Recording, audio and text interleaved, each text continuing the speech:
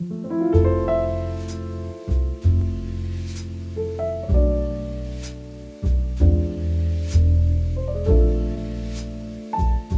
morning and welcome to the second day of the conference, and I hope you have had a chance to recover from yesterday's hard work. And just some people whom I do not know who I am. I am Professor Yohan Yu from the Department of Religious Studies at Seoul National University, and I'm helping oversee the entire conference program. Again, the first session today will be conducted in Korean language, and simultaneous interpretation is available. If you need a receiver for interpretation, please raise your hand. Everybody got that already? Good. Today's first session will begin 10 o'clock. 네, 지금부터 학회 둘째 날 첫 번째 세션인 한국의 근대성과 발전사 세션을 시작하도록 하겠습니다. Does anybody need the receiver for the interpretation? And could you check the volume and the power? Okay. 네, 안녕하세요. 저는 이번 세션 사회를 맡은 서울대학교 농경대사회학부 이정욱 교수입니다. 반갑습니다. 우선 토요일 아침인데도 이렇게 학회장 직접 찾아주신 여러분들과 온라인으로 참석해주신 많은 분들께 감사의 말씀을 드리도록 하겠습니다. 이번 세션은 총 4분의 발표자 선생님들께서 20분씩 발표를 해주신 후에 2분의 토론자분들께서 10분씩 토론을 해주시도록 하겠습니다. 그 후에 플로우에서 질문이 있으신 분들이 계시면 시간이 허락하는 범위 내에서 질문을 받도록 하겠습니다. 본격적인 발표에 앞서서 서울대학교 역사학부 이동원 선생님께서 한국의 근대성과 발전사 세션 소개와 인사 말씀을 해주시도록 하겠습니다. 네, 안녕하세요. 서울대학교 한국종합연구단에서 한국의 근대성과 발전사 팀의 팀장을 맡고 있는 서울대학교 역사학부의 이동원입니다. 네, 그 제목대로 한국의 원조와 개발의 역사를 좀 자세히 설명드릴 수 있었다면 좋았겠지만 오늘 제게 주어진 시간이 5분 정도밖에 없어서 간략하게 저희 팀을 소개하고 어떤 발표, 어떤 연구를 진행하고자 하는지 취지를 설명드리도록 하겠습니다. 어제 발표들에서도 들으셨겠지만 현재 저희 서울대학교 현대한국종합연구단의 목표는 현대한국 연구와 관련된 8개 주제를 각각 한 권의 책으로 묶어서 총서 형태로 출간하는 것입니다. 그래서 이번 학술대회는 이제 그 중간 발표의 성격을 가지고 있는데요. 저희 팀은 현재까지 8분으로 구성되어 있고 다음과 같은 제목으로 각각의 챕터를 준비 중에 있습니다. 첫 번째로는 베니스대 안종철 선생님께서 한국 발전주의 연속과 단절, 1930년대부터 1970년대까지 토지 수용 체제를 연구 중이십니다. 이 내용은 오늘 학술대회 첫 번째 발표로 준비되어 있습니다. 네. 두 번째는 군사주의와 발전주의, 한국의 냉전 근대화 구조의 형성이라는 주제로 연구를 제가 이제 진행 중에 있는데요. 저는 원래 1950년대 한국에 대한 미국의 군사 원조를 주제로 학위 논문을 썼는데 이제 이 연구는 그 후속 연구의 성격을 가지고 있고 연구 시기를 1960년대로 확장하고 있습니다. 세 번째로는 부경대학교의 한봉석 선생님께서 현대 영양학과 미국의 잉여농산물이 현대 한국의 구성에 미친 영향, 토지개혁부터 비타민의 시대까지라는 제목으로 연구를 진행 중이시고 역시 이 내용은 오늘 학술대회 두 번째 발표로 준비되어 있습니다. 그리고 네 번째로 순천대학교의 이정은 선생님께서 한국 산업화 과정에서 국가재벌발전주의 동맹의 형성과 궤적이라는 주제로 연구를 진행 중이신데 이정은 선생님은 재벌연합체라고 할 수 있는 전경련의 외자 도입에 대해서 학위 논문을 작성하셨고 역시 그 후속 작업을 진행 중이십니다. 네, 그리고 다섯 번째로 KDI 국제정책대학원의 이창근 선생님께서 정치적 민주화와 경제적 불평등의 증가라는 주제로 연구를 진행 중이십니다. 이 내용은 오늘 세 번째 발표로 준비되어 있습니다. 그리고 여섯 번째로 오늘 사회를 맡고 계신 서울대학교 이종욱 선생님께서 한국의 국제개발협력, 핵심 가치와 전략의 진화라는 주제로 한국 국제개발협력의 역사를 연구하고 계십니다. 네. 그리고 일곱 번째로 국사편찬위원회 조수령 선생님께서 민족 자결에서 자력갱생으로 한국전쟁과 대외관계가 한국의 발전 담론에 미친 영향이라는 주제로 연구를 하고 계십니다. 조수룡 선생님은 북한사 전공자이고 러시아 자료를 활용해서 북한 소련 관계를 연구하고 계십니다. 마지막으로 베를린 자유대 강호재 선생님은 북한의 새세기 담론이라는 주제로 연구를 하고 계신데 이 내용은 오늘 네 번째 발표로 준비되어 있습니다. 네, 저희는 이상의 내용으로 한국의 근대성과 발전사라는 제목의 책을 구성할 계획입니다. 현재까지 위에서 말씀드린 8개 챕터가 준비 중에 있고 특히 오늘 저희 팀 토론자로 참석해 주신 두 분 선생님을 잘 설득한다면 한두 개 챕터를 더 추가할 수 있을 것 같습니다. 그리고 제목과 내용 구성에서 알 수 있듯이 저희 팀에는 역사학 전공자들이 많은데 그럼에도 불구하고 이 볼륨 소개에서 쓴 것처럼 저희 팀은 역사학과 경제학의 학제적 연구를 목표로 하고 있습니다. 역사학 전공자들도 경제사 전공자로 분류될 수 있는 분들이 많고 또 경제학을 전공하신 이창근, 이종욱 선생님께서도 또 역사학적 접근법을 중요하게 생각하고 있습니다. 그리고 저희는 한국의 근대성과 발전사를 논의할 때 이제 서로 다른 발전의 경로를 선택한 남한과 북한을 비교하고 그 관계 구성을 이해하는 것도 이제 중요하다고 생각합니다.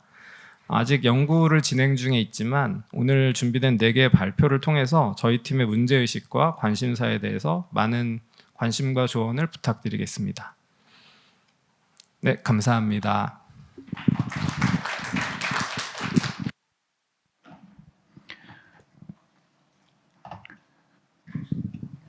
네, 서울대학교 이동원 교수님께서 저희 팀에 대한 간략한 소개를 드렸습니다.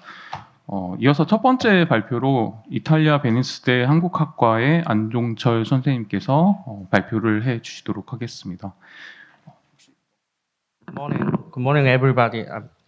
Thank you very much for invitation to this wonderful conference. My talk will be maybe 20 minutes, and the idea is quite simple, although the PPT slide is a little bit complicated. So, this is about the land taking regime. It means that in developmental state, I believe that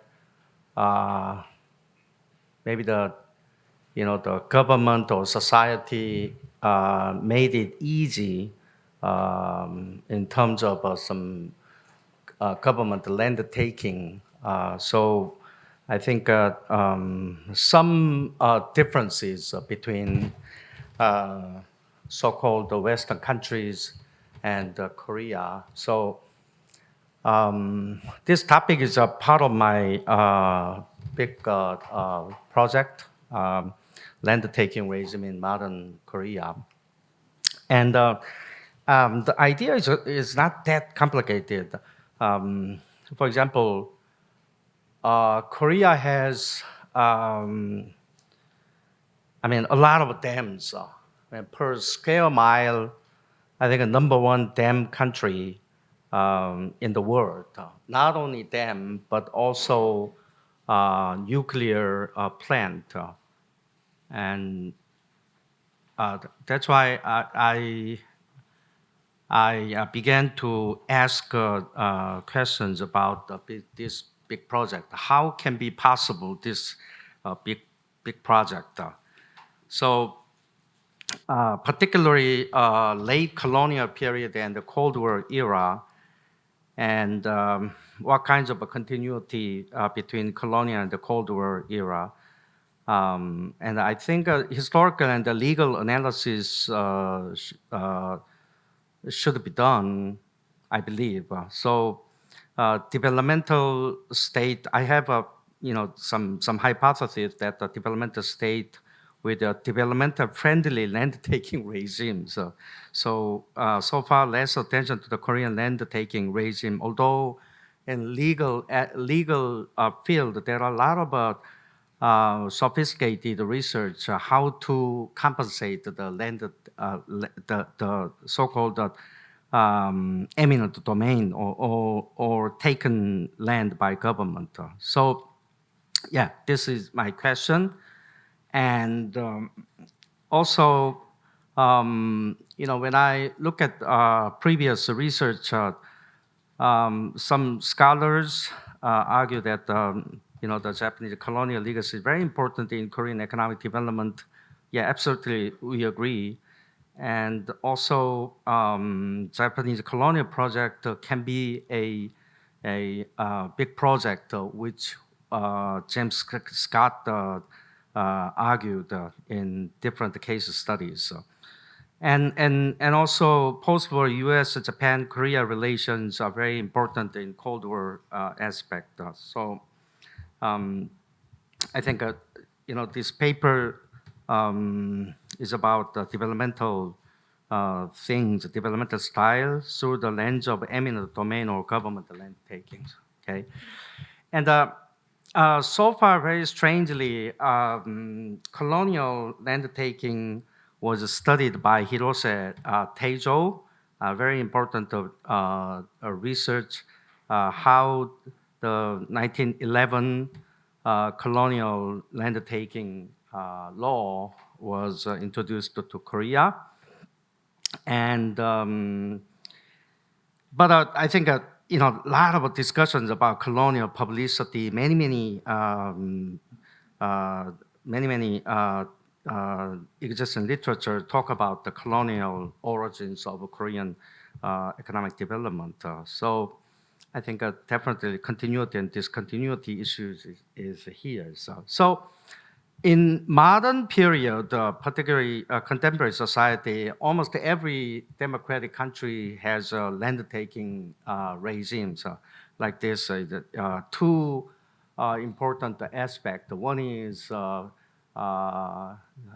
with public necessity, government has a power to take a land with just a compensation, right? But my argument is that the public necessity during the colonial period was so crazy. So it's almost like a random land takings by the government, the colonial government. And this, some land taking regime continued at least until 1987. So we'll talk about that. And I think a U.S. Constitution, Fifth Amendment has also two important aspects: public use. Look at the different languages. Public use, public necessity. What does it mean? That is very important things. Without just just the compensations. So this can apply to all the state through 14th Amendment in the U.S. Constitution. And in the German Constitution, also similar things, public good. Here is a public good, and just a compensation, and the balancing test. What is a public good, and how to calculate the interest of those affected. So these two aspects should be balanced in German law. Same thing, almost similar things in Italian constitution, which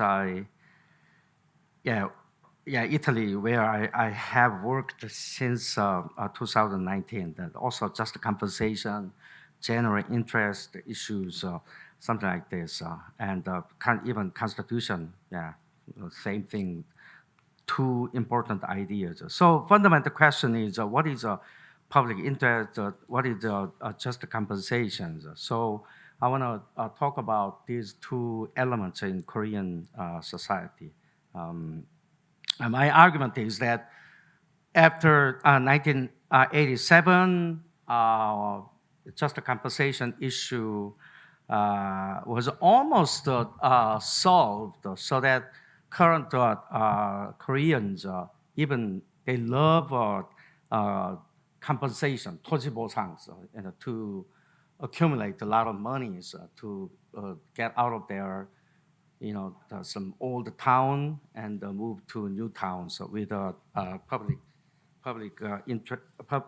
just compensations.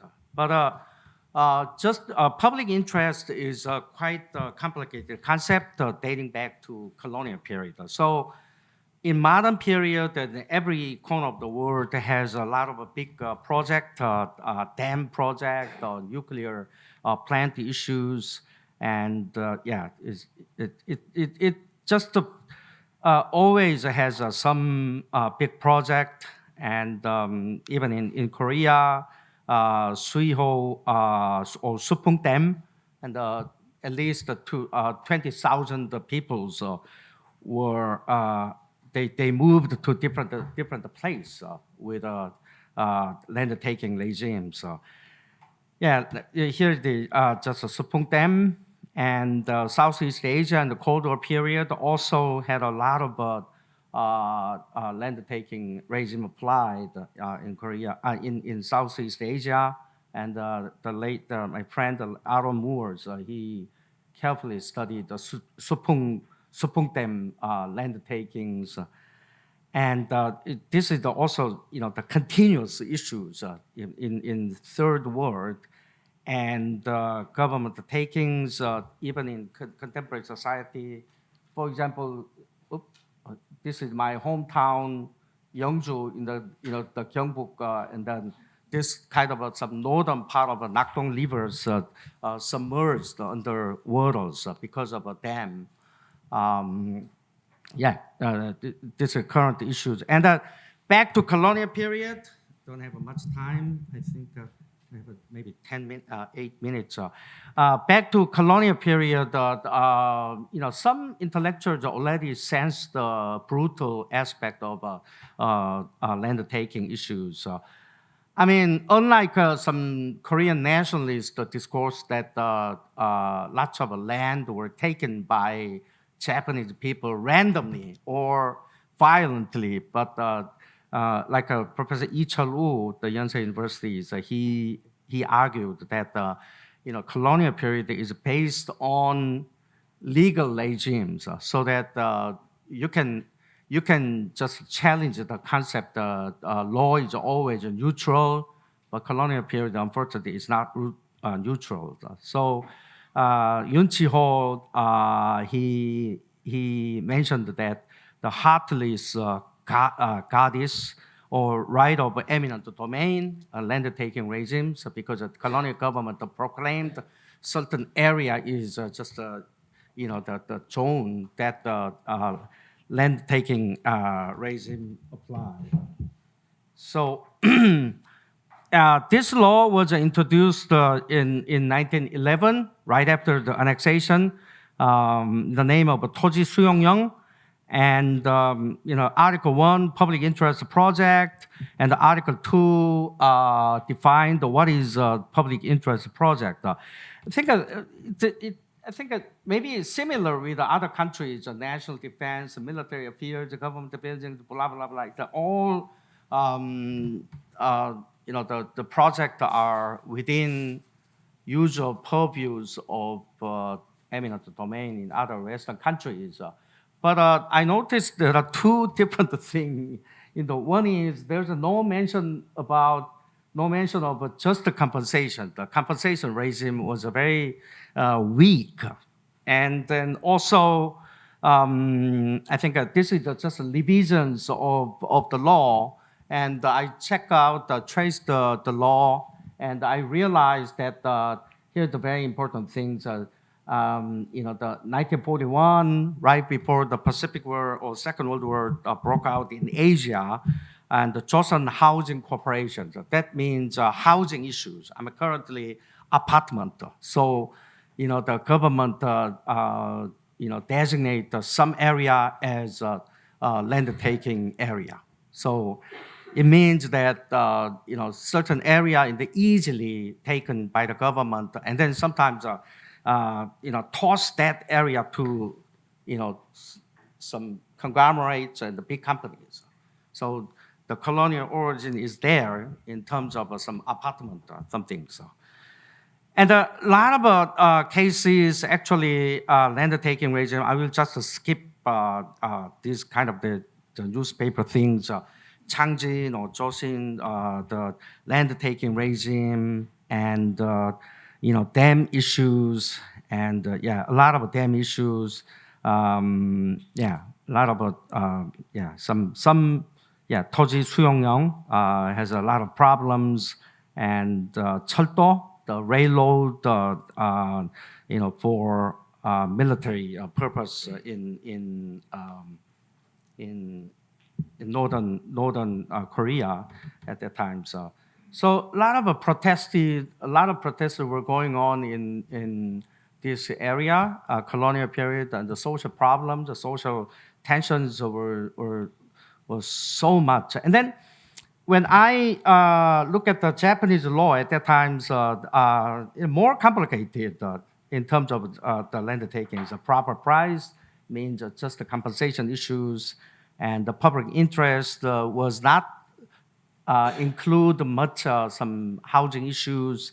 And the 토지 수용법 in Japan has a lot of different legal, not legal mechanisms, some community-based mechanism, arbitration or mediations. It means it takes a lot of time. So. But in colonial Korea, nothing. So, the 중재 or alson or something. So that's big things. And then after the Second World War, still U.S. military government still retained that kind of law, so that this law still changed a little bit in the 1960s, but the main body of the law has much changed in 1987.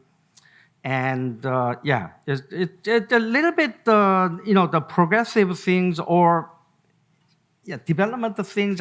You can add that kind of the name, but the 1962 law, 토지 수용법, 토지 수용령 is a colonial law. Actually, 토지 수용법 is South Korean Republic Korean law, and it introduced the balance of things, the public interest, enterprise, and private property right. And then Article 46, the compensation based upon market and the proper price was first introduced. And then also administrative suit is possible, but colonial period, nothing. So nothing like that. That's why it's based upon that kind of thing, the post-war development is possible to kick out a lot of people with the meager compensations.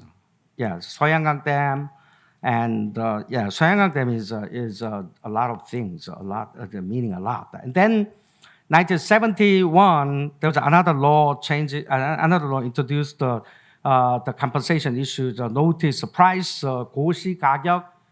It means government designated some price. So that means government will pay what government wants to pay, not the market price. Okay, and then there's a lot of debate. Standard price. What is standard price? But notice price is 공시지가 was introduced in Korea. But that price also is not the price exactly, market price. And if you buy an apartment in Korea, the legal system, the price system different. It's a market price through property agency, but the 공시지가, which has a double edge. I think the government pay less, and sometimes the private people also pay less tax. Because 공시지가 is always less than market price. Okay. Yeah. Anyway, now much better in terms of just the compensations, in Korea, Andong Dam is very important. Right after the Andong Dam established, then another dam in the late 1980s. Then Korean people just raised the just compensation issues. I think, although legal scholars handled a lot of legal techniques, how to calculate the just compensations, I think still my question is valid, I believe, which means that the public interest is a too broad concept in Korea. That's my argument. So that I ask some people that how Korean people live like this, still some kind of the land taking, kick out a lot of Aboriginal peoples or former residents there. So U.S. case, U.S. is very different. German is a little bit different. German has some kind of the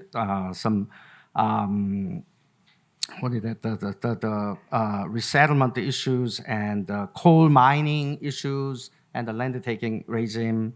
And Germany has a balancing test and the German housing issues and the Italian land taking regimes also.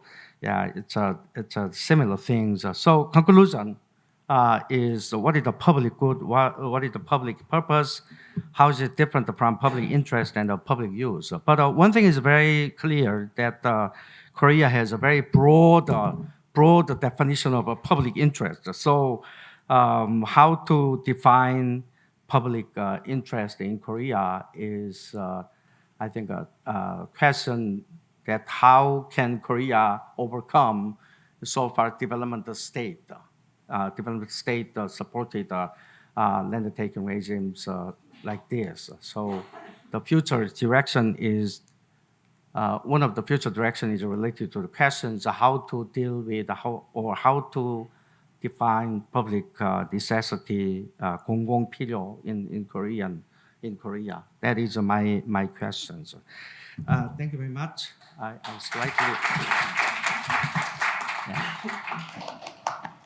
Yeah, this is just a Venice, just a contact me. So if you want to come to Venice. 네, 안종철 선생님께서 토지 수용 관련된 재미있는 연구 잘 발표해 주셔서 감사합니다. 두 번째 발표로는 부경대학교 사학과의 한봉석 선생님께서 발표를 해주시겠습니다. 예, 반갑습니다. 저 부경대학교 사학과 한봉석입니다. 저는 저는 한국어로 발표하고요. 아마 통역이 들어가는 걸로 제가 알고 있습니다. 그래 제가 오늘 발표할 내용은 현대 한국인이 어떻게 현재 한국인으로 성장하게 됐는지를 미국의 잉여농산물 그리고 영양학과의 관계를 통해서 살펴보고자 합니다. 그래서 주된 소재는 미국 잉여농산물 그리고 비타민 이러한 것들이 되는 것이고요. 순서대로 가도록 하겠습니다. 오늘날 세계는 상당 부분 동기화되어 있습니다. 사실 각국의 GDP와 무관하게 아시아가 되었든 유럽이 되었든 거의 동일한 물질적인 상태를 이룩했다라고 생각합니다. 그래서 사실 오늘날 개별 국가의 근대화 과제는 과거와 달리 독자적인 주체의 문제라기보다는 세계와의 관계성 속에서 이루어진다라고 생각되고 이 세계의 동기화 과정을 이해하는 것이 중요하지 않을까라고 생각했습니다. 그리고 현대 한국인의 이 동기화 과정을 이해하는 데 있어서 가장 핵심적인 것이 이 농지 개혁입니다. 농지 개혁은 일반적으로 유럽을 제외한 저개발 국가들에서 매우 중요했던 문제이고 식민지 시기 한국에서도 농지 개혁은 매우 중요한 매개였습니다. 그런데 지금까지 한국사 연구에서는 이제 농지 개혁이 오늘날 경제 발전, 한국 근대화의 매우 중요한 핵심이라고 생각은 하였으나 그래서 이것이 수행되는지 수행되지 않는가를 가지고 좌우가 크게 이제 갈등하기도 했었던 거지만 사실은 그 이후에 농지개혁의 뒤가 어떻게 되었는지에 대해서는 설명이 별로 없었습니다. 그러나 사실은 농지개혁 이후의 근대적 과제가 미국발 근대화론 또는 서구의 기억으로 대체되거나 이건 또 대체된다라고만 하기는 어려운 것이 상호 결합되는 과정이 미국 잉여농산물을 통해서 이루어졌다고 보고 그래서 이 전유 과정을 미국 잉여농산물의 유통을 통해서 살펴보고자 합니다. 그래서 이번 발표에서 볼 것은 미국 잉여농산물이 왜 중요한지 그리고 두 번째는 이 아시아의 근대적 기획과 그리고 서구의 근대적 기획의 근본적인 차이가 어디에 있었는지 근데 이 근본적인 차이가 나는 것들이 정치적인 문제가 아니라 문화적 측면에서 어떻게 갈등 없이 결합하게 되었는지 사실 우리는 끝없이 저항했다고 생각했었는데 어느 순간 이것이 어떻게 결합되었는지를 보고자 합니다. 인도주의 구호도 관계가 있지만 여기서는 그렇게 중요하게 언급은 안 하겠습니다. 그래서 미국 잉여농산물은 이 자리에 계시는 거의 대부분의 선생님들이 익숙하게 잘 아시는 내용입니다.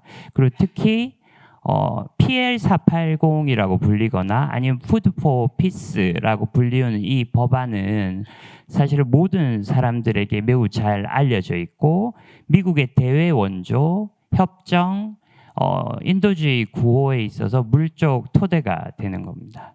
그러나 사실은 그리고 과거 한국사 연구에서 중요했던 것도 저거였습니다. 그러나 사실은 2번, 3번, 4번에 걸쳐서 미국의 잉여농산물 법은 계속 변화했습니다.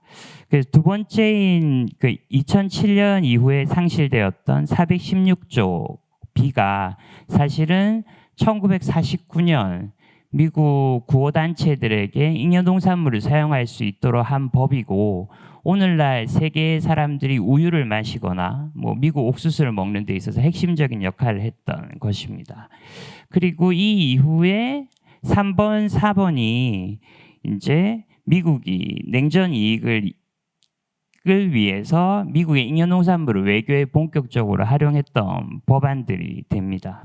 그래서 사실 주로 인도주의 구호단체들 그리고 이 자리에 이 국제개발 협력을 하시는 저희 선생님도 계시지만 이 주로 이용되는 것들이 타이틀 2와 타이틀 3 그리고 1980년대부터는 타이틀 2가 사실은 이 인도주의 구호의 핵심이 되고 이것이 세계 식량 계획에도 지원되기 때문에 저희가 받게 되는 우유라는 것은 결국 미국의 농가에서 생산되어 유엔을 경유해서 저희에게 도착하게 되는 뭐 그러한 형태의 것들입니다.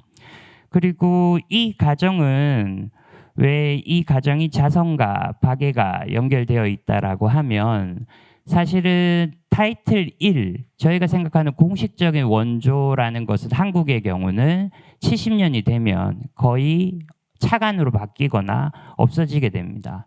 그리고 세계의 경우에도 70년대 이후부터는 거의 타이틀 2를 통해서 전달되는데 이때 주 전달의 매개자들이 오늘날 NGO 또는 PBO라고 불리는 단체들이고 여기 보이는 것처럼 지금은 이제 1638개가 넘었고 근데 당대에는 이 잉여농산물 이용해서 저희에게 잘 아는 가톨릭 구제위원회나 뭐 케아 기독교 세계봉사회 등등이 이것을 주로 관여했던 거죠. 그래서 이것은 미 국무부 산하의 ACVAFS라고 불리우는 자선단체 위원회를 통해서 주관되고 산하단체들이 관여하고 이제 해당 지역에 저희가 알고 있는 50년대의 카바와 같은 것들이 만들어지면서 외교 경로와 거의 비슷한 구조를 가지고 구조상은 진행되었습니다. 그래서 여기 보시면 이것이 1960년대에 이 잉여농산물의 분배에 관여했었던 중요 단체들이고 앞에 단체들과 비슷합니다. 그 물리적 영역은 이렇게 됩니다. 그래서 1세계와 달리 또는 선진국들과 달리 저개발국들에게 있어서 이 잉여농산물은 발전과 직접적으로 연결되어 있었습니다. 발전과 직접적으로 연결되어 있고 지금 보이는 남미, 그리고 중국, 한국, 동남아시아 지역 등등 지역들은 이 잉여농산물이 근대화 과정과 매우 밀접하게 연결되어 있다라고 할 수 있습니다. 그런데 이 잉여농산물이 들어오는 것과는 별개로 이제 그 이전부터 저개발국들, 식민지 국가들은 다른 꿈을 꾸고 있었습니다. 그게 바로 이 농지 개혁이라고 할 수 있습니다. 농지 개혁은 단순하게 토지를 무상 분배하는 것을 넘어서서 수많은 저개발 국가에서는 이것이 근대화의 우선 조건이었습니다. 그래서 단순히 토지를 가지고 입에 넣는 걸 해결하는 문제가 아니라 내가 자유로운 시민이자 자유로운 노동자가 되는 것의 절대적인 전제 조건. 약간 유토피아적이기도 할 수 있지만 이 농지를 분배함으로써 우리는 근대적인 시민이 될 것이다. 그래서 프랑스 혁명이나 산업혁명과 같은 순차적인 관계가 아니라 일거에 이 과정을 이루리라 하는 것에 가장 핵심적인 내용이 농지 개혁이었다고 볼 수 있습니다. 그런데 문제는 이 농지 개혁 과정이 실행 자체가 일부 국가에서는 진행되고 대부분의 국가에서는 거의 진행되지 않았다는 거죠. 1950년대 한국도 이 농지 개혁을 일부 실시했으나 제대로 진행하지 못했습니다. 일부만 수행되었죠. 그래서 많은 연구들이 이게 어느 지역에서 어느 정도까지 진행되었고 이것이 경제 발전과 어떻게 연결되는가를 생각하지만 사실은 이 농지 개혁이 의도했었던 자영농을 바탕으로 한 시민의 학대는 한국에선 제대로 되지 못했습니다. 오히려 이 원래 농지 개혁은 토지와 농민을 분리하지 않는 것인데 농지 개혁 이후에 농업의 세태 속에서 한국에서 농민은 토지와 분리되었고 자유로운 노동자만 남게 되었습니다. 그리고 이 토지의 여백, 이 토지 원래 가지고 있던 근대적 기획을 채운 것이 이 농지 개혁이었다. 미국 잉여농산물이었다고 할 수 있습니다. 그리고 이 미국 잉여농산물을 통해 들어오는 것들이 농지 개혁을 통해서 이야기되었던 생산 그리고 자기 보전 같은 것을 메꿨었는데 이것이 60, 70년대 아시아는 물론 전 세계에 확산되었던 거죠. 근데 이 과정을 아시아 사람들이 자세히 눈치채지 못했습니다. 그때 당시에 인구 폭탄의 위협이 있었었고 그리고 인구를 줄이는 것, 부양하는 것이 큰 목적이었었고 이 과정이 기획이 바뀌는 것을 서구는 잉여농산물을 지원을 통해서 그 모든 걸 해결할 수는 없다고 생각했습니다. 그래서 아주 최소한의 대사만을 충족시키는 것이 목적이었고 그것이 상징적으로 세계적으로 과제로 부각되기 시작했던 모습이 바로 이 영상입니다. 이건 아마 올드 제너레이션은 거의 다 아실 테고 조금 어리신 분들은 뭐 하는 것인가라고 생각하시겠지만 잠깐 보시면 노래가 되게 좋습니다. 그러나 7분짜리여서 제가 잘라왔습니다. And send our love. There comes a time when we heed a certain call, when the world must come together as one. 따라 부르시네요.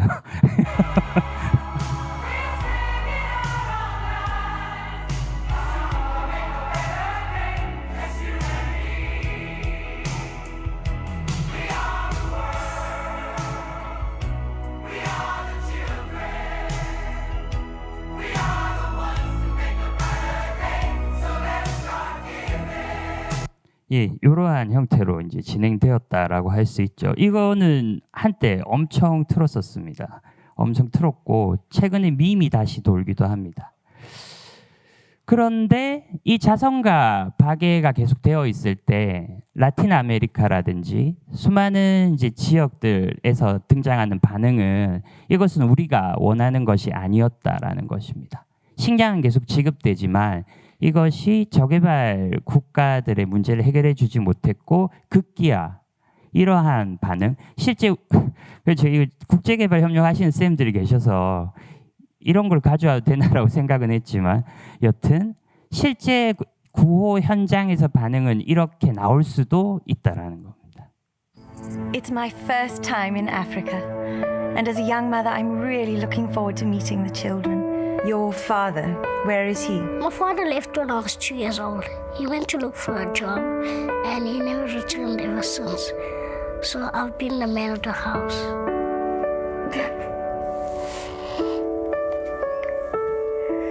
Is this your first charity appeal? Kurt! Michelle, you must stick to the script. So, Michael, where is your father now? My father left when I was 2 years old.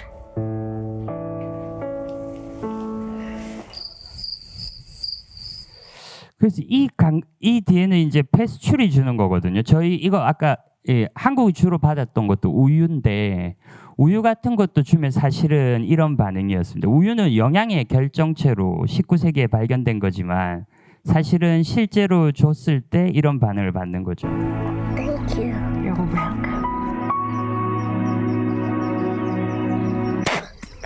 Tastes like shit. So 이게 당대 실제 반응이었습니다. 1950년대 한국인들의 반응이 정말 이랬었습니다. 그런데 어떻게 이것이 스무스하게 이어질 수 있을까 했던 것은 영양학의 그 이유가 있다라고 생각합니다. 원래 이제 서구 국가들과 달리 저개발 국가에서 식량 문제, 먹고 사는 문제는 농지 개혁과 연결되어 있고 단순한 기아 문제가 아닌 사회 개혁의 문제로 인식되었습니다. 그래서 뭐 밥만으로 살 수 없다 되는 거고 토지 인간 근대적 개혁이 모두 종합적으로 기능했던 것인데 유럽은 좀 달랐습니다. 유럽은 이미 이 두 가지 혁명을 통해서 근대 국민 국가가 완성되어 있는 것이고 도시 빈민의 문제 같은 것들은 영양을 공급한다든지 대사 문제 해결한다든지 하는 것으로 이야기되었던 것이고 여기에 영양학이라는 것이 등장할 여지가 있었다라고 봅니다. 원래 영양학은 이제 18세기, 19세기 근대화학의 발전으로 등장했고 그리고 이것이 아주 짧은 100년 사이에 단백질과 칼로리가 강조되기 시작하면서 하나의 학문으로 자리 잡았습니다. 유럽의 경우 영양학은 이제 경제 대공황이라든지 도시 빈민의 문제를 해결하는 과정에서 떠올랐고 그리고 1919년 이제 이러한 문제들이 국제적으로 논의되었죠. 근데 이때 핵심은 이걸 식량의 문제로 인식하진 않았다는 겁니다. 세계의 식량은 남고 있다. 이것이 잘 분배되지 않고 유통의 문제가 있는 것이지 누군가 화폐처럼 이것을 축적하고 있다라면 잘 나눴으면 된다. 그렇다면 하지만 내가 먹던 걸 함부로 주면 먹지 않을 것이다. 그래서 우리가 코덱스, 식품 표준 같은 것을 만들고 영양 권장량 같은 것을 만들자라는 기획이 생기게 됩니다. 그리고 이러한 이야기 속에서 사실은 저개발국에서는 토지 개혁을 통해서 이루어야 하는 많은 문제들이 인간의 대사 문제로 축소되게 됩니다. 그것은 이제 단백질과 칼로리의 문제인 것이지 정치가 문제라든지 뭐 토지 개혁이 문제라든지 이런 문제는 아니게 되는 거죠. 근데 원래 이 문제는 미국하고 연결되어 있지는 않았습니다. 유럽의 기획은 어디로 연결되었냐라고 하면 FAO로 연결되게 됩니다. 1930년대 여러 국제적인 고민은 2차 세계대전이 끝나고 나서 세계 식량기구를 통해서 연결이 되고 기아로부터의 전쟁, 기아와의 투쟁해서 기아를 없애는 인도주의로 발전하게 되죠. 반면 미국과 같은 경우는 유럽의 영향을 받긴 했지만 독자적으로 영양학을 이어가고 있다가 한국 전쟁을 통해서 이 영양학이 군사적 또는 냉전적으로 이용될 여지가 발생하게 됩니다. 1950년대 한국군 장교를 서빙하는 그 병사가 너무 삐쩍 마르고 궁핍해 보이는 겁니다. 미군 병사가 저러면 되는가라고 해서 제 영양 검사를 한번 시켜봐라라는 것이 시작이 되어서 미군의 영양조사라고 불리우는 이 ICNND가 동아시아 일대에서 실행되게 됩니다. 그리고 이 결과를 바탕으로 해서 미국 내에서 이제 과학과 영양 부분에서 저개발국에 대한 이야기들이 논의가 되고 1960년대 초반 라틴 아메리카 지역에서의 실험 실습 등을 거쳐서 이 이야기가 미국 행정부 또는 미국 대외 원조로 반영되게 됩니다. 그리고 이때 영양학이 미국 대외 원조에 깊게 들어갈 수 있었던 것은 공포가 있었습니다. 과학적인 공포. 아기를 저개발국의 아이들을 보라. 얼마나 비참한가. 배가 터지겠다. 그런데 이것은 영양학적 부족이다. 근데 이건 이걸로 끝나는 것이 아니고 잘 못 먹고 자란 아이들의 국가는 가난하다. 왜냐하면 어릴 때 이 영양학 부족으로 인해서 머리가 훼손되기 때문이다. 라는 등등의 이야기가 있죠. 그래서 그게 대표적인 게 카시오코르라는, 이건 현재도 계속 이야기돼요. 이게 사실 무서운 질병이기도 하고, 예, 그러나 이러한 공포 같은 것들이 또는 당위성 측면에서 미국 대원조에 반영되게 되고 1960년대 이후부터 아예 미국 대원조에서 확실하게 하나의 축이 되어 아시아 각 국가의 원조에 영향을 미치게 됩니다. 그리고 이게 그 영양학의 범위인데 이건 사실은 저개발국 근대화에도 포인트 4의 범위와 거의 일치하는 거죠. 죄송합니다. 잠깐만요. 그리고 이제 한국인데 3분 남았기 때문에 이 부분이 좀 더 보강되어서 이제 저희 단행본에 올라가지 않을까 싶습니다. 한국 같은 경우는 식민지 시기부터 독일과 일본의 영양학의 영향을 받아서 영양 권장량 같은 것들이 존재했습니다. 네, 존재했고 그리고 그러나 이때의 기준은 19세기 서구의 기준인 것이고 해방 이후에 일단 간헐적으로 영양학에 대한 이야기들이 있었으나 정확한 통계가 없었습니다.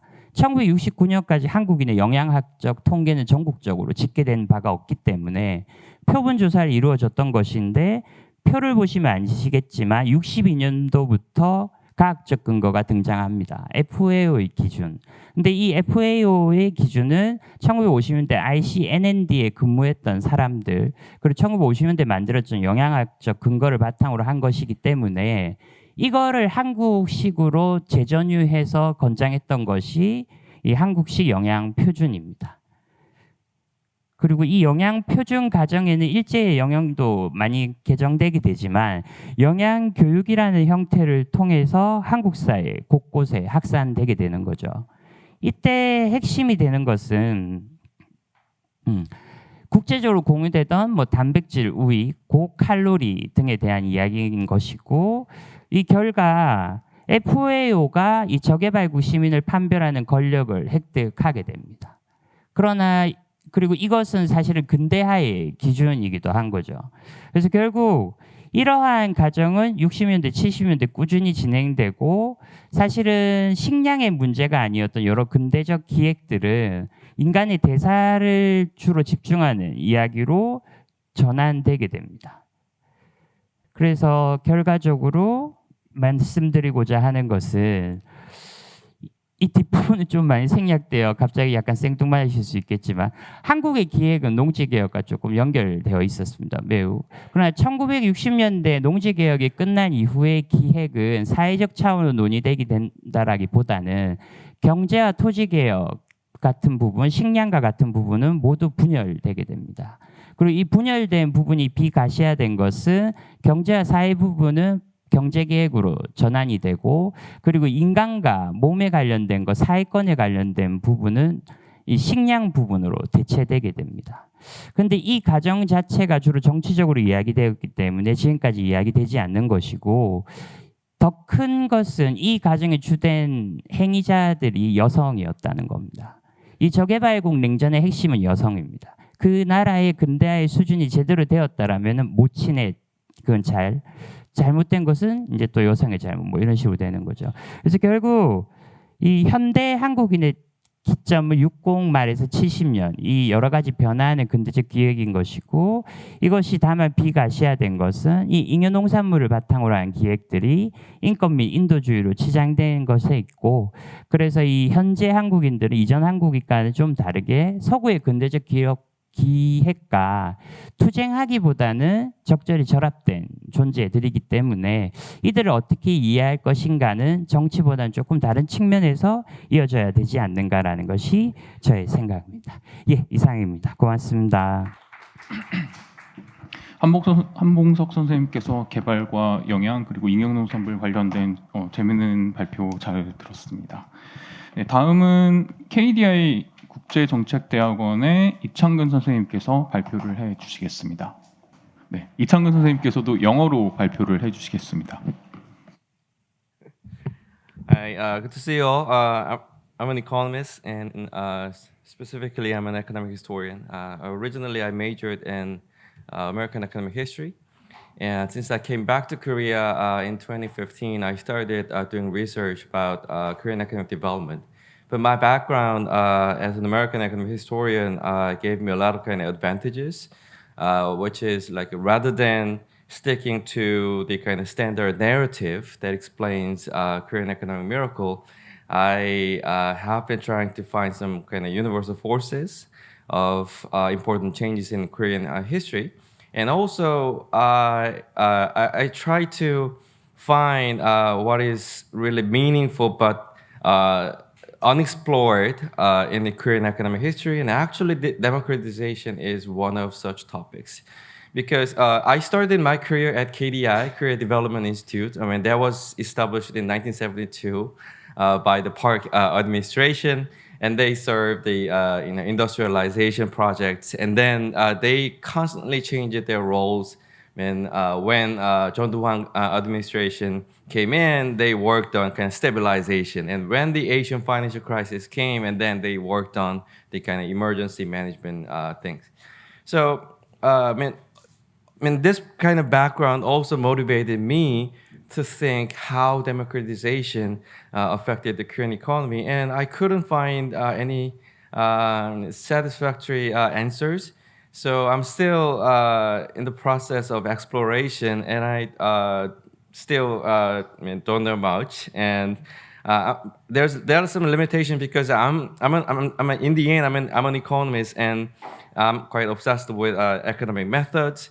So now I'm in the process of interpreting the academic results I obtained, putting that in the context of actual historical evolution. So today I would like to show you some preliminary and intermediate research outcomes I made. And the fundamental question is like, well, democratization is a good thing, basically. It makes the government more accountable, and it makes the government listen to the people's demand. But ironically, the left-hand side figure shows the evolution of wage inequality. And since the democratization of 1987, inequality started rising up. And now that trend continues. And the right-hand side figure shows that.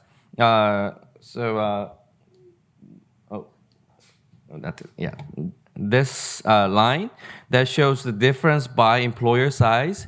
So the difference between large enterprises and small and medium enterprises has been rising over time, and that has been one of the major driving forces of rising wage inequality. So is there any role of democratization in that? And why, despite democratization promised that workers, because the previous authoritarian regime relied on low wages, democratization should have led to more kind of equal labor markets and empowerment of less organized or less privileged workers. But why the reality was different? That was my fundamental motivation. And because it's impossible to look at all aspects of democratization. So here I want to introduce my research focusing on minimum wages and industrial relations, because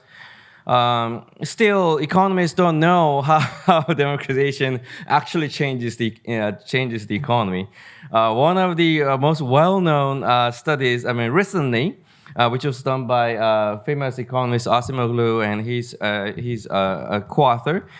What they basically did was to collect many countries' data and find some statistical association between democratization and economic growth. And somehow they found positive relationship. This is the moment of democratization. So as you can see, when we compare the societies that were democratized and the other societies that remain authoritarian, we find democratic societies grow more. And they use a complicated econometric method to find that, oh, that's causal impact. But still, the problem is we don't know why. We don't know the micro level mechanism.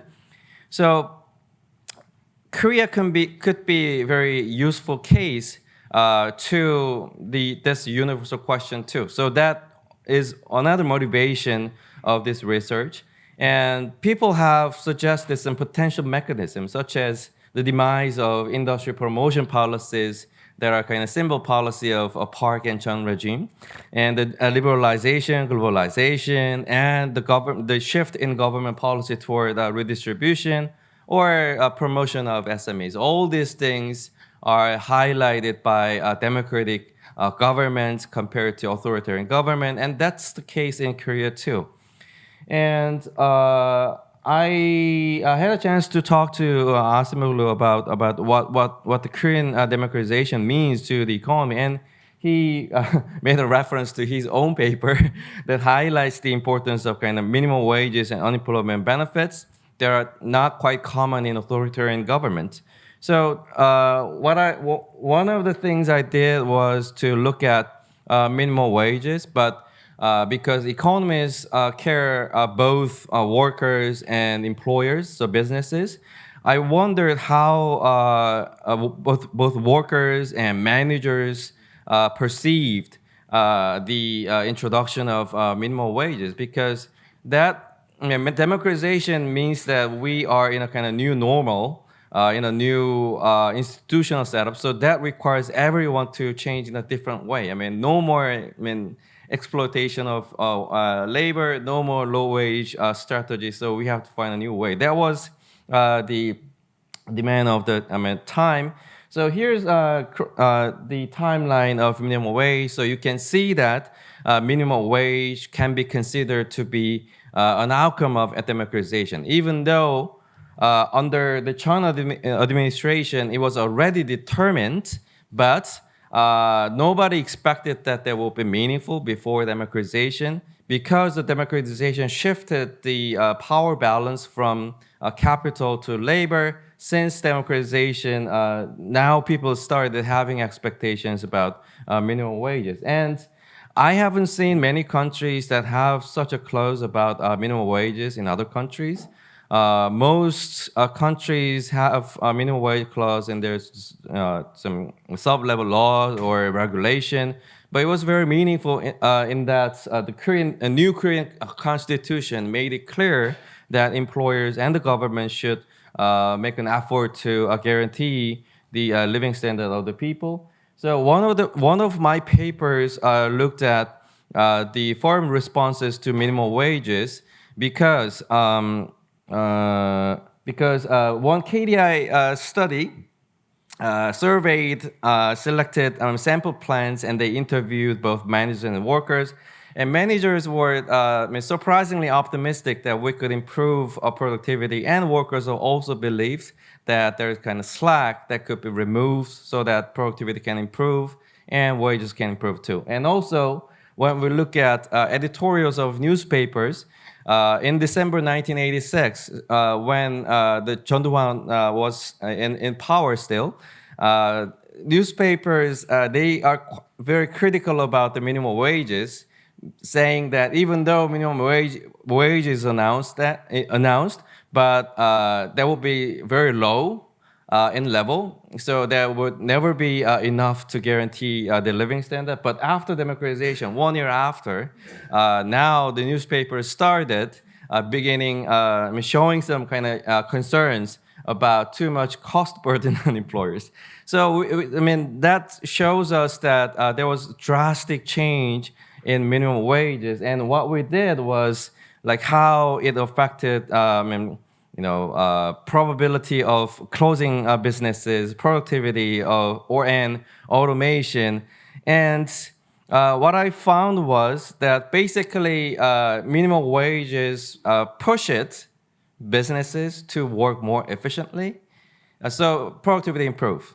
But however, they also, especially new plants, who had no kind of obligation of keeping kind of promises between employers and employees, they started entering the market with more machines already. So this is kind of we can expect this consequence, right? When wage increase, and then our business can replace workers with machines, and that actually happened. But I try to see the dual sides in a more kind of balanced way. I think that was one of the kind of forces that made the Korean economy get out of the low wage equilibrium and invest more in kind of so-called intangible, assets such as, ability, R&D, and many things. That's a positive side. But the other side, I'm not even sure whether we can say that that's negative. Substitution of capital for labor. And we know that Korean companies started going to Southeast Asia since democratization because they wanted to kind of simply offshore. And coupled with that study, what I'm working on these days was how democratization opened up the opportunity workers can make voice. So because other scholars encouraged me to think about the labor channel, and minimum wage studies show that minimum wage certainly caused the Korean economy to shift a new equilibrium. I was also curious within such a change how different entities like larger firms and small firms, they had different consequences. So I wanted to have some complete database about labor disputes or strikes, but unfortunately I couldn't obtain the database, because the database I wanted was not just the total number of disputes over a year. I wanted more detailed information, like exactly where workers had discontent and they walked out. But I found out that Korea Labor Institute, they used to have such information, and probably that's still sleeping in the Ministry of Labor, but they don't want to provide it.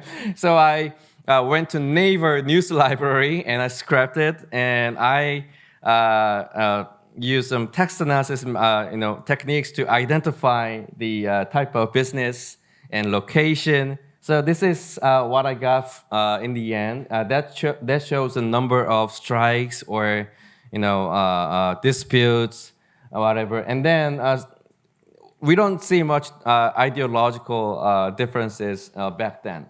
Which is a good thing, right? There's no big difference between Hangul and Joseonilbo. That time they all reported in a kind of fair way. The problems at work. And after constructing the database, I looked at where the disputes are concentrated. And as you can see, and that was quite contrary to my prior expectation, because I thought that workers under harsh condition, they would have started disputes or strikes, but that happened after democratization. But soon after, I realized, that makes sense, because the democratization gives kind of courage. Workers are like, now it's time, we can make voice, right? So suppressed voice started to erupt after democratization, and that was concentrated in southeast corner of Korea. I mean, that was the center of heavy chemical industrialization of the Park administration. So it was just very interesting and paradoxical, right? And we know that many big companies like Hyundai Heavy Industries, motor company, and shipbuilding, I mean, they're all concentrated on that region. And this shows the distribution of disputes by industry and year. So that's also shows the consistent pattern. And after that, I looked at the relationship between that pattern, so labor disputes, and firms' response also. And I also found that if your business is in kind of these cells, so heavy chemical industries and Ulsan or Busan or Gyeongnam, and then you are more likely to automate and offshore. So actually that's consistent with what sociologists have already shown to us. So what I did is basically showing more quantitative evidence and giving some more economic and structurally economic explanations and why such divergence started. And as we can imagine, I mean, those employers are kind of large and large enterprises, and large enterprises have large labor unions. So I need to go deeper into this matter, but my interpretation so far is that democratization changes the atmosphere, but those who made the biggest, greatest voice were organized labor in heavy chemical industries, and they are probably not here. Yeah, they're probably the guys who kind of benefited most. I mean, this is another kind of graph, of labor share, which means the share of labor in total value added. So you can see that since democratization, overall, the share of workers in the national economy increased. But as we can see, somebody benefited more.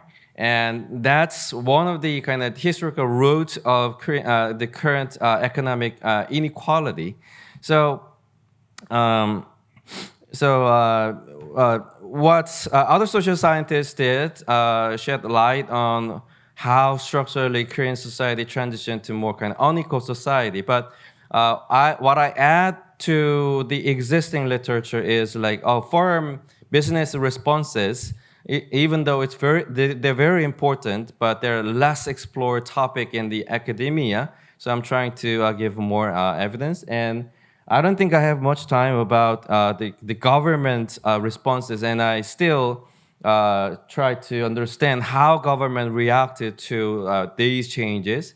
But what existing literature highlights is that even though democratization is considered to be equal to liberalization, but at the same time, it was highly politicized, and bureaucrats were not kind of familiar with the new way of policy making. Because this is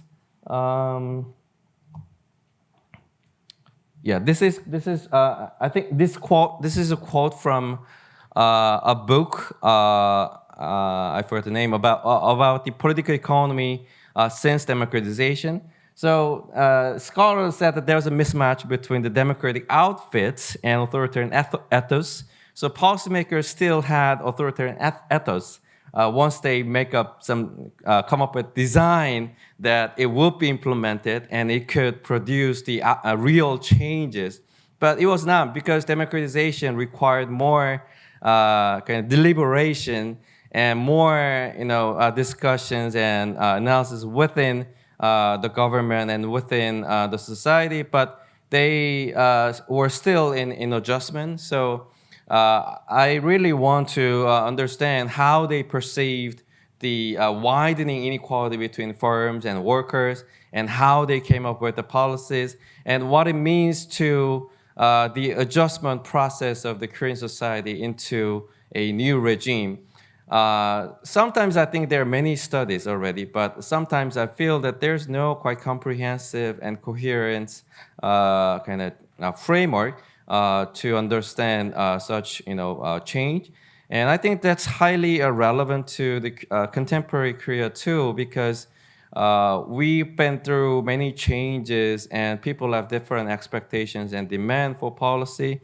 But as one of policy researcher, I still think that economists really don't understand why this historical evolution constrains us in a specific way, because we always complain that Korean people don't understand good. Sometimes this process is necessary, but people don't understand. But historians will know that we are living in a kind of environment shaped by history, and we have to live with it. So I hope that further research can bridge historians and social scientists and policy researchers and end up with more kind of good understanding and good outcome. Okay, so this is it, and yeah, thank you. 네, 감사합니다. KDI 이창근 선생님께서 민주화와 그 경제적 불평등을 노동시장과 관련해서 잘 발표해 주셨습니다. 다음은 독일 베를린 자유대의 한국학과에 계시는 강호재 선생님께서 발표를 해 주시겠습니다. 네, 반갑습니다.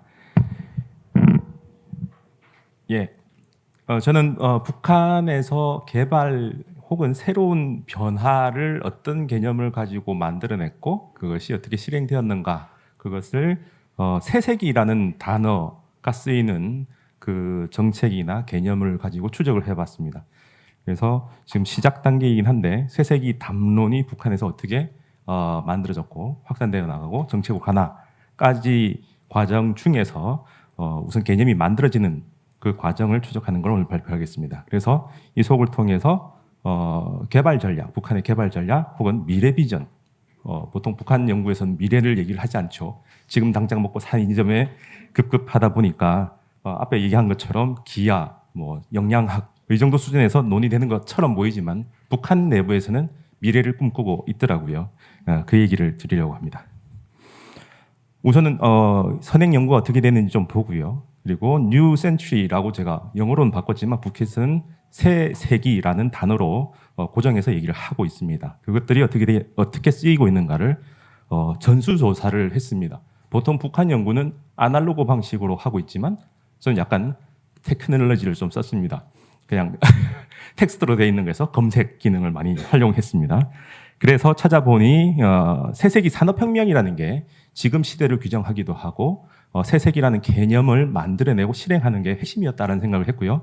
그게 2001년 김정일의 담화에서부터 확산되어 나가는 모습이 보입니다. 그냥 단순히 지시가 아니라 개념을 설정한 다음에 확산되어 나가는 모습으로 보입니다. 그런 흐름이 90년대가 거의 분절의 강처럼 돼 있는데 그 이전과 그 이후가 완전히 달라졌다고 생각이 되고 연구가 되고 있지만 이 개념과 이 전략은 80년대, 더 오래 가면 60년대, 50년대까지 이어지는 개념이었습니다. 그래서 좀 긴 역사적 흐름으로서 최근에 새세기 담론이 어떻게 개발됐는가를 해석을 하려다가 어느 정도 흐름만 오늘은 얘기하고 끝내겠습니다. 많이 들어보셨겠지만 선군 정치라는 개념으로 북한의 미래 비전이나 21세기의 전략들이 해석되어 왔습니다. 근데 선군이라는 내 군에 집중이 되어서 대부분 전쟁 준비 혹은 무기에만 들어가 있었지만 거기에는 경제발전 전략도 들어가 있었습니다. 국방우선 그리고 농업, 경공업, 동시발전이라는 전략이 2002년에 공표가 되고 실행이 되었었습니다. 이런 연구는 좀 되어 있습니다. 근데 아마 들어보셨던 기억이 나실 겁니다. 강성대국, 김정일 살았을 때 강성대국 건설 이런 얘기가 많이 나오는데 김정일이 2011년 12월에 죽고 나서는 이 얘기가 싹 사라진 듯한 느낌이 듭니다. 말이 바뀌었습니다. 강성국가란 논으로 바뀌었는데 이 개념으로 미래 비전을 담으려다가 조금 만 듯한 느낌입니다. 여튼 여기까지는 연구가 많이 되어 있습니다. 그 속에는 사상, 경제, 군사까지 들어가 있는데 경제가 많이 빠져서 연구가 되었었죠. 김정은 때 들어와서 당대회가 36년 만에 이제 5년 주기로 개최되면서 이 속에 과거도 평가하지만 미래에 대한 전략도 동시에 내고 있습니다. 그래서 두 번에 걸쳐서 전당대회가 이루어졌고 그 속에서 김정은의 입으로 그리고 사람들의 토론의 결과로 자기들의 정책을 설명하고 있습니다. 그 속에 새세기 산업혁명 그리고 새세기 교육혁명이란 말로 자기들의 정책의 집성 혹은 그 개념 전체 총괄을 공표를 하고 있습니다. 근데 여기 제가 담지는 못했는데 김정은 시대 들어와서 밀리터리 퍼스트가 바뀌었습니다. 피플 퍼스트라고 개념은 2013년에 등장했고 그거는 여기 8차 당대회 때 공표가 되었습니다. 그래서 북한에서는 이 흐름이 이제 바뀐 거로 보이고요. 명시적으로 바뀐 거는 2017년 핵무력 완성선언 다음 핵무력은 끝났고 경제건설에 총집중하겠다라고 하면서 인민대중 제일주의, 인민대중이 제일 중요하다. 영어로는 아주 심플하게 people first로 번역합니다. 근데 그 다음까지는 제가 오늘 연구에 담지는 못했습니다. 좀 무식한 연구 방법을 썼습니다. 디지털라이즈드 돼 있는 노동신문을 다 가지고 와서 새세기 그리고 띄우기 새시기하고 그 다음 말 붙이는 게 아니라 뒤에 쉼표가 있을 때 다른 개념이 돼서 전수조사를 했습니다. 한 달에 1000개의 기사가 나오고요. 연간이면 12,000건, 20년 하니까 20만 건인데 검색기가 좋아서 컴퓨터를 저는 그냥 검색기로만 쓰는데 검색을 해보니 수십만 건이 나왔고 그중에 개념화되어 있다 이거 보이는 게 한 70개 정도 나왔습니다. 그래서 세 층으로 나누었고요. 혁명이라는 말이 붙은 것. 혁명은 그래도 물질적 변화, 사회 변화까지 담보할 때 쓰는 것 같습니다. 아직 제가 텍스트를 다 보지는 못해서 그 앞뒤의 문장들만 보고 개념화시켜서 찾아낸 단어를 연대 순으로 정리를 한 건데 혁명이라는 단어가 한 10여 개 쓰입니다. 그 다음에는 변화를 얘기하는 발전 혹은 시대라는 단어가 들어간 게 또 10개 정도 보이고요. 나머지는 아주 미세한 분야, 사회주의, 일꾼, 방직공장, 지방 뭐 이런 얘기들이 나오는 것들도 보입니다. 그래서 층위로 나눠서 3개로 나눠보니 김정은 시대는 2012년 혹은 13년부터입니다. 한 50번, 60번대 정도 있고요. 그 전에 이미 김정일 때 2000년대 넘어와서 고난의 행군을 끝내고 미래 발전을 할 때는 아니죠. 이미 먹고 산이점에 집착해서 사람들을 먹고 입히는 데 집중해야 될 시기이지만 미래 비전을 준비하고 있었던 흐름입니다. 예, 뭐 이렇게 좀 보시면 될 것 같고요. 그래서 빈도를 좀 체크해 보니 이상한 게 보입니다. 새세기 하면 보통 서기로 해서 2001년이 나와야 될 것 같은데 제 데이터베이스는 2006년부터 검색하게 되어 있습니다. 제 게 아니고 북에서 공개하고 있고요. 다 쓸 수 있는데 한국 학자들만 못 쓰고 있는 데이터베이스가 있습니다. 자연어 검색, 본문어 검색 다 되는데 거기에서 넣어서 보니 새세기란 말이 2001년부터 쭉 많이 나왔겠지만 2012년에 급증합니다. 이유를 아시겠습니까? 주체 100년, 북한식으로 따지면 넥스트 센츄리죠. 김일성이 태어난 1912년을 1년으로 삼아서 2012년이 새로운 세기입니다. 그래서 그때이기도 하고 그 다음에 레짐이 바뀌었죠. 김정일이 죽고 김정은이 집권하는 시기가 2012년입니다. 그래서 그때 급증합니다. 그리고 그 속에 산업혁명이란 새세기 산업혁명이 언제 많이 쓰였나 보면 그 전에 조금 있었지만 2010년, 11년 넘어가면서 급증합니다. 11년 11월에 처음으로 이 단어가 쓰였습니다. 그건 물질적 근거를 가지고 CNC라는 자동화되어 있는 공작기계가 만들어지고 난 다음에 그걸 대량 생산하는 공장이 완성된 게 이 시점입니다. 그래서 자기들이 전국에 있는 공장들을 자동화시킬 수 있는 근거를 마련하고 새세기 산업혁명을 주창하고 그다음 실행에 옮기는 그 과정이었던 거죠. 그 이유는 김정일이 자기가 죽을 날이 얼마 안 남았다고 알고 있었던 것 같습니다. 그래서 김정은을 후계자로 2010년에 준비시키면서 조금 급박하게 밀어붙인 흐름입니다. 그리고 새세기 교육혁명, 원래 나오기는 2005년에 나왔지만 실행이 안 됐습니다. 말은 안 들었던 거죠. 근데 산업혁명이 일어나고 산업혁명 일어난 새세기 때 필요한 교육이 바뀌어야 된다라는 생각으로 2014년쯤부터 교육과정을 전면 개편합니다. 12년 의무 교육으로 넘어가고 그리고 교과서를 싹 다 바꾸고 더 중요한 건 과학기술 교육에 집중하는 그런 교육으로 완전히 바뀌는 시기가 14년부터 일어납니다. 그리고 여기 피크가 보이는 것처럼 18년 때 핵무력 완성 선언하고 이제 경제 집중 하면서 교육이 부상합니다. 그러면서 새세기 교육혁명이라는 게 론칭이 되는 상황입니다. 네, 그 새세기 산업혁명이 처음으로 공표된 게 노동신문에서 일면 사설로 자강도의 모범이라는 타이틀로 시작하는데요. 희천에 있는 연화기계, 연화기계라는 게 CNC, 북에서만 CNC를 연화기계라고 하고 공장 이름도 그렇게 붙였습니다. 그걸 대량 생산하는 공장이 완성되고 이제 정상 가동된다라는 걸 김정일이 가서 보고 너무 좋아하면서 이게 새세기 산업혁명과 같다라는 말로 표현을 합니다. 그래서 이거를 지식경제시대, 이거는 OECD 국가 전체에서도 쓰는 지식 기반 경제라는 말과 같습니다. 지식 경제 시대의 본보기이기도 하다. 그리고 기술혁명, 기계혁명, 기계공업의 현대화, 그리고 CNC. CNC는 Computerized Numerical Control, 수치로 조정하는 기계를 컴퓨터화 시켰다라는 의미로 보편적으로 쓰이는 단어입니다. 이 얘기에서 이제 개념으로 가면 과학기술과 생산 그리고 교육, 요즘은 교육까지 가는데 이때까지는 과학기술과 생산, 지식과 경제가 일체화되어가는 흐름이다라는 개념으로 설명하고요. 목표는 여기에 있습니다. 더 적은 자원, 노력, 그리고 에너지, 그러니까 투입은 적게 하고 산출은 많이 하고 싶다. 그래서 더 많은 물질적 재물을 만드는 방법을 이제 마련했고 전국으로 확산시킬 수 있겠다. 그래서 새세기 산업혁명이다라고 명명을 했던 거죠. 이것이 자기들이 꿈꾸는 강성국가, 경제 강국의 모습이다라고 모범으로 보였던 것입니다. 그래서 그때 만들어졌던 연화기계 종합공장인데 사람의 키를 가지고 비율적으로 볼 수 있죠. 저 쭈그리고 앉아 있는 사람이 조금 보일 겁니다. 왼쪽 귀퉁이에 그게 사람 키입니다. 이 기계 하나가 사람 키 대략 2m 정도고요. 그러면 몇 줄이 되어 있는지 저 뒤에 끝도 없이 펼쳐지는 게 보이죠. 축구장 몇 배의 크기고요. 항원, 항습 뭐 다 되어 있는 그런 시스템이라 합니다. 여기서 기계를 만드는 기계를 제작을 하고 있는 거죠. 그래서 이 CNC라는 거는 현대 산업에서 아주 중요한 거고 전 세계에서 2개의 국가가 대부분의 80% 이상의 시장을 점유하고 있습니다. 2개 국가는 예상하다시피 독일과 일본입니다.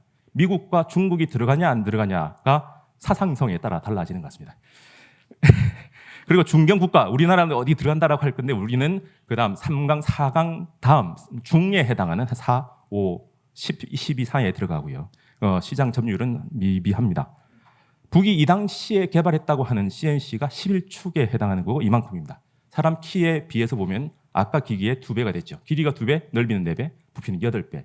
한마디로 8배 커진 기계를 이 당시에 만들어냈던 겁니다. 그리고 이 흐름들을 이제 찾아보니까 2001년에 김정일이 사람들한테 공표한 게 있습니다. 새세기는 그리고 21세기는 정보산업의 시대다. 정보산업은 이때까지는 하나의 산업의 분야일 뿐이었습니다. 기계산업, 화학공업산업 이런 여러 산업인데 이것이 전면화되어야 되고 다른 부분과 다른 약간 메타적 테크놀로지가 돼야 된다라고 얘기를 했던 겁니다. 그 대비를 하면서 기계제 산업, 정보산업 대비를 하고요. 육체노동과 지능노동 대비를 했습니다. 게다가 막스의 이론, 잉여가치설까지도 바꿔야 된다. 옛날 쉽게 말하면 컨트롤 C, 컨트롤 V 하면 프로그램을 카피가 되는데 그게 불을 창출한 거냐 만 거냐 논쟁이 있는데 북에서는 불을 창출한 거라고 봐야 된다라고 이제 얘기하기 시작합니다. 그리고 우리는 컴퓨터, IT라고 하면은 게임을 생각을 많이 하는데 북에서는 오토메이션을 생각을 합니다. 인간의 노동을 줄여줄 수 있는 노동력을 줄이고 사람들의 노동 해방을 얘기하기 위해서 컴퓨터는 프로그래머에서 자동화로 넘어가는 흐름이다라고 얘기를 하는 거죠. 그래서 이 흐름으로 맞춰서 전 산업, 전 과학기술이 활용되는 산업이 개조돼야 된다. 이게 북한이 얘기하는 정보화 사회입니다. 그래서 공작기계조차도 컴퓨터화해야 된다. 그래서 공작기계를 컴퓨터화하는 것, CNC가 아주 중요하다고 2001년에 얘기를 한 거죠. 그래서 마지막은 마찬가지입니다. 적은 투자 대신에 많은 물질적 생산.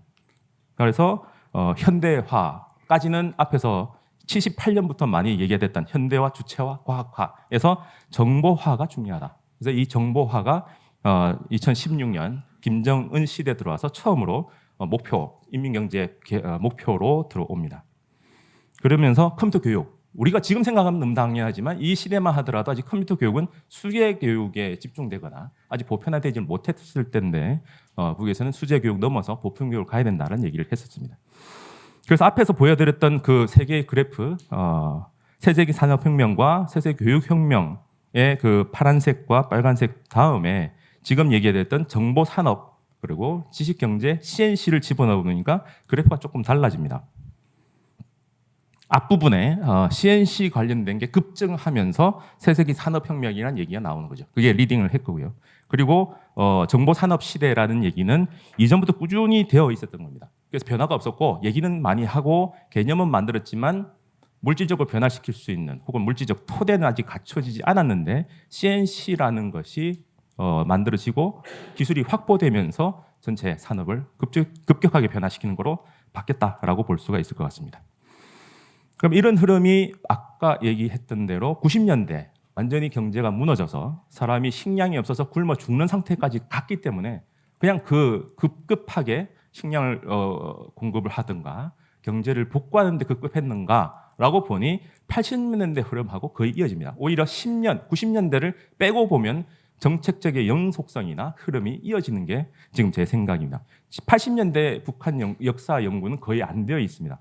그래서 좀 찾아본 흐름으로 보면 78년에 김정일이 들어가는 이제 최고 후계자로 되는 게 80년인데 그 80년 경제 계획은 78년에 발표가 됩니다. 그때 인민경제, 경제의 변화 과정으로 주체화, 과학화, 현대화라고 명명이 되고요. 그때 과학화라는 게 처음 들어갑니다.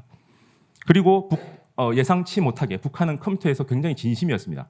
그래서 80년대 유닉스 체제를 80년 넘어가면서 카피해서 대량 생산할 준비까지 됐지만 불행의 아이콘 북한에서는 이게 실행이 안 됩니다. 전 세계적으로 PC가 보편화되면서 유닉스 체제가 별로 소용이 없게 되죠. 자체적으로는 어쨌든 컴퓨터, 하드웨어까지 생산하기 시작합니다. 영재교육, 한국에 과학고가 있었다면 북에는 제1고중이 있었는데 한 해 차이로 어쨌든 북에서도 영재교육을 시작합니다.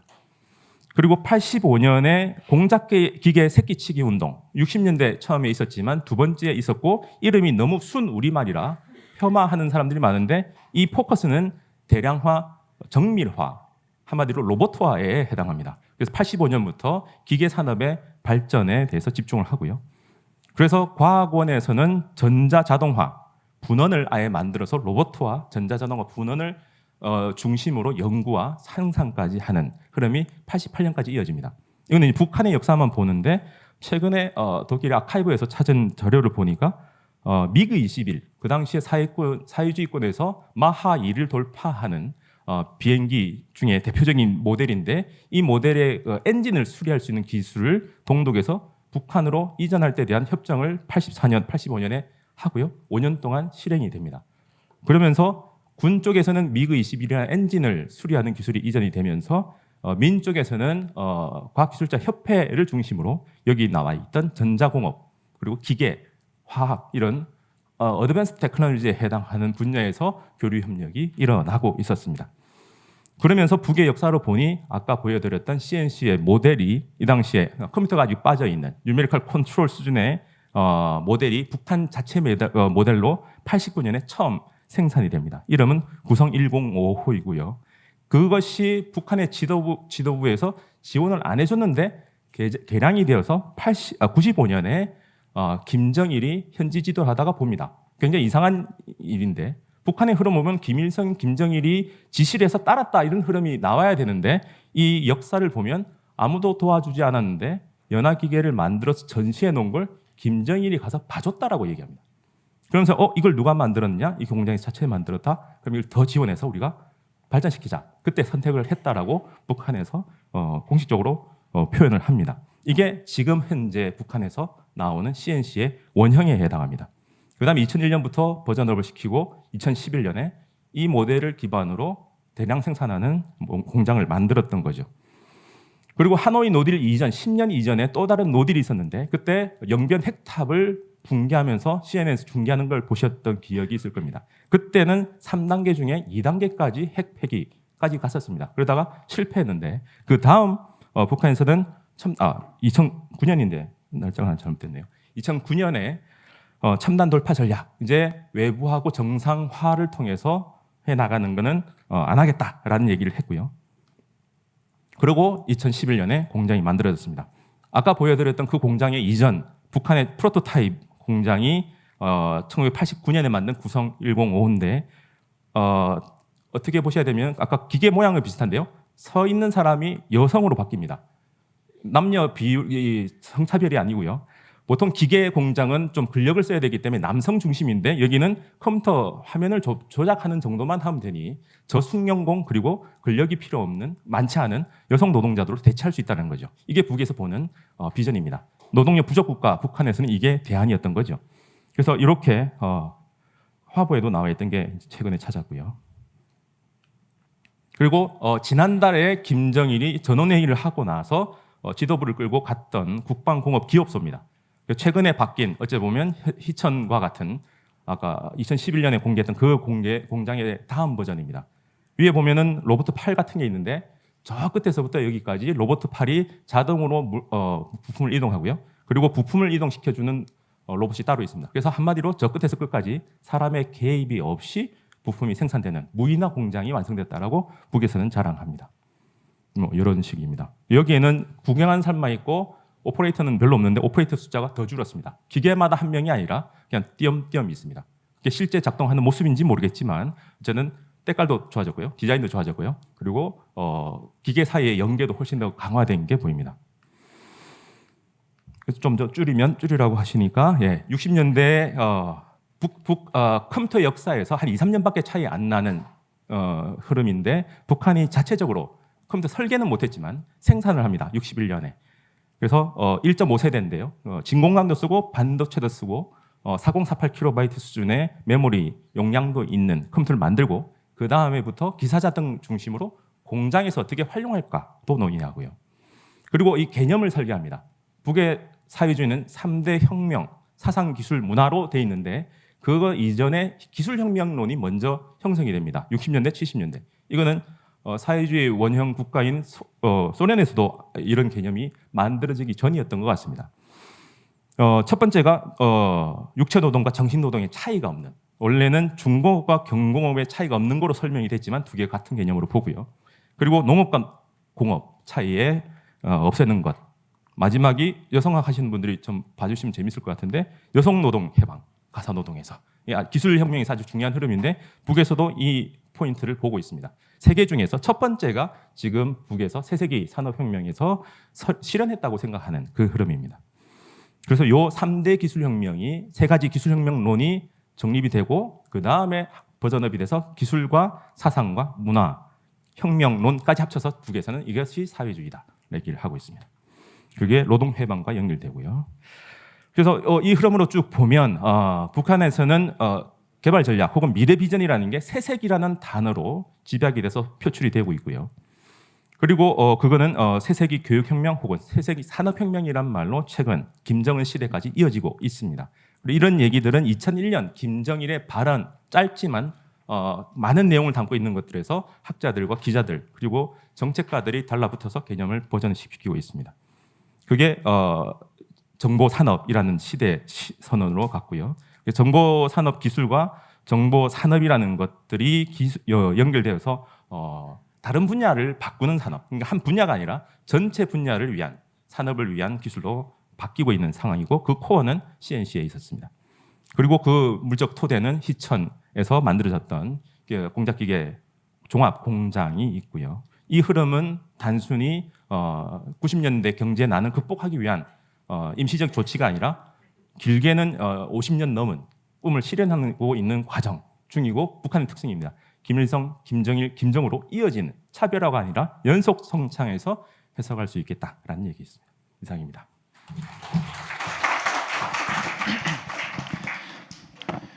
네, 강호재 선생님께서 북한 새세기 관련된 연구 발표까지 저희 팀에서는 총 4분의 발표자님께서 한국의 근대성과 발전사 관련된 다양한 연구 주제들을 발표해 주셨습니다. 이번에는 안종철 선생님과 한봉석 선생님의 발표 내용에 대해서 국사편찬위원회의 김수향 선생님께서 토론을 해주시겠습니다. 네, 안녕하세요. 오늘 토론을 맡은 김수양입니다. 지금 저희에게 주어진 시간이 많지 않기 때문에 빠르게 진행을 하도록 하겠습니다. 제가 토론문을 4쪽이나 써왔는데 다 읽을 수는 없을 것 같고요. 저는 안종철 선생님 그리고 한봉석 선생님에 대한 발표에 대해서 토론을 진행하려고 하는데요. 안종철 선생님의 연구는 사실 이 공익 공공성을 굉장히 이미 넓게 해석해서 식민지기부터 굉장히 개발에 유리했다라는 점을 말씀해 주셨습니다. 그동안 저희 역사학계에서 소위 개발사 연구를 진행 중인데요. 혹은 발전사 연구를 진행 중인데요. 이 문제가 대체로는 이코노믹 그로스, 그러니까 경제 성장에 되게 집중된 측면이 강한데, 그러니까 얼마나 어떻게 경제 성장이 됐나. 근데 그것을 좀 더 또 철학적이고 그리고 다양한 공적 사적 이익에 관한 문제로 발전시키는 중요한 문제 제기였다라고 생각합니다. 한봉석 선생님의 발표 또한 굉장히 흥미로웠는데요. 한국인이 어떻게 보면 동기화되는 기점이 농지개혁을 포기하고 발전주의를 선택한 순간이며 그것을 매개하는 고리로 미국의 잉여농산물이라고 하는 문제 제기를 하시는 것 자체가 저희 한국사 경제사 연구에서는 굉장히 참신하고 새로운 문제 제기입니다. 그래서 이 또한 앞으로 많은 도움이 될 것이라고 생각하고요. 질문을 제가 이 발표문을 미리 받아보고 들었던 질문을 중심으로 좀 얘기를 해보려고 합니다. 저는 안종철 선생님의 이제 발표문이 어떻게 보면은 PPT 12쪽에서 얘기하신 것처럼 이 공익이라는 걸 어떻게 해석할 거냐, 그 다음에 정당한 보상이라는 것의 기준을 어떻게 정할 것이냐, 또 한편으로 한국에서는 이 공익이라는 걸로 인해서 랜드 테이킹을 하는 것이 굉장히 자연스럽게 받아들여졌는데 이제 그게 왜 문제 제기가 별로 없었는가, 이런 것들을 출발로 해서 이것이 어떻게 보면은 한국의 토지 수용 체제 레짐이라는 것이 굉장히 식민지기부터 연속된 측면이 강하다는 말씀을 해주셨습니다. 저는 이 발표가 이 발표문의 제목 자체가 그러니까 continuity냐 아니면 discontinuity냐라는 문제를 제기하고 계신데 연속성을 좀 더 강조해서 보신다는 생각이 들었는데 이 연속되는 측면 외에도 굉장히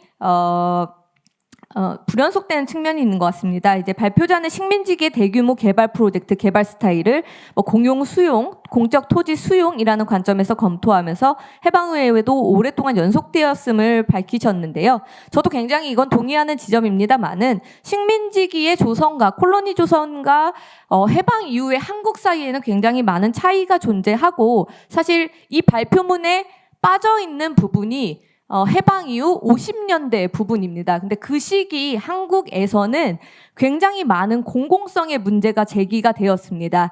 그 공공성의 문제가 제기된 이유는 식민지기에 마련된 불평등한 정치-경제적 구조를 해체하려면 오히려 국유화하고 공영화해야 된다라고 하는 생각들이 있었기 때문입니다. 근데 어쨌든 이 부분에 대한 언급이 없이 60년대, 70년대가 있다 보니까 제 느낌에서는 이 불연속성의 차이에 대한 충분한 고찰이나 그에 대한 선생님의 의견이 어떠신지 궁금했었고요. 또 한편으로는 제가 이 켈로 케이스를 보면서 좀 더 찾아봤습니다. 이게 어떻게 된 일인지 좀 보니까 이거를 또 다른 국가와 그러니까 비교사적 시각에서 일본이나 이탈리아, 미국, 독일의 다양한 판결문들을 제시하면서 공시적인 관점에서 검토할 수 있게 해주셨는데요. 이거 쭉 보다 보니까 이 공유지나 공적 토지 소유용 체제라고 하는 거 자체에 좀 큰 갈래가 있지 않나라는 생각이 들었습니다. 발표자분께서 한국 사례로 든 특히 60, 70년대에 소양강댐이나 안동댐 같은 경우는 물론 공사는 사기업, 현대나 이런 곳에서 했을 수 있지만 토지 수용 보상은 정부 차원에서 진행됐고 전체적인 프로젝트도 정부 주도로 진행된 거고 이후 만들어진 댐이라고 하는 시설물 또한 국가적 차원에서 농민이나 비농민에게 식수와 농업용수를 공급하기 위한 전력을 공급하기 위한 것이었는데 켈로 같은 경우는 제가 보니까 이게 뉴 런던시에서 화이자의 연구시설을 유치하는 걸 되게 주 목적으로 하면서 이 근대화 그러니까 도시개발 프로젝트를 한 거라는 거죠. 그러니까 제가 보기에는 여기서 말하는 공익에는 화이자라는 사기업의 이익이 포함되고 그거는 현재 선생님이 달동네보 얘기하면서 말씀하셨던 저희 한국의 재개발 양상과 유사합니다. 근데 이것들을 좀 종합적으로 보면 이 토지의 공적 수용, 에미넌트 도메인이라고 하는 것 체제에 어떻게 보면은 그에 대한 뭐 보상이 정당하게 주어져야 되는가, 우리가 공공성을 어떻게 사고할 것인가라고 하는 문제 제기도 중요하지만 이와 함께 비슷한 가치로 기업의 이윤이라고 하는 것이 공익으로 포장되고 그게 어떻게 보면은 로우라고 하는 형태로 뒷받침되는 현상 자체에 대해서도 지적이 돼야 되는 것이 아닐까라는 생각이 들었고, 좀 너무나 좀 인상 비평에 가까운 얘기일 수도 있겠습니다만은 결과적으로는 우리가 공정하거나 그러면은 정당한 보상이 주어지면 국가가 토지 수용을 해도 되는가라고 하는 문제 제기까지도, 그러니까 그렇게 되면 계속 개발을 하고 끊임없이 아파트를 만들고 끊임없이 발전을 하는 체계, 정당한 보상이 주어진다면 그래도 되는가? 어떻게 보면 이 균형을 찾는 것만으로 우리가 이 디벨롭먼탈리즘이라고 하는 걸 극복할 수 있을까? 이런 생각이 들었습니다. 네, 다음으로 한봉선 선생님의 논문도 굉장히 재밌게 봤는데요. 한봉선 선생님의 지적 중에서는 제가 이제 농지개혁이라는 것을 통해서 원래는 이제 이 토지와 농민이 분리되고 이제 그걸 여백을 메운 것이 잉여농산물이라는 말씀을 해주셨습니다만은 뭐 선생님도 잘 아시다시피 실제로 한국에서 농민이 이탈을 해서 도시로 가게 된 건 60년대 매우 후반, 도시화가 급속하게 진행된 건 70년대입니다. 이제 그러다 보니까 그 같은 맥락에서 잉여농산물은 토지의 일부 여백을 채우는 동시에 이 잉여농산물로 인해서 한국의 농산물 가격이 굉장히 하락하게 돼서 농민이 토지로부터 이탈되고 그리고 농업 쇠퇴를 이끄는 구조적 조건으로 작용했다는 점을 같이 좀 지적해 주셔야 되지 않나라는 생각이 들었고요. 또 한편으로는 이제 그 뒷부분에서 식량의 문제가 기아 극복이 어떻게 보면 영양학의 문제로 치환된다라고 얘기를 하셨는데요. 그러니까 전 세계적인 관점에서 본다면 그것이 맞고, 근데 한편으로는 통시적으로 볼 필요가 있을 것 같습니다. 이미 일제강점기 때부터 조선 총독부 또한 조선에서 생기는, 그러니까 일본으로 쌀이 계속 이출했기 때문에 생기는 식량 문제를 이걸 만주에서 잡곡을, 콩을 가져오면 칼로리로는 아무 문제가 없다라고 하는 영양학적인 관점으로 대응을 했습니다. 그러니까 총독부의 논리를 정당화하는 것도 칼로리 영양소였고, 또 한편으로 그 대신에 일본은 계속 식민 통치의 정당성을 우리가 근대화시켰다라고 하는 것에서 찾았지만 그 근대화의 굉장히 중요한 지표인 농지 개혁은 하지 않고 조선에서 지주 소삭대를 계속 연결시켰습니다. 그러니까 저는 이걸 보면서 이러한 관점이 공시적으로 유럽이나 이런 것과 비교할 수도 있겠지만 통시적으로는 어떻게 보면 굉장히 오래된 제국주의적 사고의 연장선상이 아닌가라는 생각에서 공시적인 것 그리고 통시적인 관점 다 좀 논의를 해야 되지 않나라는 생각이 들었고요. 다음으로는 마지막에 이제 결국은 한국에 와서 이제 식량 문제를 육류 단백질 부족, 낮은 칼로리 이런 것들로 하게 되고, 이런 것들이 결국은 약한 사람을 만들어서 이 사람들이 공산주의의 유혹에 굴복할 것이다 라고 하는 냉전적 사고까지 이어지는 말씀을 하셨는데, 이것과 결부지어서 말씀드리면 한국은 실제로 60년대 이후에 데어리 산업이나 이런 축산 낙농업이 굉장히 많이 발달하게 됩니다. 기본 원래 하던 쌀농사나 보리농사를 대체하게 되는데요. 이게 어떤 미국의 원조 정책이랑 결부되는 게 있는지, 아니면 또 한편으로는 실제로 그런 생각들 때문에 50년대 같은 경우에는 쌀이나 이런 것들을 미국이 잉여농산물로 줬는데 60년대 들어가면 뭔가 햄 통조림이라든지 스팸이라든지 이런 것들을 주는 식으로 구성이 바뀌었는지 또 궁금을 하고요. 또 한편으로 마지막으로 이렇게 계속 가보면 그렇게 고기를 먹이고 우유를 먹이는 것이 여러분들 아마 여기 계신 분들이 너무 한국 분들 많지 않지만 저는 우유급식을 먹으면 항상 배탈이 나는 유당불내증 환자인데 그것도 모르고 우유가 완전한 식품이라는 이유로 굉장히 많이 먹었었습니다. 그게 한국에서는 굉장히 지배적인 담론이었는데요.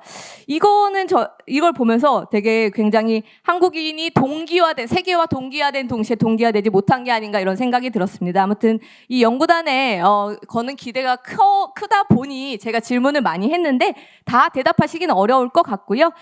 조금 연구를 확장시키는 데 도움이 되길 바라는 마음에서 이런 말씀을 드렸고, 이상 토론을 마치겠습니다. 감사합니다. 네, 이어서 이제 경북대 사학과의 김승우 선생님께서 이창근 선생님과 강원재 선생님의 발표 내용에 대해서 토론을 해 주시겠습니다. 네, 안녕하세요. 경북대에서 동대 김승우입니다. 시간이 없어서 빨리 말씀드리도록 하겠습니다. 우선 제가 해외에서 한 10년 동안 생활을 했습니다. 영국, 스위스, 스웨덴에 있었는데요. 한국학에 대한 관심이 엄청 큽니다. 특히 뭐 과거 역사도 중요하겠지만 현대 역사에 대해서 되게 중요성을 많이 인지하고 있고 관심을 많이 받고 있습니다. 저는 국제금융사 전공인데요. 이 분야에 있어서도 북한이나 남한에 대한 이야기, 특히 개발, 신자유주의, 냉전 이 주제들에 대해서 한국에 대한 관심이 매우 높습니다. 그래서 본 연구단에 있는 주제가 매우 중요하고 앞으로 큰 학술적 기여를 할 것이라고 생각을 합니다. 우선 이창근 선생님의 논문에 대해서는 아주 중요한 질문인 것 같습니다. 보통 민주주의와 경제 성장이 함께 간다고 했는데 여기서 말씀하고 있는 민주화의 과실이 그런 낙수 효과가 과연 모두에게 돌아갔는가에 대해서 실증적인 연구를 제시해 주신 것 같습니다. 이것은 피케티 저작 이후에 관심을 받고 있는 불평등 문제에 있어서 한국의 사례를 더해줄 수 있는 하나의 좋은 연구라고 생각을 합니다. 근데 몇 가지 좀 질문을 드리고 싶은 게 있습니다. 선생님께서 발표하시다가 최소임금제가 자본에서 노동으로의 권력 이동이라는 말씀을 해주신 것 같습니다. 근데 이것은 최소임금은 노동의 아주 사실 최소의 기본적인 권리에 관한 것이고 87년 노동자 대투쟁으로 얻어냈던 것이 노조의 등장이고 했다면은 과연 이것이 얼마나 그러니까 노동이 얼마나 힘을 가졌다에 대해서 질문을 드리고 싶습니다. 그렇게 본다면은 이 불평등의 문제가 늘어났다는 것에 대해서 다른 요소들을 찾아봐야 되지 않을까라는 생각을 해봅니다. 그리고 더불어 제가 국제경제를 전공하는 사람이다 보니까 거시적으로 80년대의 경제 환경에 대해서 한번 짚고 넘어가야 되지 않을까 그런 생각이 들었습니다. 사실 민주화 혹은 노동 세력의 강화가 노동자의 삶을 향상에 대해서 기여를 했다는 이야기는 1960년대, 70년대 혹은 케인지언 이코노믹스나 복지국가가 있었던 그 시대의 이야기입니다. 그때는 그 국제적인 경제체제, 통화체제에서도 국가의 이익을 보장을 했고 그러한 거시적인 그리고 일국적인 사회적인 시스템에서 노동자들이 권익이 인정받는 시대였습니다. 하지만 80년대는 세계화 그리고 자본의 자유화, 자본 이동성이 많이 향상되면서 자본에게도 그 중심추가 자본으로 어느 정도 이동이 된 그런 사회였다고 봤을 때 일국 단위에서의 노동운동이 과연 얼마나 그 해당 국가의 노동자들의 삶에 혹은 불평등의 개선에 큰 기여를 했을까에 대한 인과관계에 대한 연구가 한번 생각을 해봐야 되지 않을까 그런 생각이 들었습니다. 그리고 사실 좀 선생님께 여쭈고 싶은 게 개인적으로는 민주화와 경제성장의 causal relationship에 대해서 한번 생각을 해봐야 되지 않을까 그런 생각을 해봅니다. 라틴 아메리카 같은 경우를 본다면은 혹은 한국 87년 이전의 군부 정권, 독재 정권의 사례를 본다면은 경제 성장과 민주주의는 항상 함께 가는 상황은 아니었다고 저는 생각을 합니다. 그런 역사적 사례에 비춰봤을 때 그런 큰 전제에 대해서 어떤 생각을 가지고 계신지 좀 여쭙고 싶습니다. 그리고 두 번째로 강효재 선생님은 제가 조금 연구를 잘 이해를 못했던 것 같습니다. 저는 선생님께서 텍스트 마이닝을 하신 줄 알았어요. 그래서 이제 거기다 분석을 하신 줄 알았는데 정말 고생이 많으셨을 것 같습니다. 이 대해서는 많은 정보를 알 수 있었고 그리고 무엇보다도 북한이 사실 아주 모순적인 상황에서 어려운 상황에서 이 정보 경제에 대해서 생각을 했다는 게 참 흥미로웠습니다. 무엇보다도 그래서 이제 질문을 드리자면요. 시간이 없어서 그 선군 정치 그리고 나중에는 인민 우선 정치에 있었는데 이것이 그 정보 기술을 어떻게 활용하려고 했는지에 대해서 좀 여쭙고 싶습니다. 정보 기술은 모두에게 있습니다. 하지만 이것이 자본주의에서 한국적인 상황에서 활용이 된다면은 특정한 방식으로 나아갈 것이고 북한이라면은 북한의 맥락에 맞게 거기에 정치적 목적에 맞게 활용될 것인데 그러한 이야기가 있는지 궁금하고요. 그리고 어떻게 제가 보기엔 정보 기술은 그 전제 자체가 국경을 넘나들고 세계를 하나로 이렇게 줄여주는 효과가 있는데 거기에서 나오는 부정적인, 그러니까 북한의 정권의 입장에서 부정적인 이야기들을 어떻게 걸러내려고 하는지, 어떻게 차단하려고 하는지, 통제하려고 하는지 좀 여쭈고 싶고, 마지막으로는 자료의 문제입니다. 저는 지금 스웨덴 그 문서보관소에 있는 자료를 활용해서 북한의 80년대, 90년대 대외경제 정책을 재구성하려는 연구를 하고 있습니다. 왜냐하면은 북한 자료가 없기 때문입니다. 그래서 북한과 교류했던 그 상대방들을 찾아가서 자료들을 가지고 와서 연구를 하고 있는데, 선생님께서는 북한 연구를 하시면서 이러한 자료의 부족 문제를 어떻게 극복하고 계시는지 좀 개인적으로 여쭙고 싶습니다. 감사합니다.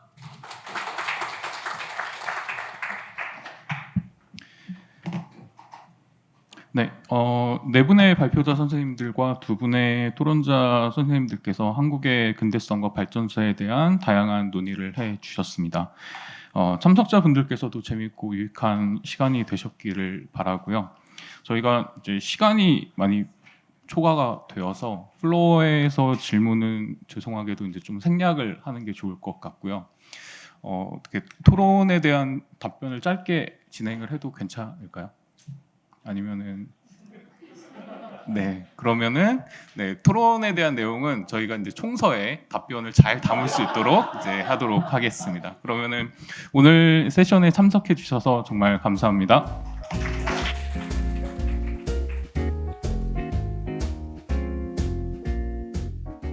Okay, good afternoon. My name is Dal Young-jin, professor at Simon Fraser University, most beautiful city, Vancouver in Canada.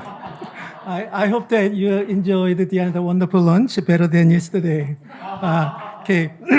Our session is global perspectives on Hallyu, known as the Korean Wave. Each team has its own liberty to organize the presentation and the discussion. We have the 4 panelists, so each presenter has 12 minutes. After the all presentations, we have the discussions by the 2 scholars. So presentation first, followed by discussion. But we have the one more special session by the Professor Hong Seok-kyung in the Department of Communication at SNU. As the team leader, the presenter Hong is going to talk about the introduction, the serialization of the Korean Wave for 5 minutes, followed by a presentation. So let me introduce Professor Hong. Thank you very much. Actually, hello, I am Seok-kyung Hong. Actually director for the Center for Hallyu Studies. I will be very brief, and because we have the 4 presentation. So my speech today is rather influenced by what we have listened yesterday too. So it's a more less introduction of our team's research, but the relations between Hallyu and Korean studies and the things that I had in my mind yesterday. The Center for Hallyu Studies opened at the SNU Asia Center in March 2022. The center studies the context and the meaning of the Hallyu phenomenon, that is the successful acceptance and reception of Korean popular culture in the world, as well as the production of Korean popular culture that caused it. We participate in the contemporary Korean studies movement with this Team Hallyu. It became possible as a result of the domestic and international research network formed during the 3-year research activities of the Center for Hallyu Studies, of course. So the Team Hallyu is composed of 13 researchers. You can be informed about the center's activities on the website that you can find on Asian Center website as well. Our theoretical framework and the title of the book, which is currently being prepared, is Global Perspectives on Hallyu. It consists of 3 parts and 12 chapters historicizing Hallyu and theorizing Hallyu and decolonizing Hallyu. That I do not get into details for secure time for discussion today. So briefly, the relationship between Hallyu phenomenon and new Korean studies. Why Hallyu? What's the place of Hallyu in this new movement? As you can see from yesterday's presentations of the four teams and 4 sessions, Hallyu is relatable in many ways with the renewal of Korean studies. Koreans, as citizens of a rapidly developing country after Korean War and during 70s, 80s, and 90s, didn't have money for pleasure activity, for leisure activities, so they consumed media. Educated, they were very curious, exigent, and reactive. They have been engaged in media, forcing the media workers to be inventive and creative to propose them stories meaningful for society. Through this process, now we have a master plot to analyze and the narratives of contemporary survivalism to delve into in this divergently converging capitalism, still with the neo of feminism. Amazingly, this is terrible. In many sense of the term, our content, the Korean contents are very terrible. These terrible stories have become a great inspiration to the people around the world. For these reasons and many others, I think Hallyu is a good excuse or an alibi, kind of justification, 명분, for the new Korean studies movement, of course. And it could also be a remedy for some problems of Korean society, I think. For example, Hallyu could be a positive power to procure new qualified citizens for Korea society, suffering a tragically low birth rate too.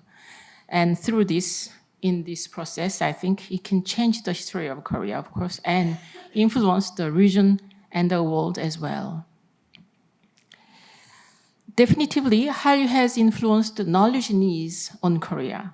A more comprehensive understanding of contemporary Korean society beyond developmentalism and a Korean history connected to world history and knowledge of the formation, development, and system of Korean popular culture that made possible Hallyu, and the needs for critical escape from the norms of Anglo-American or Euro-American centric knowledge production and evaluation too.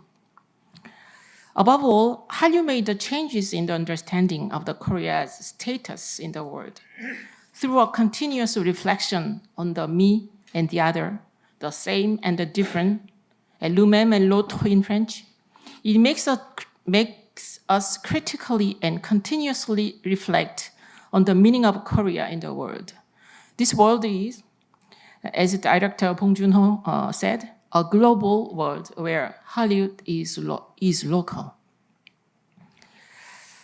So Team Hallyu shares these research questions, and we are preparing for publication that mentioned above. Today's 4 papers, we'll present 4 papers.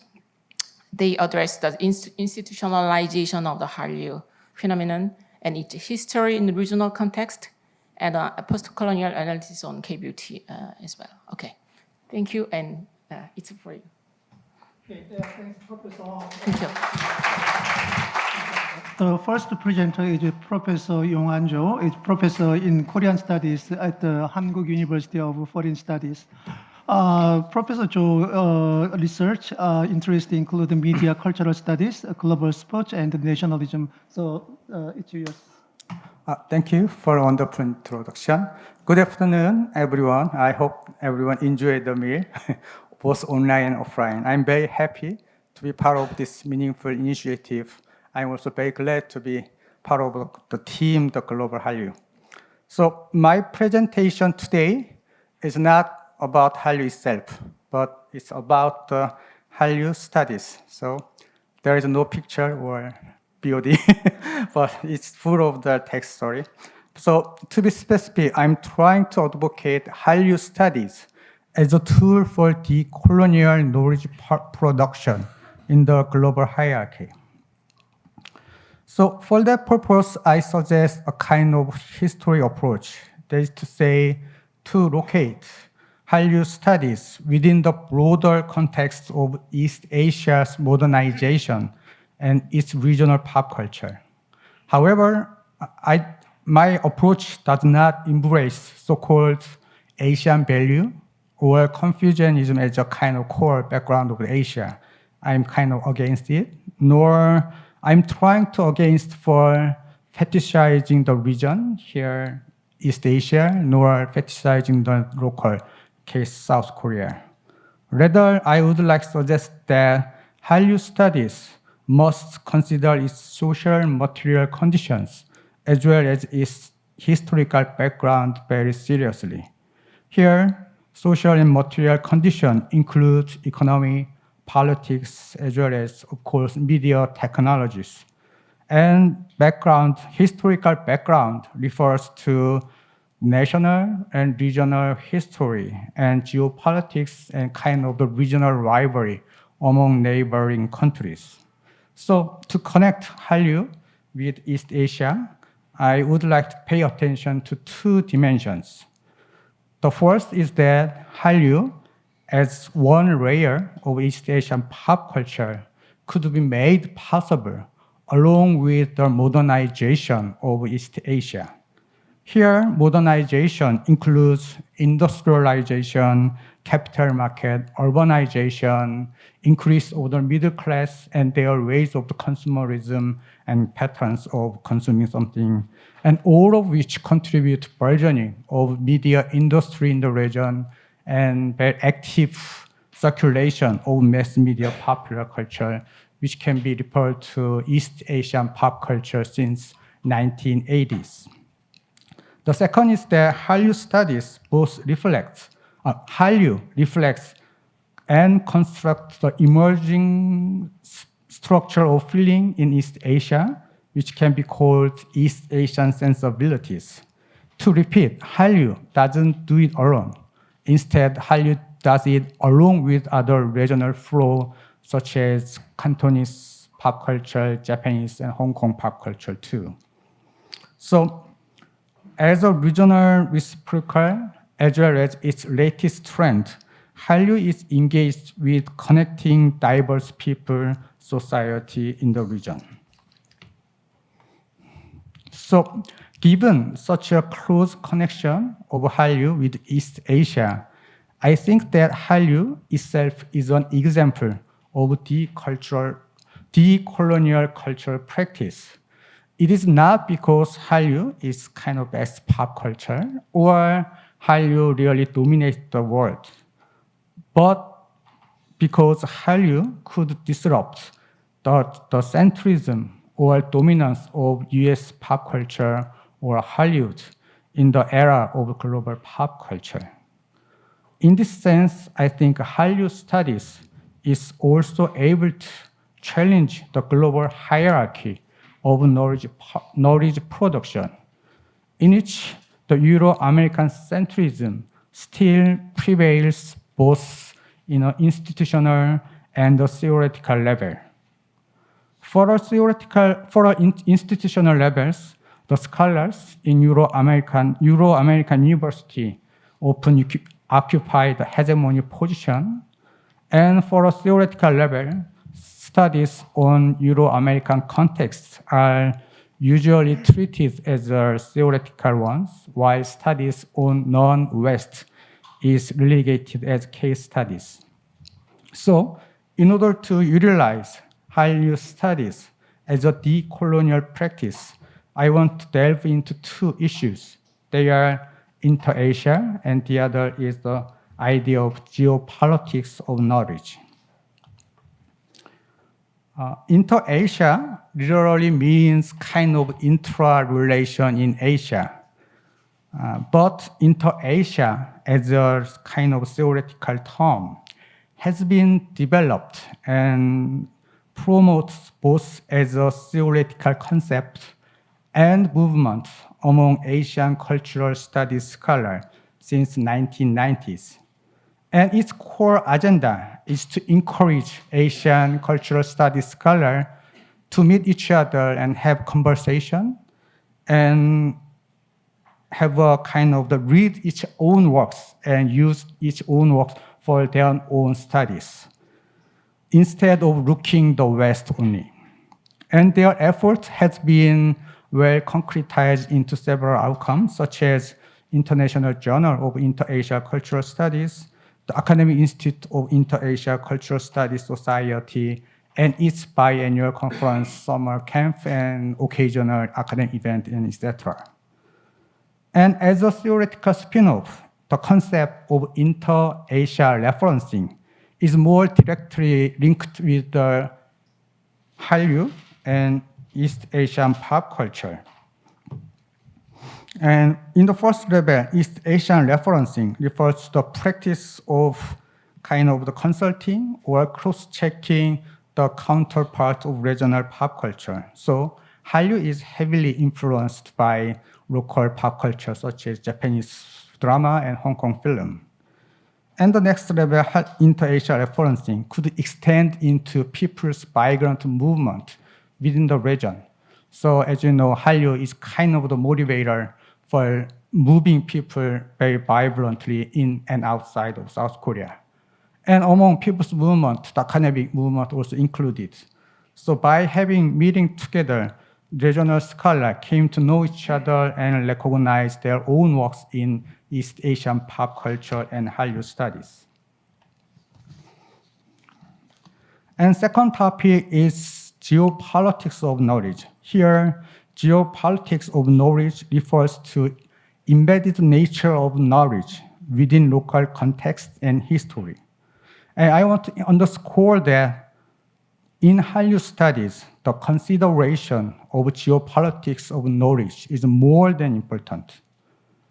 In the first level, the emphasis on geopolitics of knowledge turns scholars' attention to the context of producing, circulating, and consuming pop culture rather than its content. I think content analysis or psychoanalysis is good, but not enough for Hallyu studies and other pop culture studies, because Hallyu is the phenomenon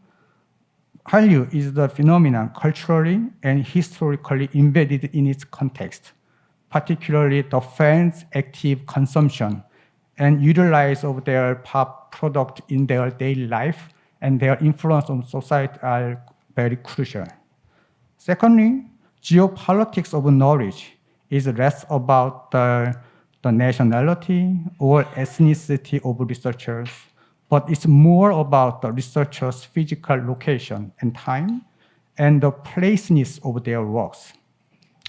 In existing global hierarchy, i.e., the Euro-American centrism still dominates, the researchers' ethnicities are used for justifying their works on the local issues. So for instance, in Hallyu studies, regardless of their academic specialization, for instance, Korean nationality or Asian ethnicity, in combination with prestige of American university with native English, are used for positioning them as a Hallyu expert.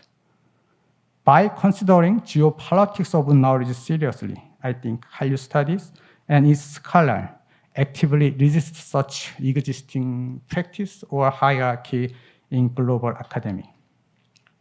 Nonetheless, I do not suggest that the scholars only in South Korea or East Asia are eligible for studying Hallyu, because Hallyu is globalized. So Hallyu study also pay attention to such a global context in which the experience of knowledge of local fans, for instance, in Europe or Latin America or in the United States, are also necessary. So to wrap up, I would like to read my final sentence of my paper. So I suggest that Hallyu studies is utilized for the colonial knowledge production, in which local pop culture, regional audiences, and contexts are carefully examined, and the inter-Asian knowledge production can be used for meaningful reference points, both for regional and global scholars on Hallyu and other culture. And I hope that not only Hallyu studies, but also these contemporary Korean studies could signal another milestone for starting kind of the decolonial knowledge production in the world. Thank you. Okay, thanks, Professor Cho, for your wonderful presentation. The second presenter is Professor Hae Kyung-um, who is the senior lecturer in the Department of Music and the Institute of Popular Culture at the University of Liverpool. Trained in ethnomusicology and anthropology, Professor has undertaken ethnographic research in Korea, China, Russia, and Central Asia. Thank you very much for your kind introduction. I've been given 12 minutes to run through quite a few slides, but most of them are the pictures.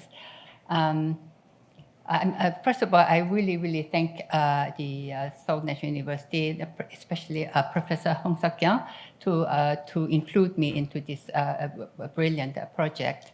In fact, the paper which I'm going to present today is kind of developed from my own kind of the research project, which is funded by ESRC in the UK to form a network of scholars from Korea, South Korea, and the UK to develop a kind of an interdisciplinary network on the topic of Hallyu, especially on archiving exhibition.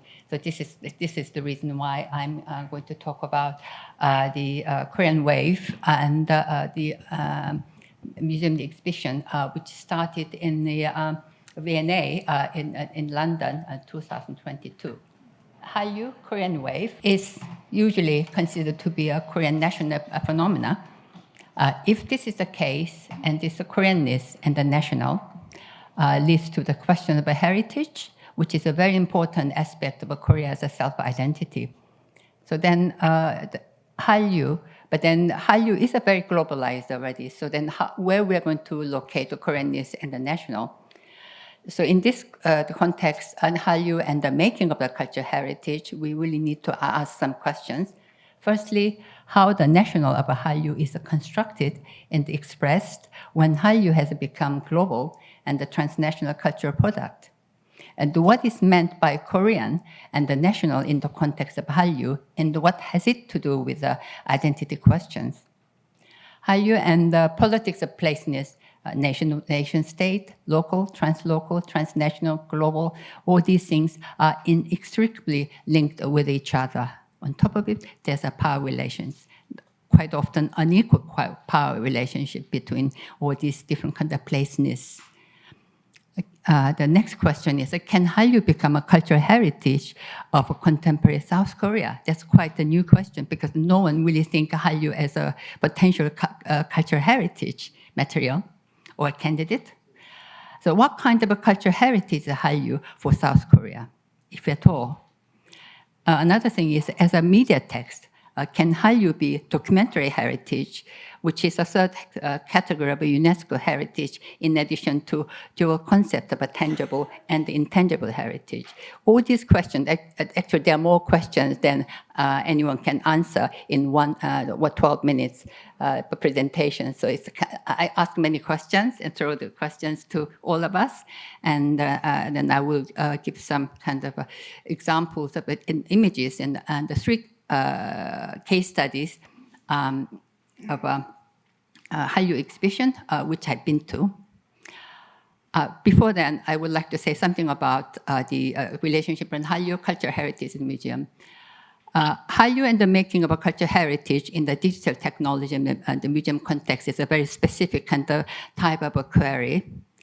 And the case studies I'm going to talk about is a Hallyu exhibition in the museum in the UK, which is a Victorian Albert Museum, and in South Korea, National Museum of Contemporary History, and the Gwangju History and the Folk Museum, both in South Korea. And then also I would like to see how a musealization of a Hallyu gives shape to the selective canonization process for its music, dramas, film. And another thing is why these canons really matter. all this the Hallyu curation exhibition in the UK and South Korea so far, they all employ multimedia displays, technological immersion, and the high-level interaction exhibit, and also breaks down the barrier of a high and low arts. And also the selecting and the creating Hallyu already gets into canonization, the process, because who selects and the why. And then the process of heritage making is initiated through the musealization of Hallyu. By being in the museum itself, it become kind of it kind of starts the heritage making process. At the same time, museums are also platforms of power. So in this context, we can really consider the South Korean popular culture and the associated creative industries are deployed as a tool for cultural and political diplomacy and the soft power generator. So first example is the Hallyu exhibition in VNA, which went on for 9 months, September 2022 to June 2023. And it was free for VNA members and the £20 for non-members. And it was sponsored by the Korean Ministry of Culture, Sports and Tourism, and also Korean luxury manufacturer of a Hyundai Motor Group. So you can see that the shared interest of the state and commerce. And they put in the chronological structure, and this narrative emphasized a strong nation building process through the 20th century and its global success in the 21st century, economically, culturally. So it's really big, and then also there's extensive audience engagement programs and the exhibition-related events, including 2-day symposium at the end of the exhibition period for 9 months. So these are this is the first, I will just flip through. This one is actually a video, but I don't have really time to do it. This is what you see when you enter the place. And as you can see, this the Gangnam Style. And then also from rubble to smartphone, from 기술 강국의 대지까지. Yeah, and then some of the old, and of course, you can't really miss it. And this, and they even brought the smell. Yes, even the smell. It's a real experience. And this is the Baek Namjoon's and the video installation, and I had to make it into slides. And this was the commission for this exhibition. That was a kind of the video thing, which I had to kind of make it into slides. And some of the beauty product, as you can see, and the tradition and the modernity side by side, and the fashion. And this is an enormous kind of undertaking, and it took very long time to go through the whole thing, and it's a really wonderful experience to see. And also by the end of the exhibition, you are fully informed about Korean history from the 20th century to the mid-20th century to the present time. And the second example, the pop culture we loved and the rise of the Korean wave, which was held in the National Museum of Contemporary History in Seoul, was very much inspired by the VNA exhibition. But the sizes are much, much smaller, and it was curated by the curator working for the museum. And of course, it, being the museum being the kind of a part of the Korean Ministry of Culture, Sports and Tourism, everything was rather the smaller scale, and the time was rather limited. They only have a 5.5 weeks exhibition, so rather short.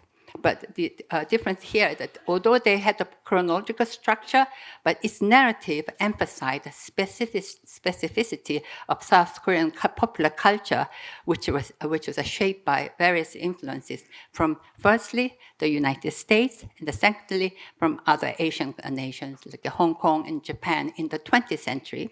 And the thirdly was the regional and the global success in the 21st century. The 3 sections, which you can really see how they kind of put things together. And the many items collected and created from local private collectors and consumers is a very kind of personable. Some of them are handwritten, so it really kind of provoking pop nostalgia for those who came to see it, because it was really, really relatable. And so that was so I have 2 minutes. Yeah.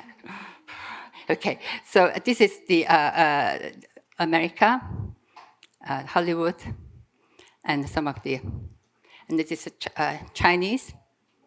Yeah, oh, sorry, Hong Kong. Excuse me, Hong Kong, and some of the Japan. And then this is how it was on one space, rather small, but whereas the V&A exhibition is really big. And then so some of the earlier one, and the Japan, and then there's the billboard, and then finally Bangtanso년. Yeah, so it really has had a really small, but they really compact and make some sense to, especially to Korean audience. And the third one was the pop culture Gwangju loved, and the rise of a Korean wave, which was held in June and August 18th, just the last week. And again, it's the same organization under the Ministry of Culture and Sports and Tourism. And they had the same kind of a structure, except that they had an additional section which focused in the local popular culture of Gwangju. So they put in the center of the hall. And this is, as you can see, 광주가 사랑했던 한류. It's very, very, and here they put in the middle and the center, and they show everything about Gwangju, Chungjeongno, and about the songs about Gwangju and the song that's performed by Gwangju, so those who are born in Gwangju, and so on and so forth. And this probably, if you can, this is the Queen Elizabeth, the coronation poster, well, which they was made in the Gwangju movie theater. And this is kind of a very, very locally specific, but it was a very significant. Apparently, this curator, oops, sorry. Okay, I have about 1 minute to wrap up. So some observations, because it's a work in progress. I just started, literally. There's still more exhibition to see, the one in Ulsan, and the one in, hopefully in San Francisco. These 3 exhibitions emphasize the global success of Hallyu. And all museums serve a role of a platform for soft power of the Korean popular culture, but with a different scales, emphases, and approaches.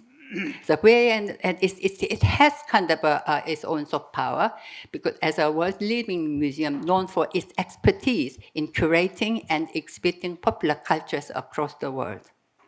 So V&A International Tour in the USA there was one in Boston, and there's another one coming up in Asian Arts Museum in San Francisco. This is the one which I would like to go to. And then the National Museum of Contemporary Art History, they kind of their curational approach is to really to communicate with the South Korean popular, the South Korean audience, to talk about specificity of the South Korean popular culture. And in contrast, the Gwangju the museum, the approach is that they really wanted to showcase the Gwangju's the special kind of place in Korean kind of culture, and also their local art, the heritage, and also importance about placeness, and the city's self-identification as a Yehyang, which is an artistic city, to distinguish itself from the rest of the South Korea, from cultural and geopolitical point of view. Geographical or geopolitical point of view, it should be both ways. So in this context, the ongoing Hallyu exhibition project across and beyond South Korea would tell us so much about the different curational approaches and exhibition context and audience reception, all of which will give shape to the making of a Hallyu canon and the cultural heritage. Thank you very much.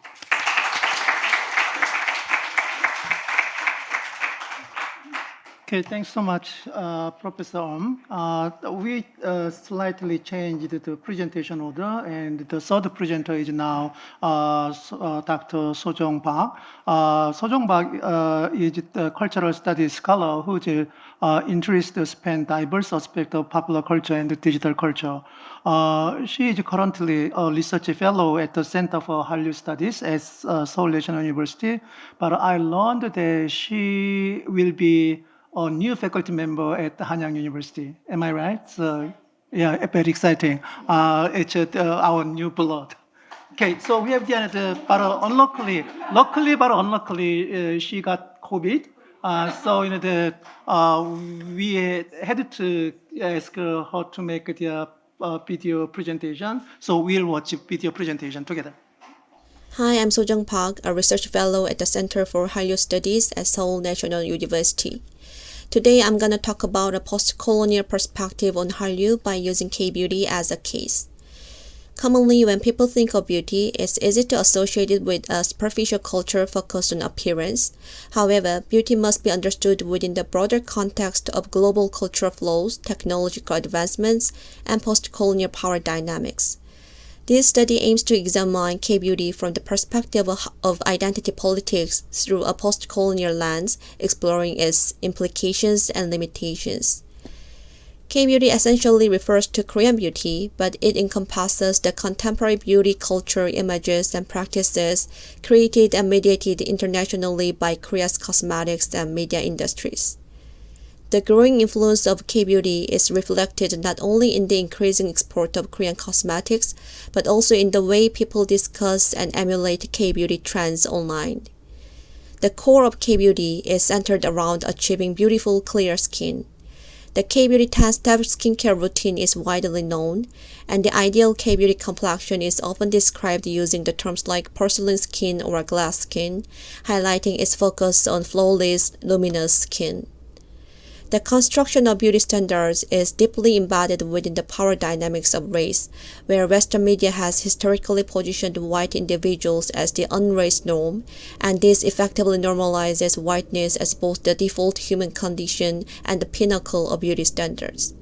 Meanwhile, Asians, and specifically Asian women's appearances, have been exoticized and stereotyped within a narrow frame of Western perception, often labeled as unattractive by mainstream standards while simultaneously being fetishized for their exotic qualities. Moreover, the beauty practices of Asian women have been framed negatively. It is considered as a denial of their authentic ethnic identity, pathological behavior, or an attempt to conform to white beauty ideals. However, these views fail to recognize the agency of Asian women in navigating and contesting the complex terrain of global beauty standards. I'd like to argue that K-beauty can provide a case where Asians' beautification can be interpreted as a pursuit of a more creative form of self-expression and definition beyond the racialized visuality imposed by Western-centric imagination. First, K-beauty provides a new model within Asian community. K-beauty is not completely something new, but it emerged within a trans-Asian flow, much like Japan's manga aesthetics. Additionally, with the increasing number of Southeast Asian artists in K-pop, K-beauty is becoming a more relatable ideal for Asian women, offering an alternative to the distant standards of Western beauty. The popularity of K-beauty is rapidly rising in the Southeast Asian region, with some even developing their own K-beauty products using the word seoul. The Korean word chokchok, meaning moist, is being used internationally as well and has become a kind of lingua franca in the beauty industry. I would like to discuss the post-colonial implications of K-beauty being circulated as a new model of beauty within Asia. The flawless, immaculate, and bright skin, which is the essence of the K-beauty, can be interpreted as a deconstructing racialized visuality. Traditionally, Asians have been racialized as yellow, a categorization rooted in a Western perspective. By appropriating the aesthetic feature of white skin, Asians challenge the monopoly of whiteness on beauty standards, complicating ethnic visuality and questioning the authority of white beauty norms. Echoing Homi Bhabha's notion of mimicry, which suggests that the colonized, perceived as imitating the colonizer, ultimately pose a threat to colonial power, the form of whiteness crafted through K-beauty may carry decolonial potential. This prompts the question, is the whiteness of K-beauty identical to ethnic whiteness? K-beauty challenges the long-standing stereotypical notion of Asians as yellow, thereby offering a new source of imagination regarding Asian identities. However, we should not disregard that Korean whiteness can be another hegemonic whiteness. The Korean entertainment industry, including K-pop, tends to exclude individuals with darker skin tones, and despite some improvements, the K-beauty industry is still criticized for failing to embrace consumers with diverse skin tones. This reflects the danger of colorism in Korea, and as Korea distances itself from Western hegemony, it may risk positioning itself within an imperial power dynamic of its own. Secondly, I would like to explore K-beauty from the perspective of the digitalization of beauty. The rise of K-beauty in gaining new influence and significance has been largely driven by the power of digital technology platforms. The advent of digital retouching tools has given rise to a new era where altering one's appearance according to personal preferences is not only possible but has become a norm. The ideals and desires surrounding K-beauty were initially mediated by media, with representations produced through technologies like digital retouching. Additionally, through social media, images of K-pop stars captured and edited by fan photographers known as the home masters are widely circulated. Platforms like YouTube have seen the rise of K-beauty tutorials and various K-beauty celebrities, highlighting how K-beauty is largely shaped and completed through digital technology. Digital space has emerged as a performative site for diverse voices to articulate and express themselves. Colored people are gaining post-colonial visibilities through digital media and technology. Moreover, digital elements can be independently modified and reused in different contexts, allowing for a vast array of iterations and representations. Such variability challenges the traditional notion of indexicality and referentiality that have historically grounded photography. In the digital age, images have become much more dynamic entities capable of being easily manipulated and tailored by individuals to fit their desired self-expressions. Having examined the post-colonial implications of K-beauty, we can further complicate the issue by posing the following questions. Is decolonization based on technological and economic development truly decolonization? Landa's exploration of the collective unintended consequences of intentional action provides a compelling framework to contemplate on the decolonizing effects of K-beauty. This concept suggests that outcomes often emerge not directly from the aims of individual actions, but from the complex interplay of multiple intentional acts. In the realm of K-beauty, the convergence of Korean cosmetic companies' profit motives, the allure of digital technology enabling personal appearance modification, and the neoliberal ethos promoting the belief in self-achievement through effort, collectively contribute to a phenomenon that may inadvertently wield decolonial power. This type of decolonial flow, which is not rooted in the conscious and deliberate movements, can be highlighted as a phenomenon of the post-colonial era. By moving beyond the modernist notion of social movements driven by subjectivity, expanding the scope of decolonial phenomena to include these less deliberate forms of engagement, opens up an additional layer of post-colonial thought. Such a perspective acknowledges the complexity of how identities, cultures, and power dynamics evolve in the aftermath of colonialism, revealing the multifaceted and ongoing nature of decolonial processes. However, it is essential to scrutinize the sustainability and limitations of such decolonization. The decolonial potential of K-beauty raises questions about the depth and permanence of its impact. If the change in beauty standards is not merely superficial, to what extent does it signify a profound cultural and ideological shift? Moreover, the reliance on consumerism and technological modification of appearance might reinforce other forms of dominance and inequality, such as class disparity and access to technology. This represents the paradox faced by all post-discourses, and post-colonialism is not free from this as well. While it focuses on the ability of formerly colonized people to articulate and express their identities, thereby challenging the colonial narrative, It may also risk overlooking the persistent structures and legacies of colonialism that continue to shape global relations and identities. This is encapsulated in the critical question of post-colonial studies. Can the subaltern speak? This question, posed by Spivak, interrogates the possibility of authentic representation and voice for the marginalized people. The digital manipulation of beauty, particularly within Asian contexts, seems to say yes to her question, offering a means for individuals to assert control over their aesthetic representation. On the other hand, it may inadvertently reinforce the global power structures it seeks to challenge by perpetuating a narrow, market-driven conception of beauty. To conclude, while K-beauty presented by Koreans and East Asians are far from the typical Asian beauty that has been reproduced in Western media, thus complicating and deterritorializing the notion of Asianness defined by the West, mere celebration of this phenomena might lead to the ignorance to the existing power hierarchy sustained by global media beauty complex. Thank you for your attention. Thanks so much, Dr. Park, now going to be a Professor Park. I'm thinking that she is watching YouTube the broadcasting, so we hope her fast recovery. Now we are going to have the last presentation by Professor Sungmin Kim. Sungmin Kim is a Professor of Media and Communication, Hokkaido University. His areas of expertise are media, cultural studies, and the sociology of music. Okay, all yours. Hello, everyone. My name is Sungmin Kim from Hokkaido University, and it's an absolute honor to be here and to be a part of it. It's excellent project, and I've been learning a lot over 2 days.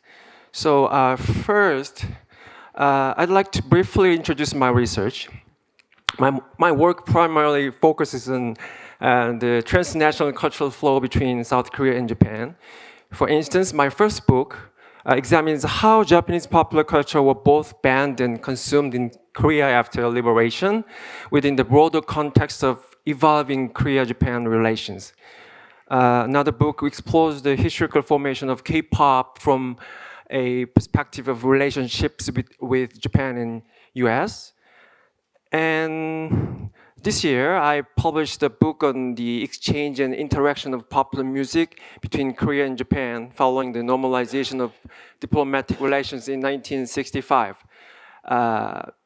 I usually write my book in Japanese firstly, so maybe I expect I'm gonna publish the Korean version like next year. So building on these research outcomes, I'm participating in the Global Perspectives on Hallyu team, where my research is titled Hallyu in Japan. So this study explores the evolution and diversification of Korean popular music categories since the 1970s, when the Korean music market first began to establish itself in Japan. It also examines how the Hallyu phenomenon, beginning in the 2000s, has impacted Japan's music market, media industry, and cultural perceptions of identity and otherness. As you know, Japan has been playing a quantitatively and a qualitatively significant role in the Hallyu phenomenon. Nevertheless, I think studies that examine the process and meanings of Hallyu in Japan from a historical perspective are rare. So today's presentation can be considered one such attempt. And when I refer to category or categorization or recategorization here, I'm talking about how genre classification within the popular music reflects shifts in perceptions and narratives surrounding usness and otherness, shaped through various industrial, cultural, economic, and political negotiations. Then let's dive in. I have to hurry to cover almost 50 years in 20 minutes. So it's like the YouTube clip, right? So due to time constraints, I will skip the detailed explanations of the examples shown in the photos. decade, then the Korean popular music began to gain significant attention in Japan in the late 1970s, particularly with the success of Lee Sung-ae's debut and her hit remake song 가슴 아프게 in 1976. This hit sparked what was known as the Korean song boom, solidifying the category of Korean enka, referring to the trot genre of Korean music. Given that Korean trot was banned and censored as Japanese-style songs during this same period in Korea, like Wesekgayo, the term Korean enka can also be seen as an extension of a colonial gaze toward Koreanness. This perspective is further supported by the fact that even musicians like Cho Young-pil, Korean superstar, who performed pop and rock music, were categorized and consumed solely within the Korean enka in Japan. Industrially speaking, Japan's music market and discourse space, especially the music market, had grown to become the second largest in the world in 1969 and was directly connected to Western music, only allowed for the Korean enka category within the market for Korean popular music. From the 1980s to the early 1990s, we see the disintegration and effective disappearance of the Korean enka category. This shift is also tied to structural changes within Japan's domestic music industry.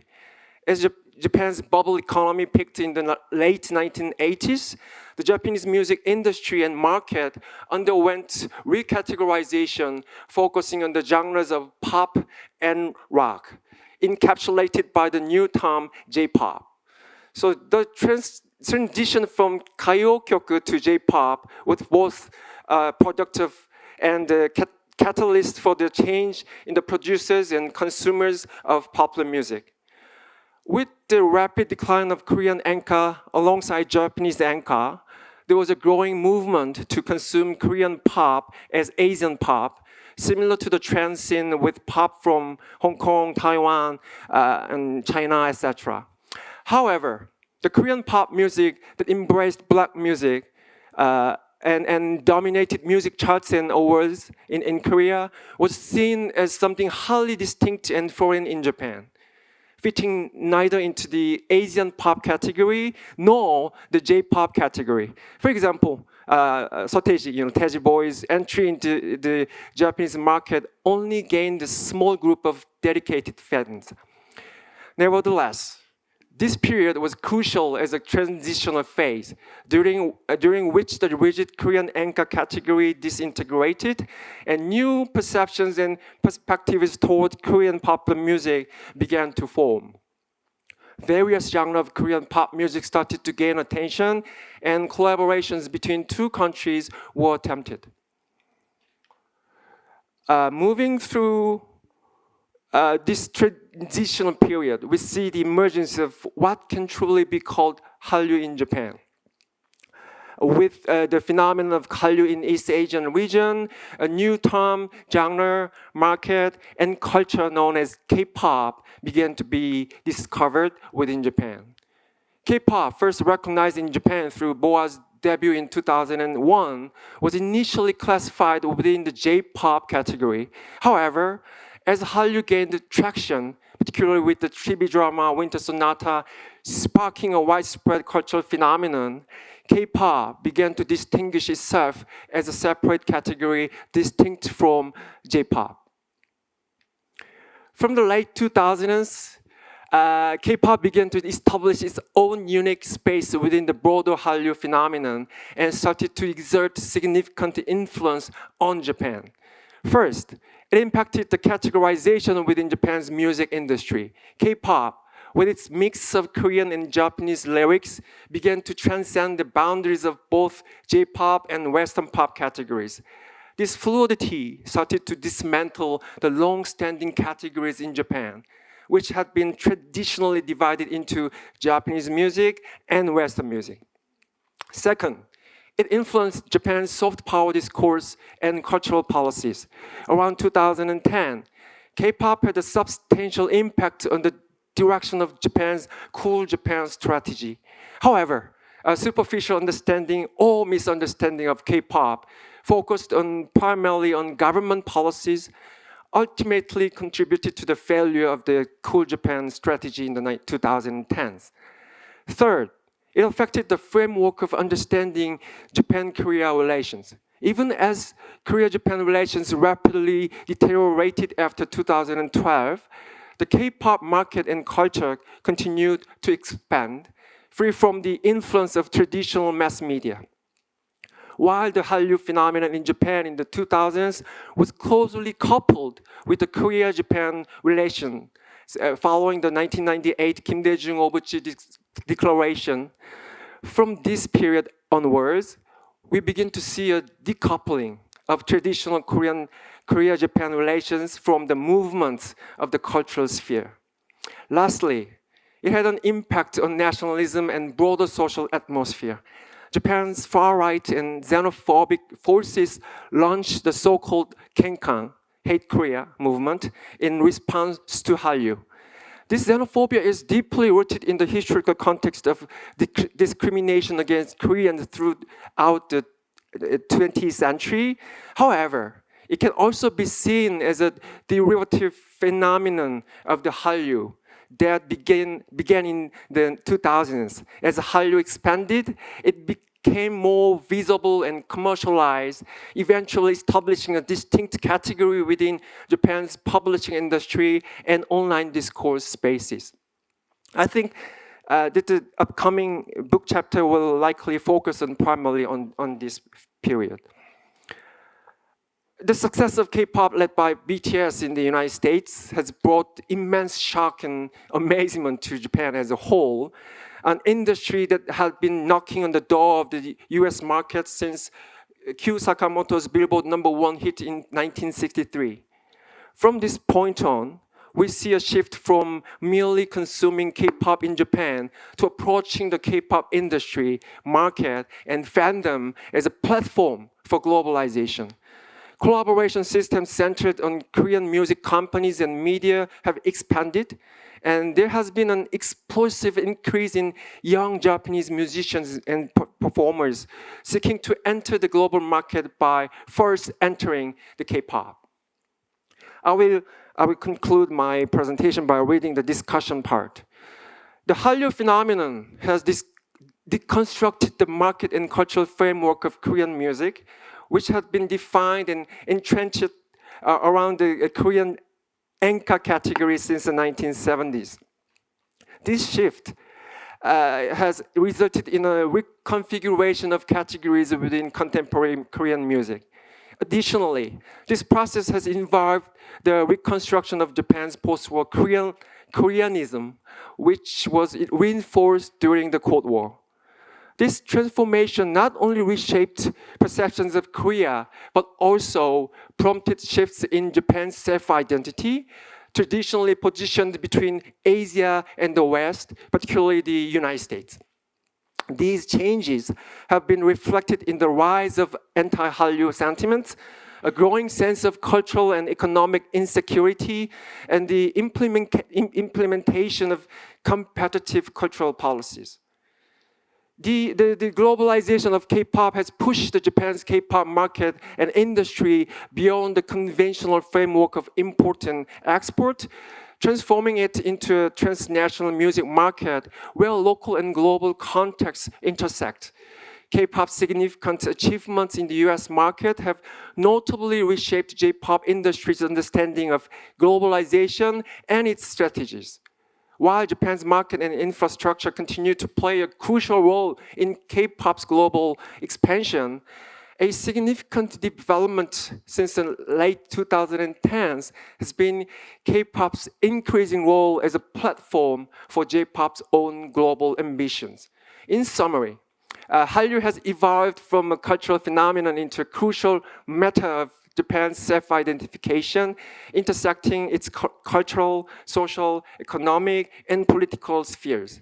Considering the colonial and Cold War context of the 20th century, this makes it a significant and intriguing development in both Korea-Japan relations and post-war world history. And just to clarify, this does not imply imply that K-pop is musically superior to J-pop.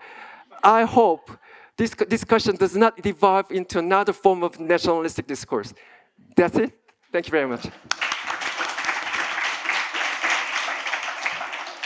Okay, thanks so much, Professor Sungmin Kim. All presenters made at the end of the time the consciousness presentation.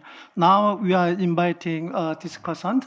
Each speaker has 2 discussants, and each discussant has maximum 5 minutes. But in order to secure time to get the Q&As, we are going to have the 3-4 minute discussions, and followed by short answers by presenters. The first discussant, Sang-Jun Lee, Professor Sang-Jun Lee at the City University of Hong Kong, unluckily had the health issue, so could not make his trip to South Korea yesterday. So I'm the only one discussant. So again, very brief. In terms of your presentation, Dr. Zhou, is very interesting, very informative and compelling. So we learned a lot through several different concepts, but in particular inter-Asia referencing. As several speakers today talked about, we are going to talk about the globalization of Korean popular culture, not only East Asian integration. In the 1990s, early 2000s, the majority of popular culture went to East Asia. Therefore, East Asian referencing was one of the major theoretical frameworks in understanding and analyzing the local penetration. But as Netflix indicates, and the K-pop indicates, Korean popular culture is global. And therefore, I'm just curious about whether East Asian referencing is still meaningful. If so, then what's the value of East Asian referencing in the globalization of Korean popular culture? Okay, thank you for the questions. And yeah, so as far as I understand, your question is about the different status of the concept of inter-Asia referencing between the early 2000s when the East Asian pop culture has been burning and Korean wave is circulated within Asia context, and then the difference when the Korean wave or Hallyu has been globalized as of now. And as you point out correctly, I think the concept itself has not been changed, but the context around the concept has been changing. The idea of East Asia or the discussion of the importance of Asia or East Asian pop culture has disappeared, at least in the discussion among Korean scholars or media. I think it's not because East Asia is not important, but because South Korean media experts or even scholars always, prioritize the global, in this case, usually West, Europe, or United States consume. So in this sense, many people trying to understand how the West, US, or European audience and fans are consume that kind of the Hallyu phenomenon.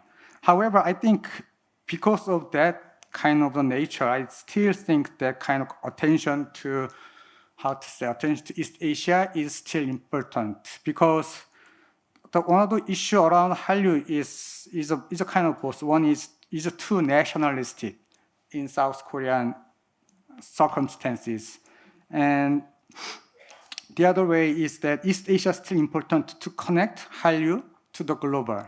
And as Sojung present from the video, the beauty or the representation of Asian people are still very meaningful, not only to Korean, but also Asian to the global audiences. In understanding Hallyu through East Asia would be the core potential for thinking meaningfulness of Hallyu that is not limited with the state-oriented understanding of Hallyu. And I think my purpose to using Hallyu study as decolonial knowledge production is not to remove United States or West from the discussion of Hallyu studies, but to multiply our reference or our thinking of the, how to say, the frame using Japan, for instance. So I think still East Asia and as well as the concept such as inter-Asia reference is more than important in the arena when the Hallyu is globalized. Thank you. Okay, thanks so much. The second presentation is by the Hae-kyung and we have there two discussants. The first discussant is Eun-jung Lee from Free University of Berlin. The second discussant is Ji-young Seo, the researcher at Hallyu Center at the SNU. So let me invite Eun-jung Lee first. Professor, I enjoyed your presentation a lot, and it is really inspiring to see that Hallyu from the perspective of exhibition and cultural heritage. So to analyze the role of Hallyu through the lens of the cultural heritage or cultural exhibition provokes a compelling endeavor. I think your work bears a significance in two crucial aspects. Firstly, it provokes a contemplation on the role of the nation or nation state in the context of cultural placeness, and secondly, it elucidates the import of exhibition in the cultural disseminations. And it may be premature to assess the cultural heritage significance of Hallyu as it remains in ongoing cultural phenomenon. And this is too early to talk about Hallyu as cultural heritage. It's a question of the time, I think. However, when one considers how exhibitions such as Great Expo in the 19th century were instrumental in gaining the meaning of the Japanism or Japanese boom in Europe, and have decisively contributed to Europeans' enduring admiration for Japanese culture, one can readily anticipate the profound significance of your research, I think. In this vein, I aspire to more frequent opportunities, this is a suggestion to Professor Kwon, to give us more opportunity to talk, to cooperate among us, because we have so many points which we can exchange each other in with your argument, and to combine my paper, what I'm writing about the East Asian popular culture, the wave of East Asian popular culture in Europe since the 17th century, and your work, and then the work of Professor Cho's with the decolonization or Hallyu studies, is actually impressive to see that, but we didn't have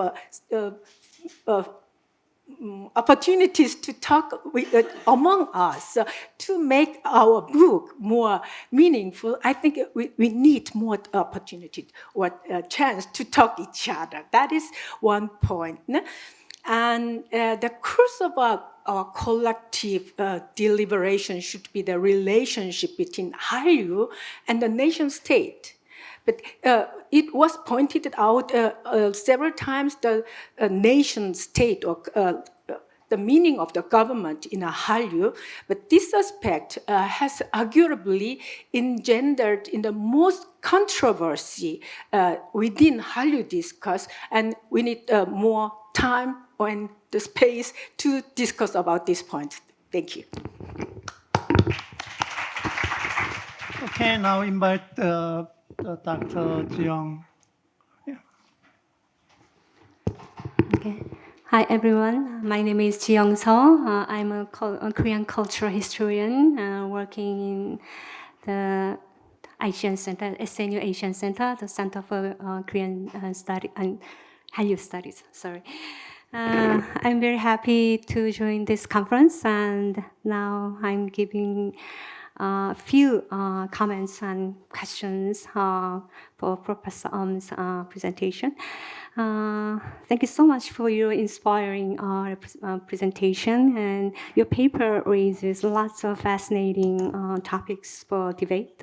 What is most impressive to me is that this presentation opens up a new way to approach the Hallyu phenomenon, which actually requires multiple angles to deal with the multifaceted dimensions of Hallyu, I think. Today, I'm going to bring up 3 points that appear not to be fully addressed in today's presentation, perhaps due to the time limit. And the first one is about Hallyu's definition and classification as a cultural heritage. According to the UNESCO definition, the cultural and natural heritage around the world is considered to be of outstanding value to humanity. And the concept of world heritage is remarkable because of its universal application. Currently, we see that Hallyu is gaining global acclaim and its worldwide circulation beyond national borders. If we posit Hallyu as cultural heritage that deserves to be preserved or protected, such as documentary heritage as suggested by UNESCO, or as a different kind of global cultural heritage shared in common by people from diverse backgrounds. My question is, which aspects of Hallyu could be highlighted more than emphasizing specific Korean identities within local contexts? For instance, what knowledge about humanity can Hallyu provide, and how can deal with this? So this is my first point. And second point is the canonization of Hallyu. The canonization issue in the literature and cultural sectors since the early 20th century coincided with the establishment of a hierarchy between high culture and low culture, thereby intensifying the marginalization of popular culture or mass culture in general. But indeed, Hallyu products are characterized highly commodified popular culture content in its mass manufactured system. So could you share more with us about whether Hallyu is fostering the redistribution of our values beyond the dichotomy or hierarchy between high and low culture or tradition and modernity? Or if there are any other observations on this issue in your case studies.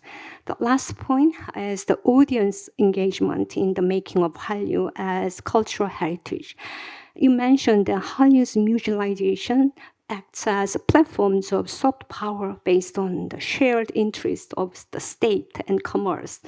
However, as you also noted that these Hallyu exhibition projects across or beyond the South Korea could create diverse implications through different curatorial approaches and exhibition contexts and audience receptions. So I'm curious about the various and dynamic layers of the reconstruction or deconstruction of Korean culture depending on the different target audiences and among heterogeneous audiences based on such factors as ethnicity or generation and gender in this Hallyu exhibition project. So, for example, I wonder if there are any indications of dismantling the Western constructed ideological and thinking patterns about Korean culture in the case of British audiences, as well as the perceptions of Korean culture among Korean audiences themselves through this mutualization of Hallyu. Okay, I think you can answer all the questions, but I'm really grateful if you can touch on some issues about this. Thank you. Okay, thanks so much. So, Professor, you have the next 5 minutes, so you have the I'm so glad I have only 5 minutes. No problem. Thank you very much. Thank you very much, both the Professor Lee and Professor Seo, for your most valuable comments, and that this is going to be really helpful for me to write up and consider the points in the writing process. I will respond to one or two aspects of Professor Lee's question. Whether this considering Hallyu as a cultural heritage is it too soon? But then we have to think about what cultural heritage is, because it's contemporary. I mean, when do you they draw a line when something becomes the worth of preserving or archiving and the worth? Because we're talking about 21st century. Quite a lot of the things which made kind of shape the Hallyu is from late 20th century or early 21st century. So I think the heritage has kind of stuck in some kind of a preconception that it has to be very old, but it isn't. It isn't. I think we have to kind of think more, think about cultural heritage in a more, let's say, in a different light altogether, especially when it comes to popular culture, in the contemporary culture, especially in the digital area, because to some extent, it probably answers one of the questions asked by Professor Seo about the UNESCO's definition. There are three different definitions. A documentary heritage is very, very important now. It doesn't have to be very old and so on and so forth. So contemporary the heritage is a very, very, very important aspect of a UNESCO heritage. So they really shift the timeline considerably in a more recent time. Of course, there's a tangible, intangible, and the documentary. But the thing about the Hallyu is that it covers all three, because there's a tangible, intangible, and a documentary. So in that respect, I think it makes the Hallyu become even more powerful, and a powerful kind of the idea to consider the Hallyu as a cultural heritage. But then again, whose cultural heritage it is? And when we really put the time signature and so on and so forth, because especially when it's constantly moving, it's a moving target, changing the moving target. Another thing is because it's a popular, that means that there's a hierarchical kind of the value, cultural capital, political capital, economic capital. So that I think this is something which you really have to think. You have to kind of free from that the pre-consumption. And so Hallyu and the roles of the nation, I mean, probably sometimes, quite often, it's overemphasized. But there's something which I was really appreciated when I went to Gwangju, and how important is the local, curators, how they want to see as what is valuable and what is relevant, for them to think about the 20th century or late 20th century, even 21st century, their cultural heritage, to feel that the Gwangju is a truly artistic city. So I think that really opened my eyes in many ways. So I think it's always the fieldwork is the best way to find out what's really happening in the world. And the Hallyu definition, also heritage definitions that are really open.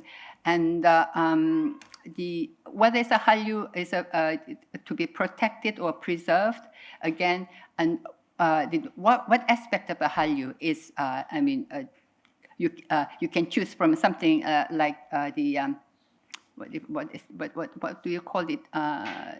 The light, a light hue, and there's a certain kind of let's say trend that will change after a while.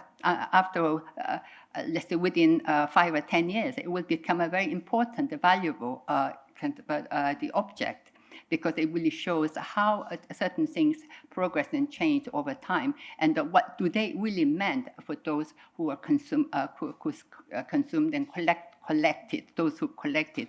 So Hallyu can be collected by the state or museum or individuals. This is what was really interesting, that some of the objects that was brought in the museum by private collectors, and the people actually, most people were paying more attention to those little items because they could recognize, they relate it. Relatable, so different kind of level of the curation. So that means it doesn't have to be kind of a top-down approach, but a bottom-up. So it's a different kind of archiving, curational kind of approach. I think that's what Hallyu probably needs more than any other kind of artwork. And the canonization of Hallyu, again, because it's against because it's manufactured, does it mean that it's not worth archiving? I don't think so. I think we have to really think again, and because it's not disposable. Manufacture doesn't mean that it's not disposable, and whatever we use in even everyday life, because it is something about everyday lifeness, is also become a very important part of our human history and the culture. So I think in that respect, I think Hallyu can really, the archiving and the canonization tell us so much about the everyday life and popular culture. So that's a contribution, I think. And so what kind of value could I put? Many, many different kinds, yeah. So audience question, that will be more difficult. I really have to ask discuss with the curators, and also I need to go to the exhibitions more often. But the people don't want to talk to me. It's a bit difficult to talk with the. So I think I'm past the 5 minutes. Sure. But, yeah. So thank you very much. Okay, so now we have the third presentation by Sojong Park, and therefore we have the another two discussants, Vincenzo and Sylvie from the France. We understand that Sojong Park cannot respond to the discussion, but I'm still thinking that she is taking memo for the later stage, so it still works. We would like to thank the Global Hallyu team for organizing this fantastic event, especially our good friend, Professor Hong. The conference is great, the panel too, and the presentation of Professor Park, very stimulating. We were so stimulated that we decided to establish a dialogue. We tried, always. In order to think about a very important point, a point that is at stake today. I have a strong voice, I don't need this, but anyway. Okay, we decide to ask a question. If you want to build some commonalities today, if you want to think about an inclusive world, related to the question of body and beauty, as you can see in this picture, a post-colonial perspective is good. The colonial perspective is good also, but it's not enough. And as the great actress Marilyn Monroe said once, when we tell a story, we have to see both sides. We have to tell both sides. So let's start the discussion with, I can't do everything. I have just 2 legs. Okay, thank you. And 2 hands. So let's start with this sentence, what we find in a fantastic novel written by a very important Korean writer, Kim Young-ha. I think that you know this guy very well, especially the novel Your Republic is Calling You. We read it in French translation. And in this novel, the main character, Aeong, he started to draw a character of a manhwa. And this character is a girl. And as you can see, this girl has big eyes and long legs. She's supposed to be Korean. This is a kind of self-representation. It's not an orientalistic gaze. It's the gaze of a South Korean writer. And this is a presentation for Korean audience and for the rest of the world. So we try to imagine the origin of this self-representation, because it's not a Western representation. We don't have the idea that when we start to draw a picture of a woman, that this girl will have big eyes and long legs. So let's imagine the origin of this self-representation. It's not Western. Maybe this comes from Japan. And maybe because in these woodblock prints that were very important in Europe and later in the Western societies, in this, how do you pronounce it? Ukiyo-e? Great. Good pronunciation. I tried many times. I repeat. Okay, ukiyo-e. And you can see that they don't have big eyes. They don't have long legs. Maybe, but nobody knows. Who cares? And this had a very strong impact in Europe. Look at these two paintings, very famous by Monet and Manet, in which you can see Japanese ukiyo-e in the back, and even the wife of Claude Monet with a Japanese dress. And in the two paintings, you don't have this kind of representation. But this is the origin. This is Japanese.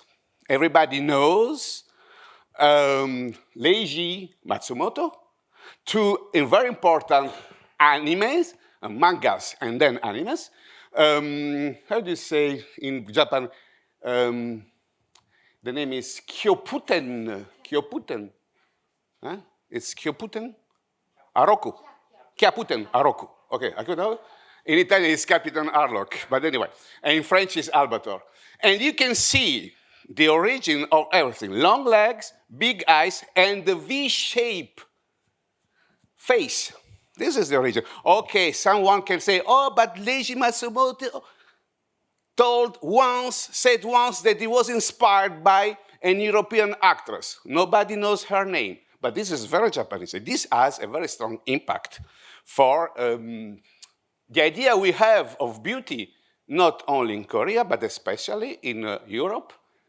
And if you compare the anime, the characters, so, no, sorry, oh shit, see this. If you compare these characters with real women, girls, they are much more similar to these characters than to other representation that we have in Western societies. And if I may continue, they look like those girls. This is an advertisement for H&M. I'm not advertising for H&M, but it's very interesting because it's global. And this global norm, it's like those kind of body, big eyes, long legs. You don't see the legs, but they are long, I can assure you. But at the same time, so our first question was, what are the circulation of norms and ideas, thank you, and images. Second question is, what is Western? What is really Western? We are supposed to be the Western of the panel, so we're trying to reflect on ourselves. What is really Western? So this kind of images, they are pretty much like the mangas we consume when we are little. And the mangas were not French, and were not American. At the same time, there is an enormous flux of advertisement for what we call different bodies. Different bodies is that different colors, different, let's say, volumes, not to say more. And those trends are transforming our relation to what is beauty currently. For many reasons. The first one is demographic. In the West, many countries are multicultural, as France is, for example, and the States is also. And in a few times, in 25 years approximately, there will be more non-white in the US than white people. So is the West still white? What does that mean? Currently in France, I know I have to explain that all the time to my Korean colleagues who do not know French that much. We have a migration country. I may appear white, but I have 5 nationalities in my background. I'm not that white, right? So white, I'm not sure what does that mean. In France, that's complicated. Doesn't mean that there is no racism in France. I'm not saying that, of course. So the question is more about marketing. How to attract a lot of people that want to be beautiful in many different ways, in many different parts of the world. And again, this is interesting to focus on France, not because I'm French, but because France appears to be one of the major countries for beauty. We own L'Oréal, for example, and the French companies account for 50% of the global market for beauty, for cosmetics. So is the beauty French? Is Frenchness spread all over the world? I don't think so. Let me show you. Those are the companies that are most advertising towards especially the young market. So this is Beyoncé, she's Afro-American. This is, you don't see her, but she's Kim Kardashian, which is non-white again, and the market share are huge.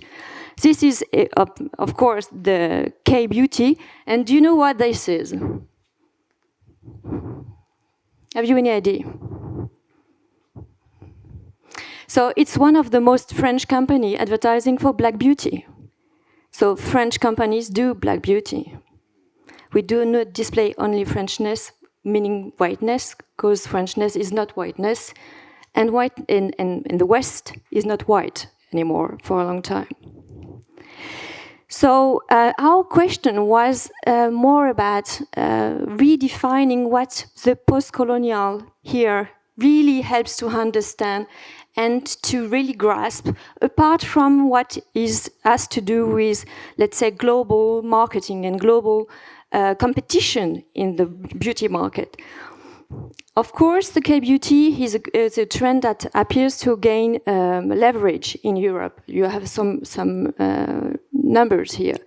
But what attracts people in this K-beauty, according to the data we have and inquiry we have, is that it's cute and it's funny. And it has to do with the branding of the Hallyu as a whole, in fact. It's not because it's, may I say, yellow or Asian. It's because this country has developed a creativity that is cute and funny at the same time. And other people don't do that the same way. Another reason why it's so popular is that because it's less expensive per product for the average product. But you have to buy a lot, because there is a 10-step Korean beauty ritual, which is something really complicated for someone like me, who barely puts something once in a day on my face.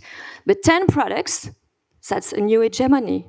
Can you imagine young people in every part of the world putting 10 products every morning on their face? That's a lot. That's really a lot. That's not something white people do. White people do. If white does exist. So, I mean, we have to really, as a final conclusion, what we propose is that, of course, post-colonial studies are really interesting and are helping us to understand what is at stake, but we have all the time, every time we use that kind of concept to define them very strictly, very precisely, according to the object, the subject we are dealing with. Otherwise, we mix different level of analysis and probably don't grasp that much on what is at stake. Many thanks for your attention. Okay, thanks so much. Now, first discussant is Professor Hae-kyung. I'm changing your role from the presenter to discussant. And the second discussant is Professor Eunmi Kim in the Department of Communication at SNU. Eunmi Kim, thank you for inviting me as a discussant. My next door colleague, Professor Seok-kyung-hong, knows me very well, and she knows that I never come to school during weekend. That's why she had to invite me over for the discussion. But thanks for the whole interesting session, not only Professor Kim Sang-min's presentation, but starting from Professor Cho Young-han's sort of a proposal or his views on what the directions of Hallyu studies should be. I think the organizers did a pretty good job in placing Professor Cho Young-han's presentation first and Professor Kim Sang-min's presentation at the last, so that what Professor Cho Young-han proposed as a sort of directional for the ideal direction of the Hallyu studies. I think Kim Sang-min's presentation and his thread of studies over decades of pop culture between Korea and Japan showed a very good example of how we can concretely study globalization rather than globalization as a state, but globalization as a process. Because as an avid reader of what is so-called global television over decades, from like 80s cultural imperialism, 90s transponder data transportation, satellite television, up to platformization of Netflix, every time I read a chapter or book or paper, at the end, when I close the book, I always wondered, it's this sort of unpleasant feeling of each author says global or globalization, but everybody says a different thing, and it's very vague and very muggy and obscure. But I think Professor Kim Sang-min's presentation and his study showed a very clever way of capturing something in action as it moved around these close East Asian countries, Japan and Korea, exchanging their identities during their sort of a collective conversation via consuming or exporting and importing cultural products. That brings to my second point that I wanna focus. That I thought Professor Kim Sang-min's presentation was very clever to focus on categorization itself. I think in two aspects, putting focus on categorization is very strategic and very fruitful as we involve these Hallyu studies. Because first, rather than talking about individual artists or specific cultural products or Billboard charts and nitty-gritty things, how a collective group, in this case Japanese public, categorize these pop words, this captures very well a frame of a collective mind or attitude toward the other culture. So in that way, I think this is a much more clever way than tackling, putting the all data of individual artists or products. My second point is, I'm thinking of how we should evolve the study of cultural industry in the age of AI and datafication and categorization and putting all this detailed data into categories and just to study how people categorize and recategorize and reconceptualize. So following that line might shed a light on how we should study cultural industry in the datafication and AI age. So that's the second point that I thought your tactic was very clever. Third point I want to make is that his presentation opened my eyes on the concept or phenomena of Kenkan. Hyamhan. I really didn't pay much attention about Hyamhan phenomenon as a phenomenon because I thought any country has extreme voices. Any country, no matter where you go, there are extreme groups of people hating, voicing out. So I thought it's just Hyamhan. I know the phenomenon, but I didn't pay much attention. But I thought as I was reading his PowerPoint slide.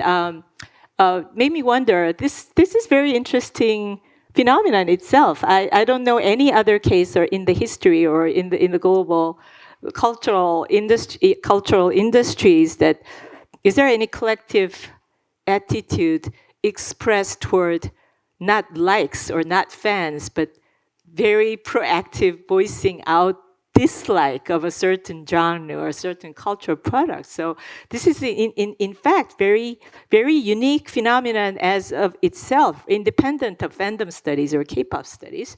So at the end of the presentation, you sort of implied that you're going to be focusing on the study on Hyamhan. So I was very glad that he will be the first or one of the first people who will present the scholarly world the study focused on Hyamhan itself. I was wondering, is there any serious interest among Japanese scholars or scholars in Japan to focus on this phenomena in a global context? So it would be very interesting to hear more about it. My last point is that I was given your presentation slide rather than the full paper, so I was glad that it took me a little time to read over. But I was wondering, because you dealt with from enka to K-pop in a sort of one thread. Maybe you might wanna, during your responding time, you might wanna highlight the difference between the enka period and K-pop period, because to me enka period is not really cultural export or cultural exchange. It's just a purely market size difference. I mean, Korea during the enka export period was substantially different from Korea during Hallyu, contemporary Korea. Those two countries are very different in terms of market size or in terms of cultural industry perspective. So I wonder if putting enka and then K-pop and things like that in a one thread is I don't know if it's a wise treatment of that lineage. It's because it's a much more substantial difference between those periods. And of course, you might want to highlight more on the difference in platforms. Because the platforms really do make difference, and platforms and algorithms have intentions and minds of their own.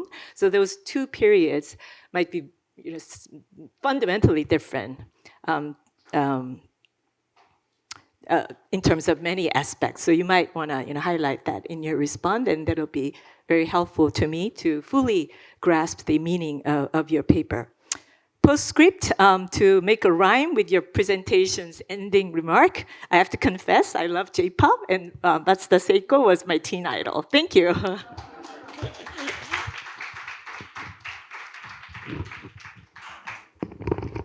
Thank you very much, Professor Kim, for your most interesting and also very entertaining presentation. It was really fascinating because I love J-pop myself. We all do. So mine is kind of a very, very simple and straightforward. And I really loved the way you show the interesting, complex relationship between Japanese and Korean music industries. And here you kind of focus on the enka and the idol pop, more specifically, not just a J-pop, but idol pop. So did any other genres such as Japanese rock or visual K or Japanese hip hop and the punk or this, do they play any role in this Japanese Korean kind of transnational development? That's kind of my small question. There's kind of another small question is that in connection to enka, there were quite a before the Korean enka singers in Lee Sung-ye and so on and so forth, there was the Taiwan-born the enka singer Teresa Teng, who was really popular from 1973 to about mid-80s. Now she's born again through AI. So, so in a way, I mean, the Taiwan. It has a lot to do with inter-Asian kind of connection again, going back to Professor Cho's paper. It was a Taiwanese singer who was really popular in Japan, and then it was taken over by Korean and so on and so forth. So in a way, it is a very kind of trans-Asian the music genre. Whereas idol pop, I'm wondering if at all it's possible for us to think about orderless the pop as kind of orderlessness which Iwabuchi presented. So whereas enka, it is a very Asian kind of pop, and the idol pop including J-pop and K-pop, and so K-pop become even more orderless than J-pop to some extent. So I'm wondering if this is the kind of the Japanese music industry is kind of pursuing from more Japanese to kind of more global. That in this case, the K-pop show how they could do it, how they can make it orderless. Because it's a Korean K-pop, but at the same time, it includes everything. So this is kind of more like the question which I would like to ask, but actually this kind of question which is more difficult to answer because you can't really kind of put the finger on. So I just want to ask what you think of this kind of the open question. Thank you.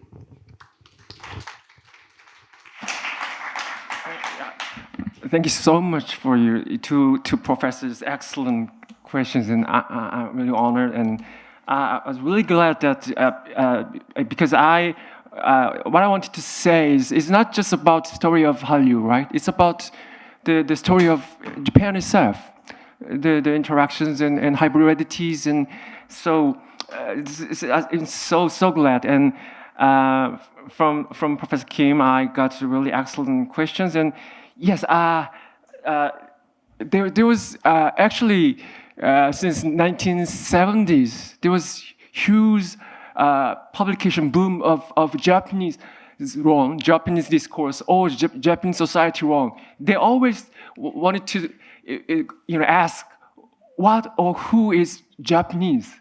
So and how we means Japanese is being seen by the others, especially the Western, right?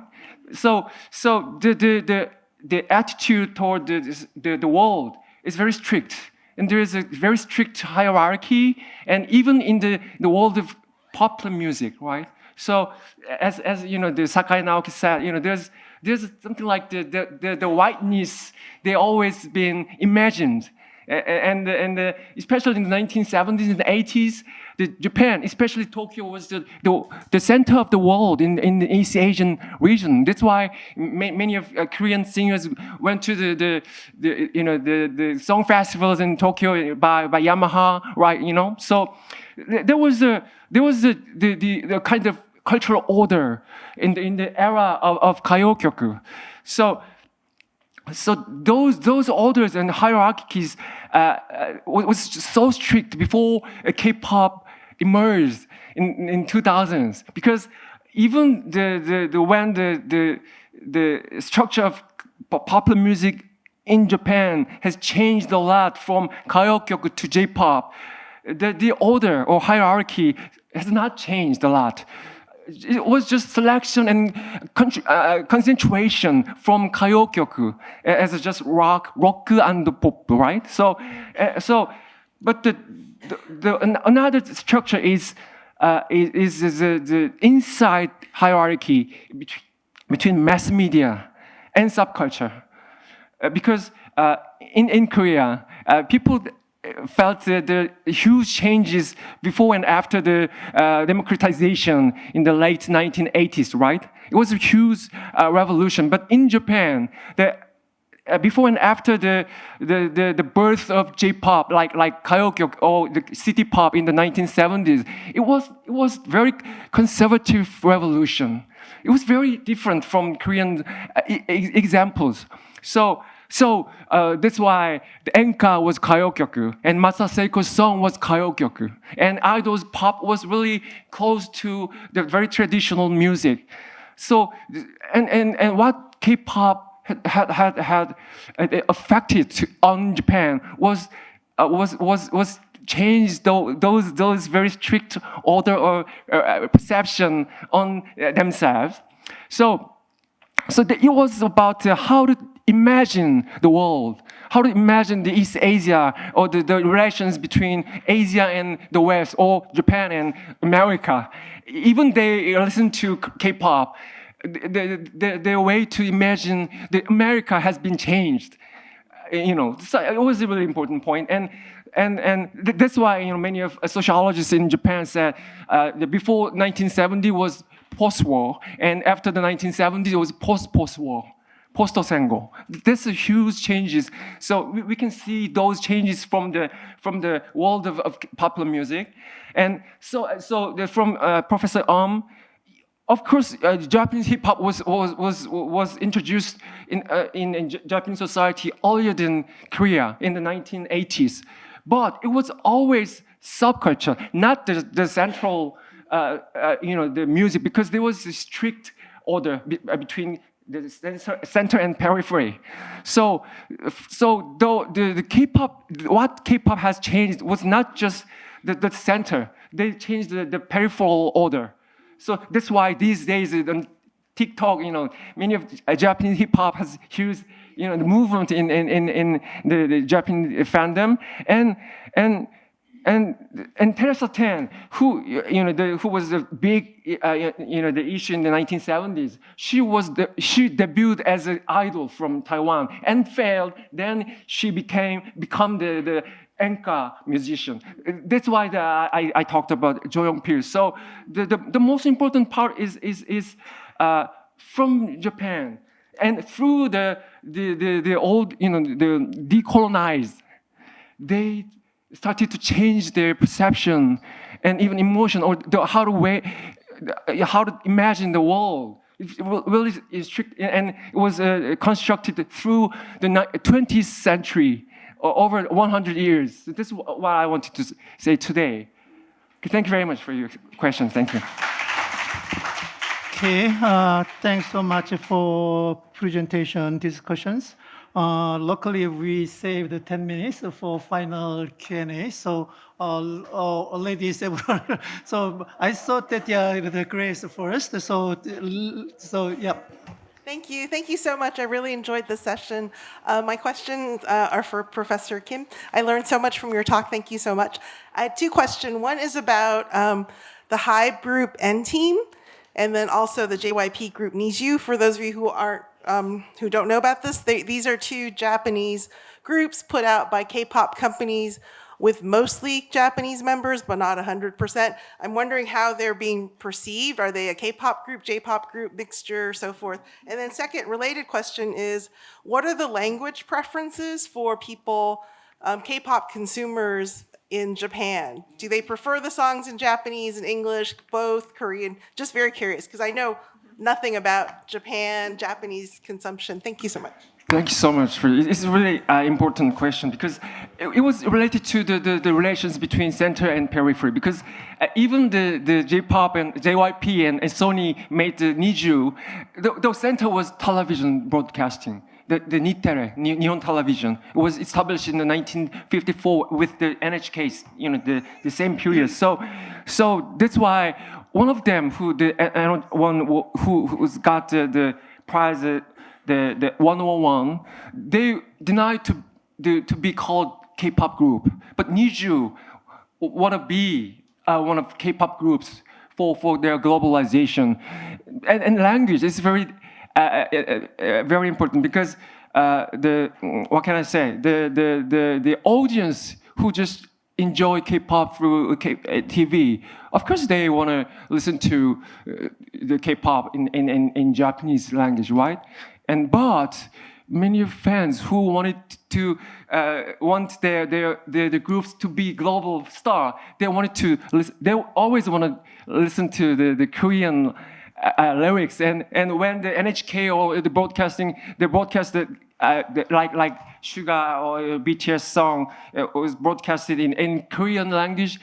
They really got the huge phenomenon in Japan, and so language is really important, because in Japan there's long history of zainichi, right? So they always care the language, like the Koshien baseball in the game.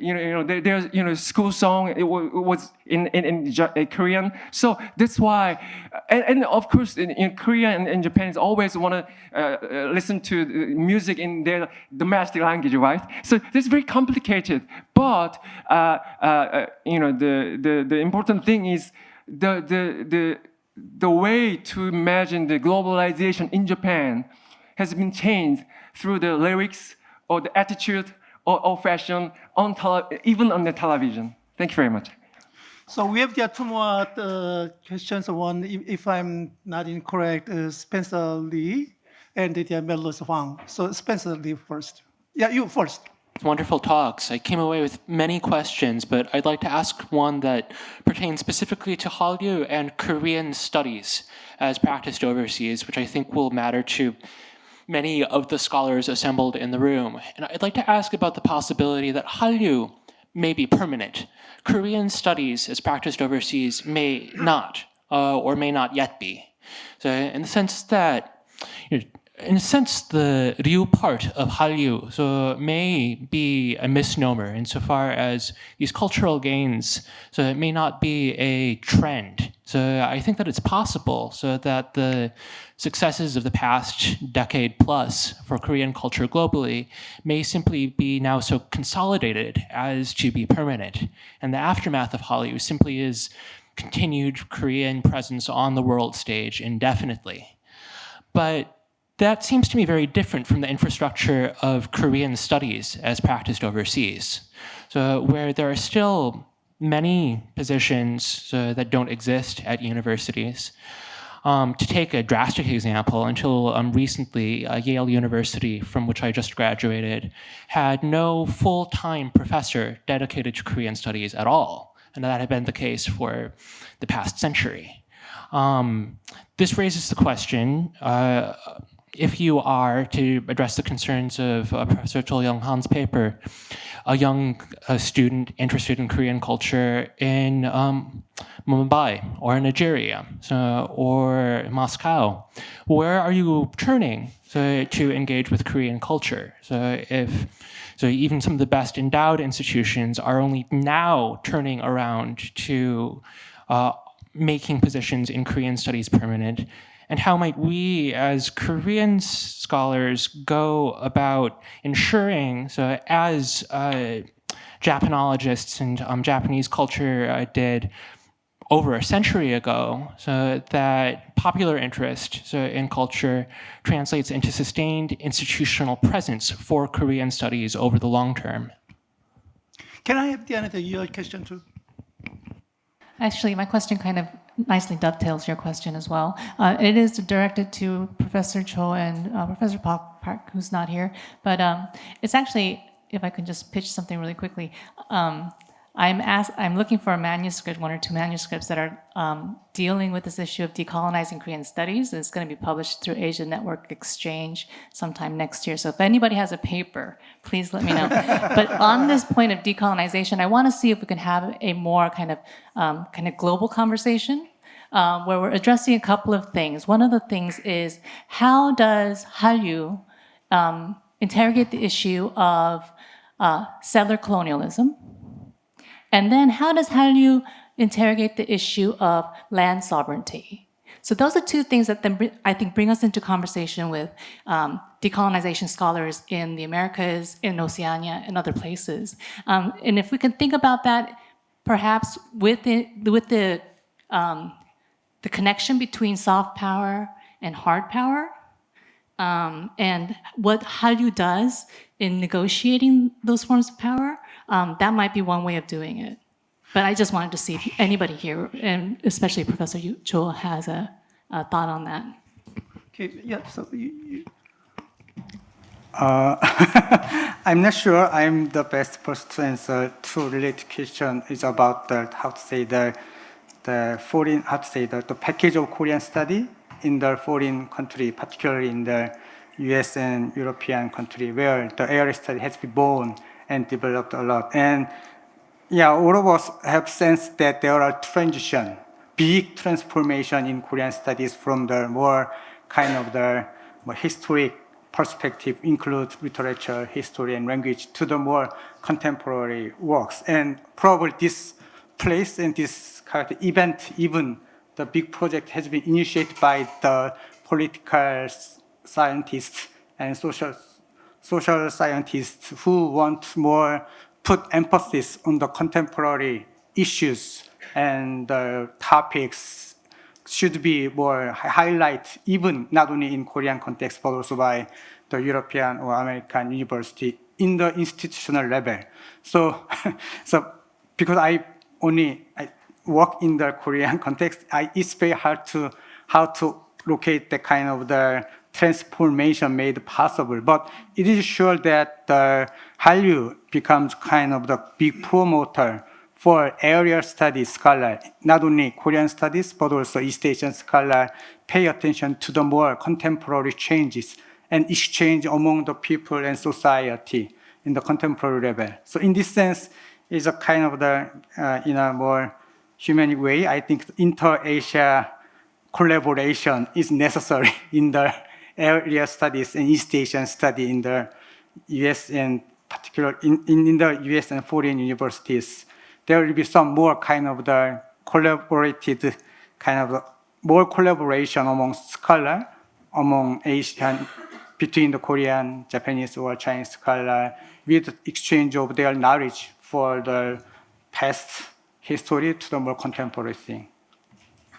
Okay, so I think that we have only 1 minute. So maybe as the chair of the session, I may say that the Korean wave is always in crisis. Over the past 30 years, the Korean, the scholars, the foreign scholars say, oh, where is the Korean wave going? So Korean, the pop music, the dramas are disappearing, so and so forth. But it has passed 30 years. So Korean wave started in 1994, 1993. We are going to prosper. The reason is that unlike other countries' popular culture, Korean wave has very unique stance because it's not only K-pop, it's not only Korean drama, it's not only film, but webtoon, digital culture, digital technology together. So they work together and one after another to make their bigger scale, and therefore Korean wave is not in crisis but in prosper. That's the first thing.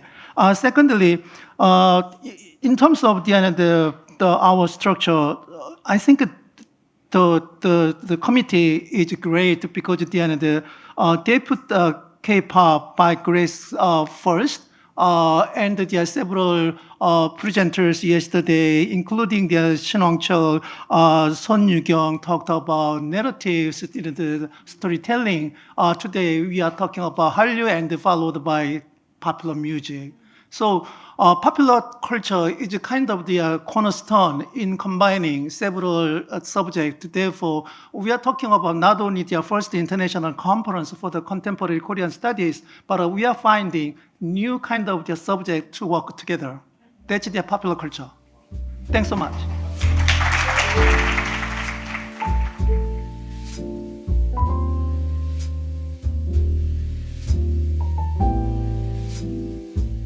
Good afternoon, everyone. My name is Mingyong Son, PhD musicology, and I'm currently affiliated at Asian Music Research Institute. Thank you all for being here today, even if it's very hot, and for your attendance until this final session. I will be moderating here today, and also I will lead a discussion on the Contemporary Korean Music Research Network. The theme for our session is exploring contemporary Korean music, from traditional to classical to K-pop and everything in between, which will be further explained by Professor Anna H. Lu later today. And in our music session today, we are pleased to welcome 3 international scholars for their presentations. First, we have Professor Anna H. Lu from Seoul National University, followed by Professor Keith Howard from SOAS University of London, UK, and Professor Nancy Yuna Lau from Locust University in the United States. Our session will proceed as follows. First, we will watch a 10-minute video overview of our project presented by Professor Anna H. Lu. After her video, the other 2 presenters will each speak for 30 minutes, followed by a 20-minute Q&A and discussion session, which we invite all of the audience to actively participate in. Following that, I will introduce our first speaker, Professor Anna H. Lu. She is assistant professor in ethnomusicology in the Department of Korean Music since 2020. She completed her PhD on the traditional Korean song storytelling art form pansori, titled Pansori Today, Reconciling Tradition and Creativity in Modern Society at SOAS, University of London. She is also active as a pansori teacher and performer both in Europe and in Korea, having been trained by National Intangible Cultural Property No. 5 disciples Min Hae-sung. She has published widely on the promotion and preservation of Korean traditional music, further exploring themes such as gender, fashion, and social media use amongst traditional musicians. So today she will talk an overview of our collaborative project titled How Has Contemporary Korean Music Research Developed? Intercultural Korean Music Research, Korean Music in the World, Traditional, Classical, Popular Music. Please join us in giving her a warm round of applause. Hello, my name is Anna Yates-Liu. I'm an assistant professor in the Department of Korean Music here at Seoul National University, as well as the head of the Contemporary Korean Music Research Team. As such, it's my great pleasure to take this moment to talk to you about the work that we've been doing. Unfortunately, I'm not able to present that to you in person, but I wanted at least like this through video to greet you. Thank you all for being here, as well as thanking both our collaborators and our two presenters here today for the work that they've been doing so far. So let me talk you through what we've been doing. First things first, where did we come from? How did we start out with the research that we've been doing? So a lot of research obviously has been done for a long time regarding Korean music. We can go back at least to the 15th century with the Akak Kebom, if not even earlier. What has, however, emerged over time is that the various different disciplinary strands of research on Korean music have tended to develop rather separately, and there hasn't been that much interdisciplinary exchange over time. Because music research is an area that's often quite strongly underrepresented in Korean studies conferences, there is really a need for these different disciplinary approaches to come together, to interact, to share information, and as such to strengthen the research that they've been doing. So this is what we've been hoping to do. We've got a starting point here with the groups that we have with us, which will hopefully develop further in the future. But as of now, the group that we have coming together are scholars and practitioners covering areas of research in traditional Korean as well as Western classical and popular music, using musicological, ethnomusicological, anthropological, practice-based, to name but a few, research methods in their work. And as will become very important and apparent, I think, is that we can't define Korean music as being limited just to Korean borders. In fact, we very actively try to avoid that in the group of researchers we've put together. So these diasporic and international experiences being very important to how we think about Korean music, and also to make sure we're not staying stuck in our ivory tower, that we've also included insights from not just exclusively academic viewpoints, but from practitioners as well, to provide as wide and broad a possible perspective as we can for starting point in terms of this discussion. So it's very difficult to find overarching headings for these various areas of research that we're looking at. I have chosen 3 potential subheadings as of now, but these may shift as we continue our discussions, and this is part of the joy of what we've been doing with our research, that we can see how they fit together in a variety of different ways. So the first subheading that I've got is looking at expanding the boundaries of Korean music research. And this is both in a methodological sense as well as in a geographical sense as well. So I'll talk about our presenter, Keith Howard, a bit more in a moment. For now, to introduce our other collaborators, I myself am looking at changing perceptions of gender in new Changguk performances, Changguk being traditional Korean singing pansori-derived modern musical theater. Our next contributor, Roald Maliankai from Australian National University, provides very fascinating research on playback formats and how the physical culture of music consumption can affect concepts of legitimacy in Korean music enthusiasm. From a more conceptual expansion of boundaries, we move into a geographic expansion of boundaries, where we have Donnelly Kwon from the University of Kentucky, looking at strategies of sustainability in Korean drumming scenes in the United States. We then have Chorong Sung from SOAS in London, looking at the Korean music scene in the UK, how it has developed, how perceptions of Korea and its music have developed over time.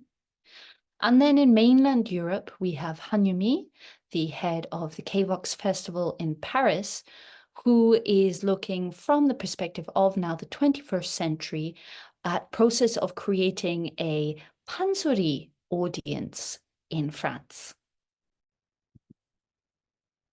Our next subheading that we have is the concepts of interculturality and transnationalism, which has been an area of interest for quite a few of our contributors. Again, I will take more time to introduce our second speaker after this general introduction. Other contributors in this category, we have Woo Hee-suk, also my colleague here at Seoul National University, who's looking in broader conceptual terms at interculturality in contemporary Korean music. And then we also have So Min-kyung from Harvard University, who is looking at concepts of transnationality and ideas what exactly composition or collaboration or innovation can mean, looking particularly at 21st century Korean female performers' compositions in the US.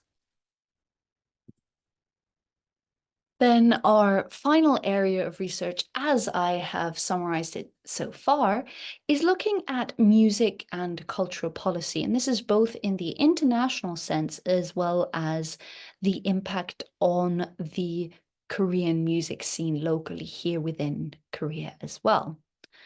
So our first collaborator in this category is Kim Hee-sun from Kookmin University, who gives a historical overview looking at the global Cold War and how Korean music was used in cultural policy during this time, and how the experiences of that time still very much color what is being done in cultural policy today.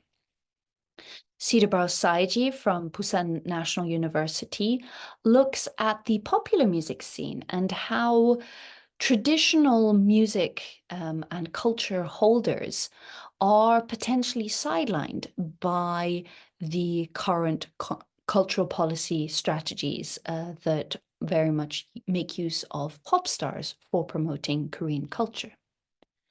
Finally, we have Kim Ho-jung from Jungang Daily, who gives a perspective from her long experience reporting on the Korean music scene of how the competition circuit impacts the potential for development and promotion and activity amongst Korean classical musicians within Korea. So quickly to summarize a couple of the emerging themes just from the headlines alone, obviously more to follow as our discussions continue to develop over time. I've already mentioned this. I think this is very much the most important point of what we're seeing so far, is that Korean music cannot be spoken of as only taking place within Korea, nor is it something that's being done only by Koreans. And this is something we very much need to think about and explore in terms of what that means for Koreanness as a whole. Now, there's a very clear interest in many researchers amongst concepts of transnationalism and interculturalism as various collaborative performances have taken place. And also a growing consciousness of the power dynamics involved here, which I think will be a very interesting area for future discussion. Obviously, in general, as Korean music research is maturing, we're seeing a much wider range of topics and this interdisciplinary overlap, which is what we're really trying to achieve through this project. One example of that is perhaps the exploration of traditional music's interaction with the Western classical music scene. So, for example, how concepts of composition and so on are being problematized through this interaction of different musical cultures. And so I'm hoping that this will become the starting point for more constructive discussion in both the Korean music scene and wider Korean studies as a whole. Now, I want to take the remaining time to quickly introduce our presenters. Our first presenter is Keith Howard, who is a professor emeritus at the School of Oriental and African Studies at the University of London. And he's going to be using his more than 40 years researching traditional Korean music for his presentation, Shifts and Stasis in the Promotion of Kugak, Observing and Interacting with the Korean Traditional Music World, 1979 to 2024. And he uses his experience of this long time looking at traditional Korean music to explore changing trends both in what is considered the scope of Kugak as well as what is considered appropriate methodology for researching. So thank you very much, and we're very much looking forward to hearing his presentation. And then our second presenter, Nancy Yunha Rao, is a distinguished professor at the Mason Gross School of the Arts at Rutgers University. Now, she's very influential in her research on cross-cultural music, which is also what she's talking about with us today. But she's also well known for research in musical modernism, early Chinese American music history, and many more. So her presentation is titled Classicism and Inter-Asian Collaboration in Contemporary Music. And she will be exploring 2 case studies evoking Asia's shared classical past in 21st century musical language. And you can see there are the 2 case studies there. So we're very much looking forward to very different approaches, touching on very different topics to showcase at least some of the diversity of Korean music research. So thank you very much to our presenters. Thank you to you for being here and listening to us today. And I look forward to many fruitful discussions in future. Thank you very much. Thank you, Professor Ye-Lu, for providing a very detailed and clear overview of our entire project, and also introduce 2 presenters instead of me. And now let's move on to Professor Howard. And Professor Howard, we talk about shift and status in the promotion of Kugak, observing and interacting with Korean music from 1979 throughout 2024.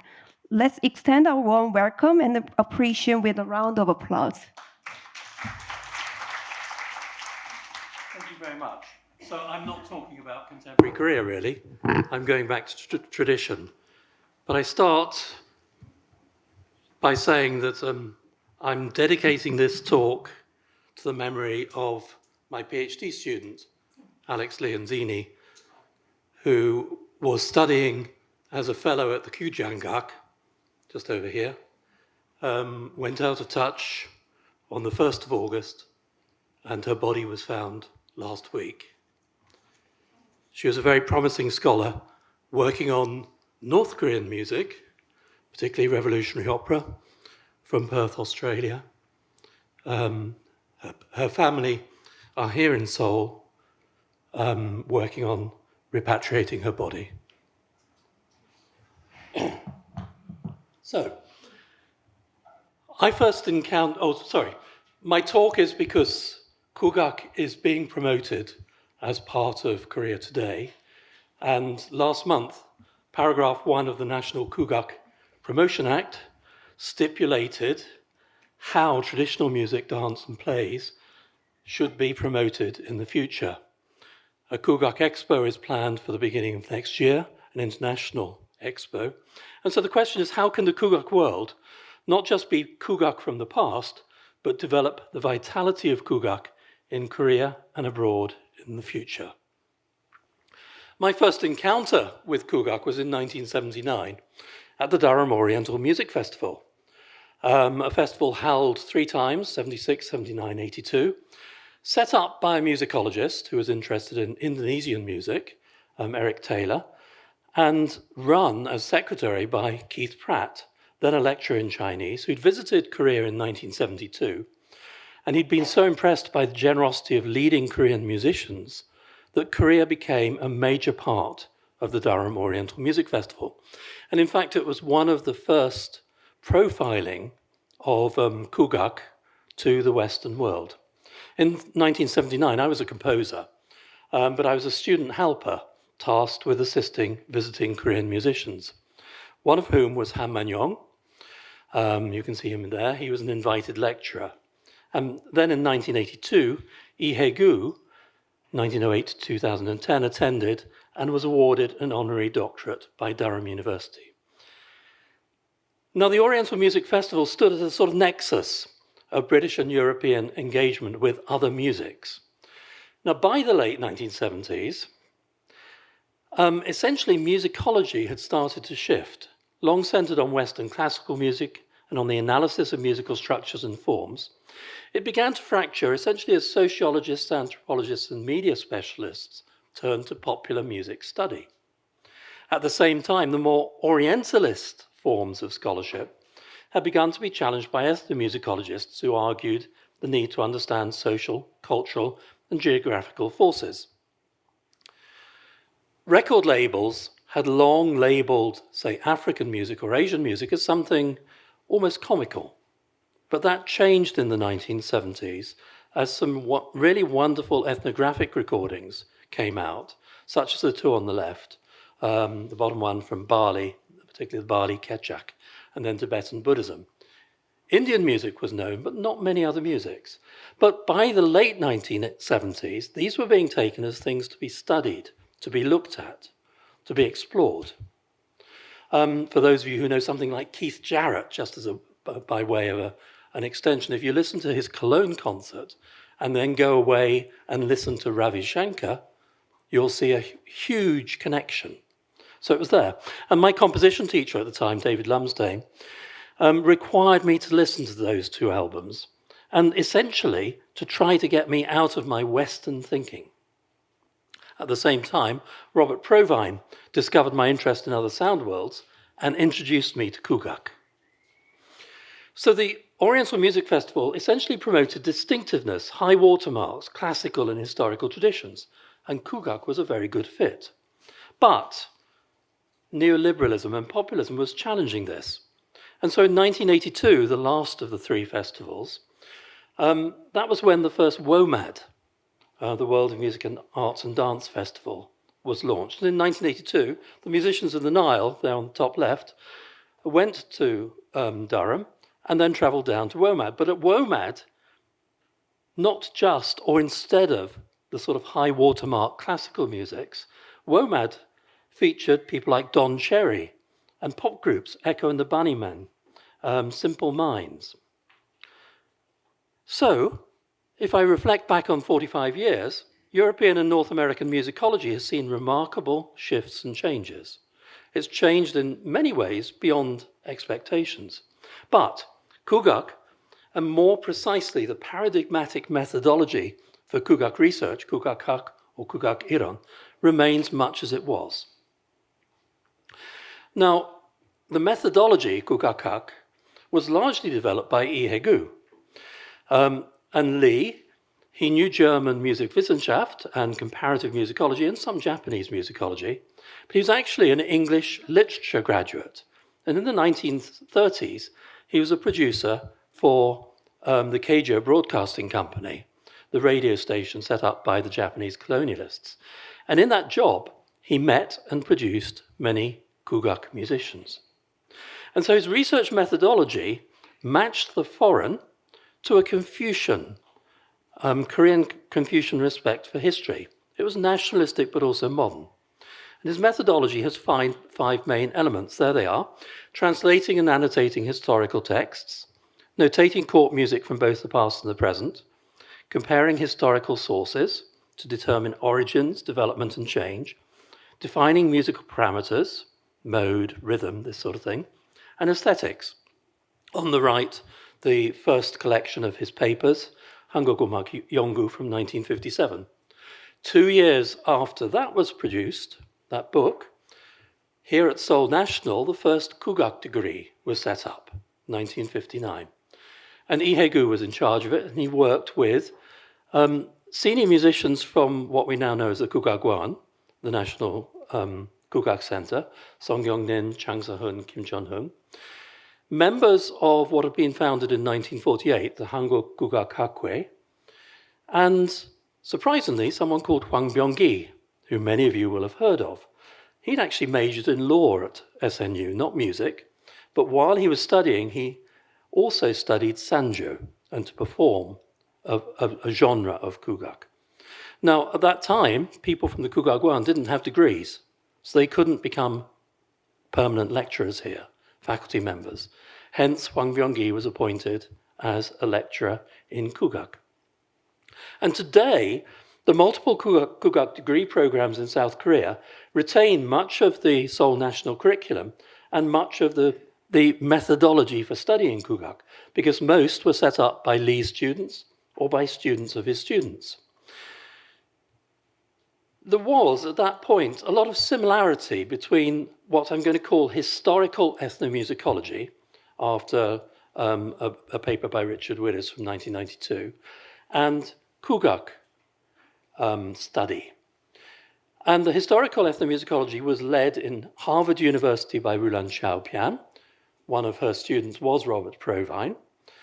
And at Cambridge University, it was led by Lawrence Pickin, one of his students who studied Korea and later became a Buddhist and ran a bakery and various other things, was Jonathan Condit. So Robert Provine, well, first of all, Jonathan Condit in 1976 gave a lecture at the Durham Oriental Music Festival. And a year later, both he and Lawrence Pickin wrote papers on the right there for Chang Se-hun, the scholar and musician, his 60th birthday festschrift. At Durham University, Robert Provine was appointed in 1978 as a lecturer to work with Keith Pratt, and you can see some of their works. So Provine writing about the sacrifice to Confucius. So it obviously goes back to Sejong's time, and the treatise on ceremonial music in the annals, of King Sejong. He also translated essays by Lee Hae-gu, which is the book on the right that came out in 1981, and Provine's main book is about early sources for Korean ritual music. Keith Pratt, as a lecturer in Chinese, had gone back to the 11th century and the exchange of music and instruments and musicians and dancers, incidentally, from the Chinese song court in 1114 and 1116. So, that's fine, but there's also different approaches between the historical ethnomusicologists and what kugak specialists were doing. So East Asian scholars are primarily concerned with a tradition retained or rediscoverable today, and they explore historical records to substantiate contemporary practice.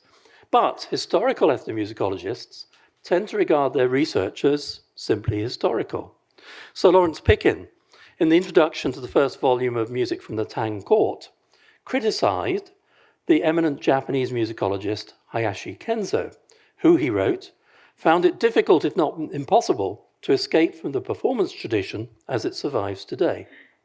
In contrast, Pickin says, our method is the study and transcription of the earliest sources, deliberately ignoring the living tradition and performance practice of today.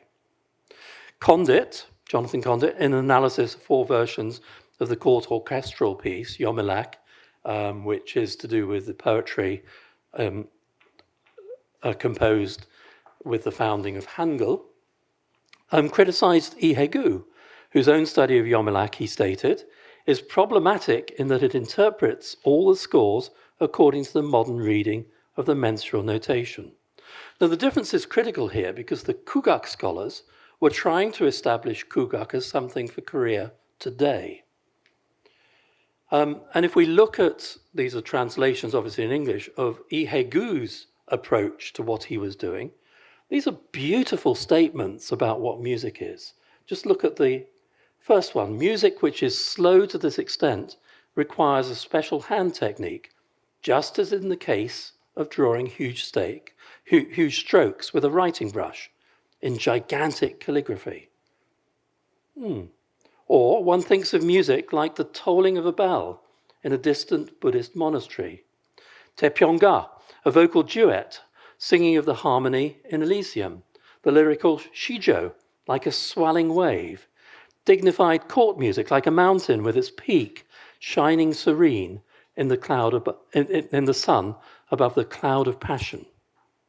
They have different functions.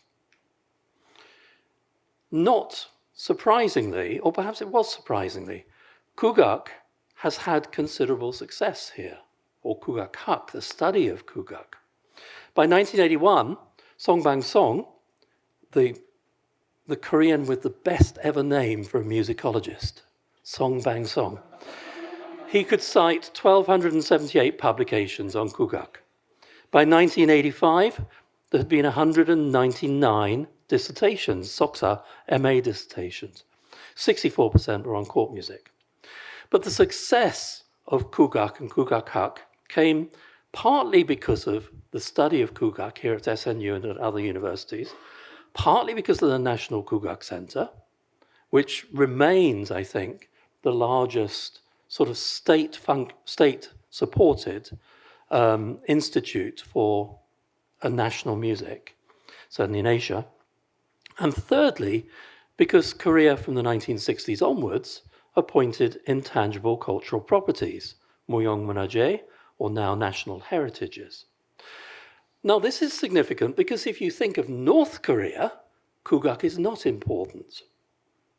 So you could see the two Koreas going in separate directions, but it was not inevitable that traditional music and what we associate with kugak today would remain in a present Korea. And there's a quote there from the director of the Lee Sang-yoon Music Institute, who I interviewed in 1990. Art should reflect the current times and has a duty to lead people into the future. But kugak was actually founded on something else. It was founded on something back in the 1920s. And I'm going to skip over this. It's relevant, but it's difficult to explain. But what a lot of people call a sort of loose grouping, the Munhwa Undong, the cultural nationalists, from which we get the Iguangsu treaties, but also the development of Korean folklore with people like Che Nam-son, Lee Nung-hwa, Son Jin-hae, and Song Sok-ha. Now, why I don't want to go into that very much is because kugak started out, and the whole methodology is based on court music. Court music in a broader context, chongak, which means court and aristocratic or literati music. Intriguingly, kugak has never become a commercial thing. Despite what people will tell you, it is not commercialized. Never has been. I've just got some statistics here from 2014, when the South Korean government provided about $48 million for subsidy for the year. And in the same year, look at the amount it subsidized the National Theatre, $29 million roughly. And the National Theatre was home to the National Opera Company, the Kungnip Changgukdam, the National Dance Company, the Kungnip Muyongdan, and the National Kugak Orchestra, the Kungnip Kugak Kwanhyonakdan. In the same year, the government also subsidized 2 schools for training kugak people before university, the middle and high schools, which were originally set up by the National Center in 1954, the Kugak Yangsongso. Now, 1981 was when I first came to Korea, and that year was when the International Folk Music Council, now called the International Council for Traditional Music and Dance, held its World Congress here, the first time it had ever held a Congress in Asia, anywhere. It was founded in London in 1949, but the local arrangements chair was Han Man-yong. So, a week before the conference, the English editor who'd been hired to help kugak scholars prepare their papers for the conference walked out.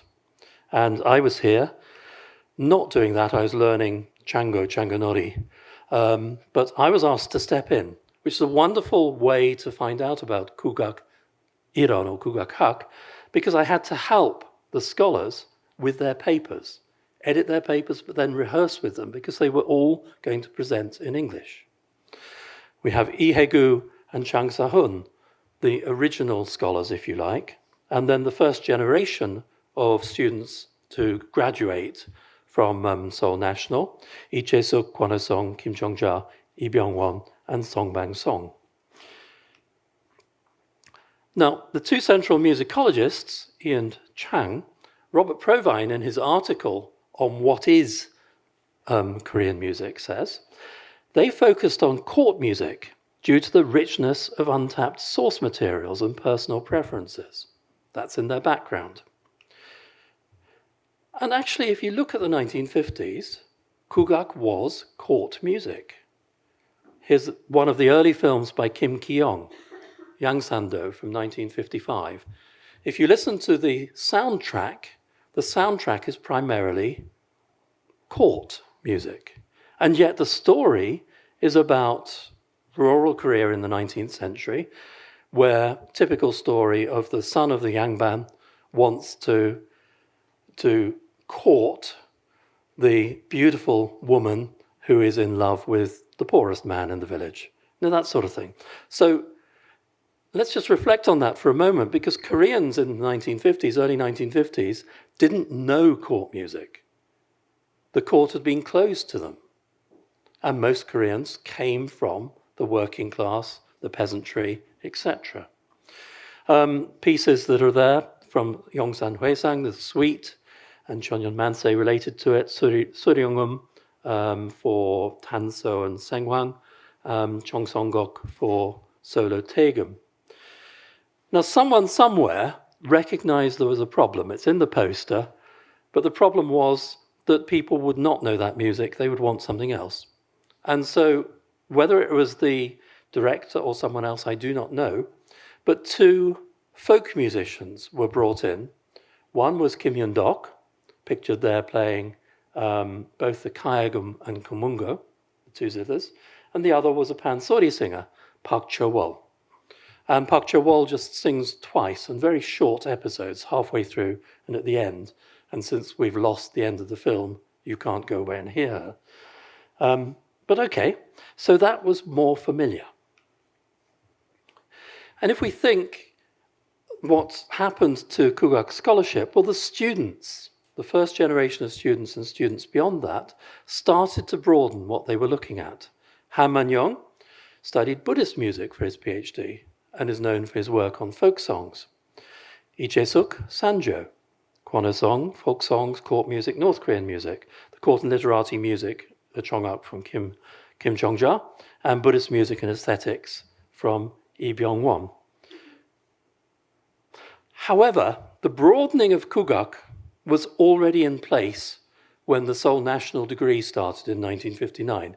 And it was in place for a slightly curious reason. And the reason is because performance students had to match what Western instrumental students, performance students, were doing.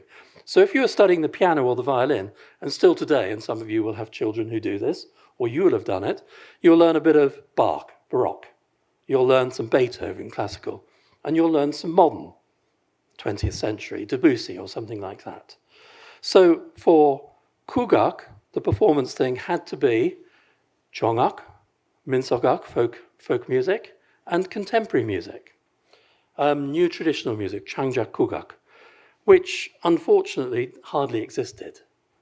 And so composers were recruited to create pieces for the performers, and as the performers became professionals or faculty of other universities, for them in their yearly recitals. You got the beginning of a circular mode of exchange, if you like, which avoided the commercial aspect. But Kugak needed to be promoted, and so it became a concert culture. And we can see the statistics here that in the 1950s, there were only 55 concerts listed anywhere In the 1960s, that went up to 130. In the 70s, 109. And then it exploded in 1981 because of the International Folk Music Council Congress and other things, but there were 81 events or concerts. If we look forward to the 90s, 1992, the yearbook lists 2,048 events. 1998, I haven't put these together, but it's 4,500 events or something like that. So a massive explosion in the amount of kugak that was available. To supply that, the National Kugak Center had to rethink its policy. As a successor to court institutes that go back at least to the 8th century in various formats, in 1953, temporarily they brought in Kim Yun-dok, and later he went back, so for Sanjo, if you like. 1973 was when they brought in the first pansori singer onto their staff, and that was Park Dong-jin, who died in 2003, known for the full-length pansoris from the mid-1960s, and also a new pansori called The Song of Jesus. If anyone wants to ask me, I will tell you why he became a Christian. It's a wonderful story. Then in 1984, quite curiously, they brought in samonori. And samonori, as many of you will know, is a genre that only premiered in South Korea in 1978. May go back in terms of a lot of its musical constructs. And when they brought samonori in, they had some trouble because many of the samonori is 4 percussionists, 3 refused to join. They had been part of demonstrations against the government, the military government. 1 did, Kim Yong-bae. And he had to have other musicians who came to join him from the center staff. It didn't work. And the first samonori group there was much of a disaster, basically. And 2 years later, he committed suicide. And finally, kugak brought in what tends to be called kugak fusion. Fusions of East and West, particularly pop fusions. And you can see it's 1999. So kugak as a concept is broadening. But as it broadens, so some of the scholars and the musicians get concerned. Han Man-yong, for instance, he gets concerned for a different reason. He didn't get a job in academia to start with, so he went into KBS, where he's a producer, particularly for folk song programs. In 1974, he's one of the only musicians I know who appears on a national postage stamp. There it is on the right, playing an instrument that he couldn't play. Never mind. For many years, he was a member of the Cultural Properties Committee, appointing or recommending for appointment the intangible cultural properties. But he became a Christian in 1978, after he recovered from throat cancer. And that gave him a problem with looking at Buddhist music, folk songs, shaman music. The quote at the bottom, "We have a healthy cultural heritage, but we have also chosen to preserve traditions that, to my mind, are not so healthy." You can think of the rest there and see it there. Shaman rituals can be kept in documents or films and archives. I think this is enough. Interesting. Kugak hak, the study of kugak, had to broaden. And from court music, the same 5 elements were put into folk music. But to start with, when we look at the earliest kugak scholars writing about folk songs, Ihegu, for instance, they analyze recordings. They don't go and record them themselves. They don't go into the countryside. Han Man-yong started to do that, but he was keen to analyze the modal constructions to delineate regional styles, rather like Taege and the famous distinctions of Koreans in the different parts of Korea. And he mapped those styles onto the dialect areas. Han also took what had been preserved as a Muyong Monaje in folk songs and folk styles as the authoritative inherited form, which may be very different from what was sung in the countryside, simply because the Muyong Monaje needs to be performed on stages. He also set up folk song notation series with the Academy of Korean Studies, you can see at the bottom there, which enables analysis and comparison, but actually tends to remove ornamentation and melodic pitches that aren't in the preordained structures, the modal melodic structures. So on the right, just two quotes, one from Han Man-young, who writes that he corrects his folk song transcriptions because of the wide margin of acceptable pitches.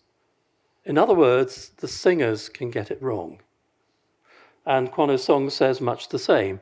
He simplified his transcriptions because the singers he recorded weren't professional singers, and so they sang with undifferentiated ornamentation. Okay, let me just come to Sanjo as another element of this broadening. And one of the first people who is important here is Lee Jae-suk. On the left is her recording of the 6 major Sanjo schools, which she did as she retired. In 1948, a book came out by a former director of the Court Institute called Ham Hwa-jin, in which he said that Sanjo was invented by Kim Chang-jo. There he is. Kim Chang-jo died before any recordings could be made. So how do you get to a Sanjo history? Well, one way is through his relatives. In the 1930s, Kim Juk-pa had appeared on KBS radio, Japanese colonial one, in programs produced by Lee Hae-gu, so he knew her.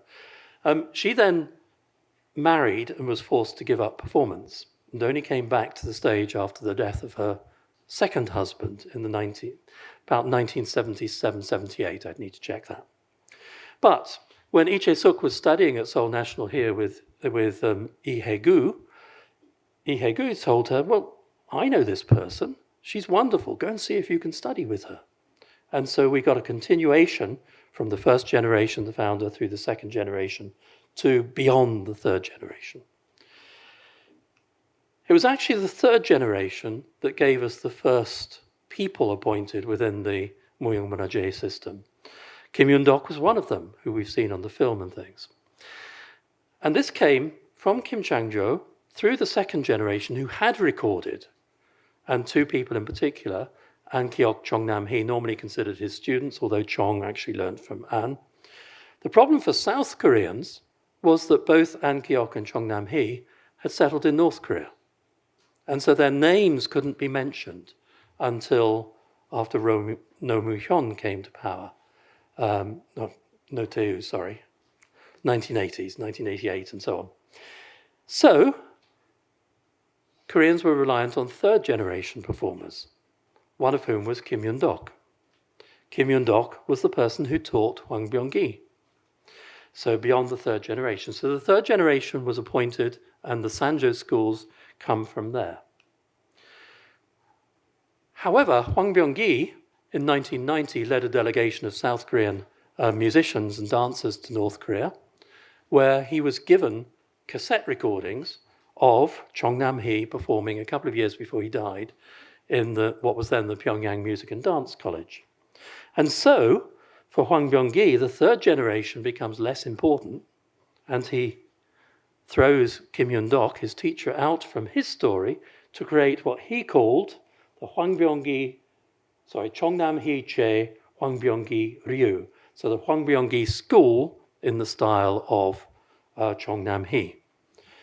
So Kugak research when it comes to folk music becomes slightly stretched, and there are a number of different interpretations that can be placed on things.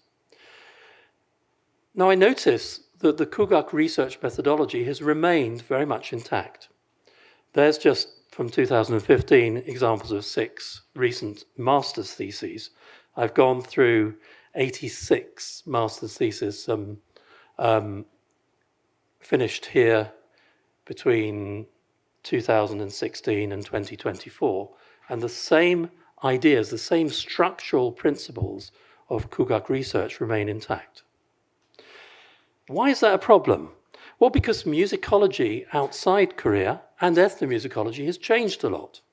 And what's happened is that a number of Korean scholars are saying that what we do in Korea is no longer the same as ethnomusicology.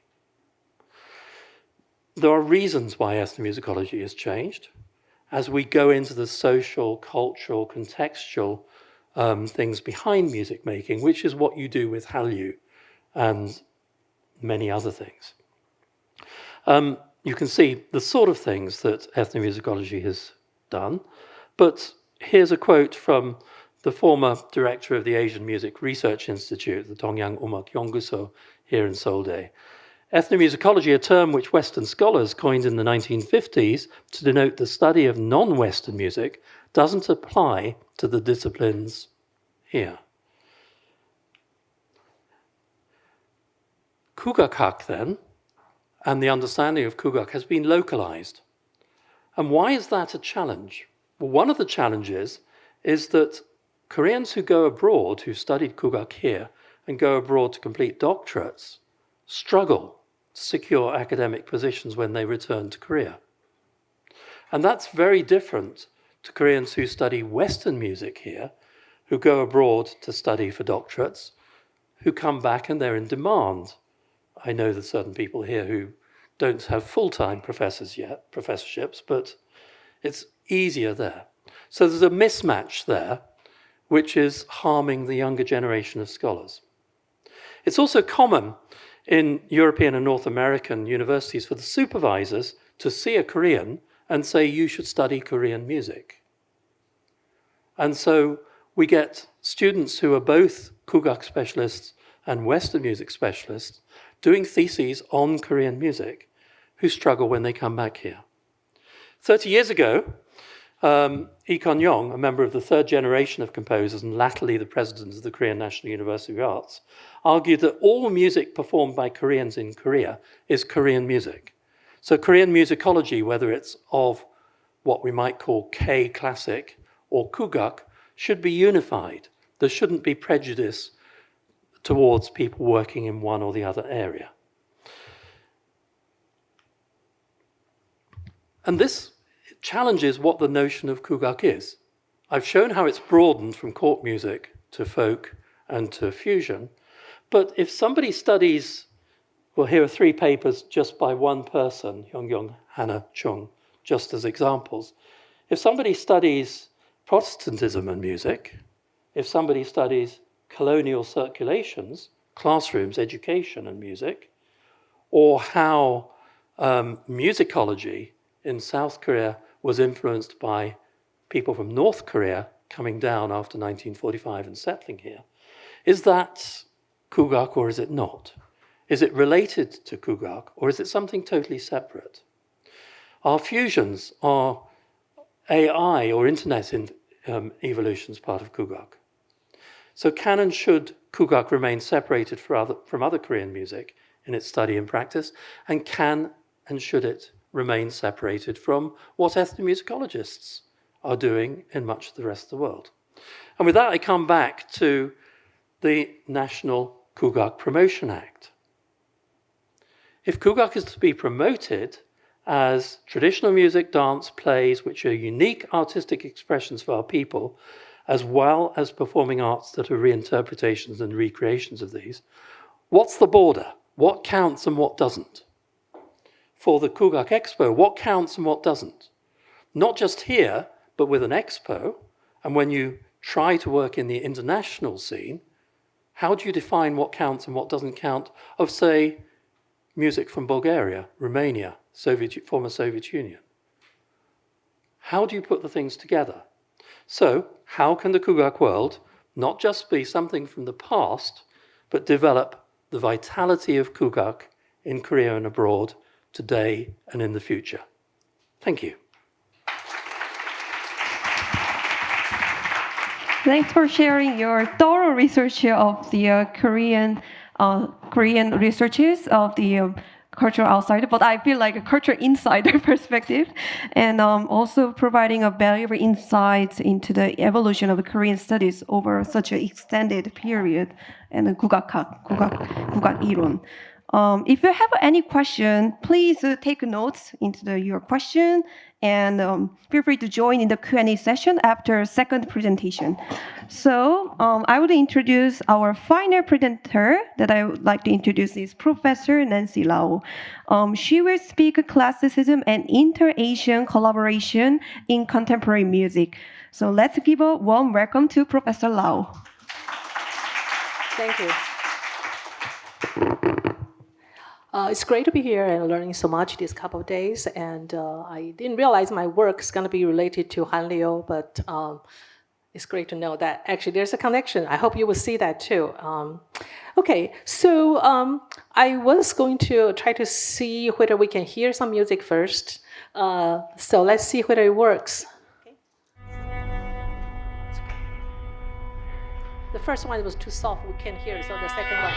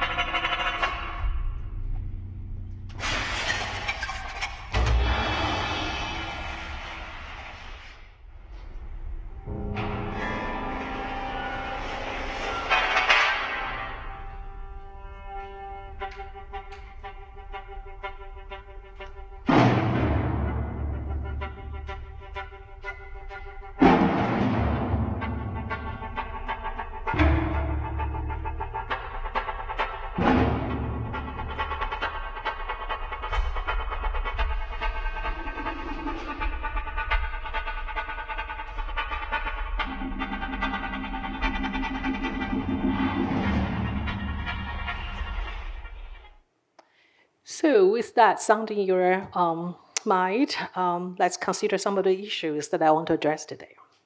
In contemporary concert music, intercultural collaboration has grown extremely common. New creativity is sparkled by when people collaborate, and music, by the very nature, is an art form that often exists in conjunction with other people.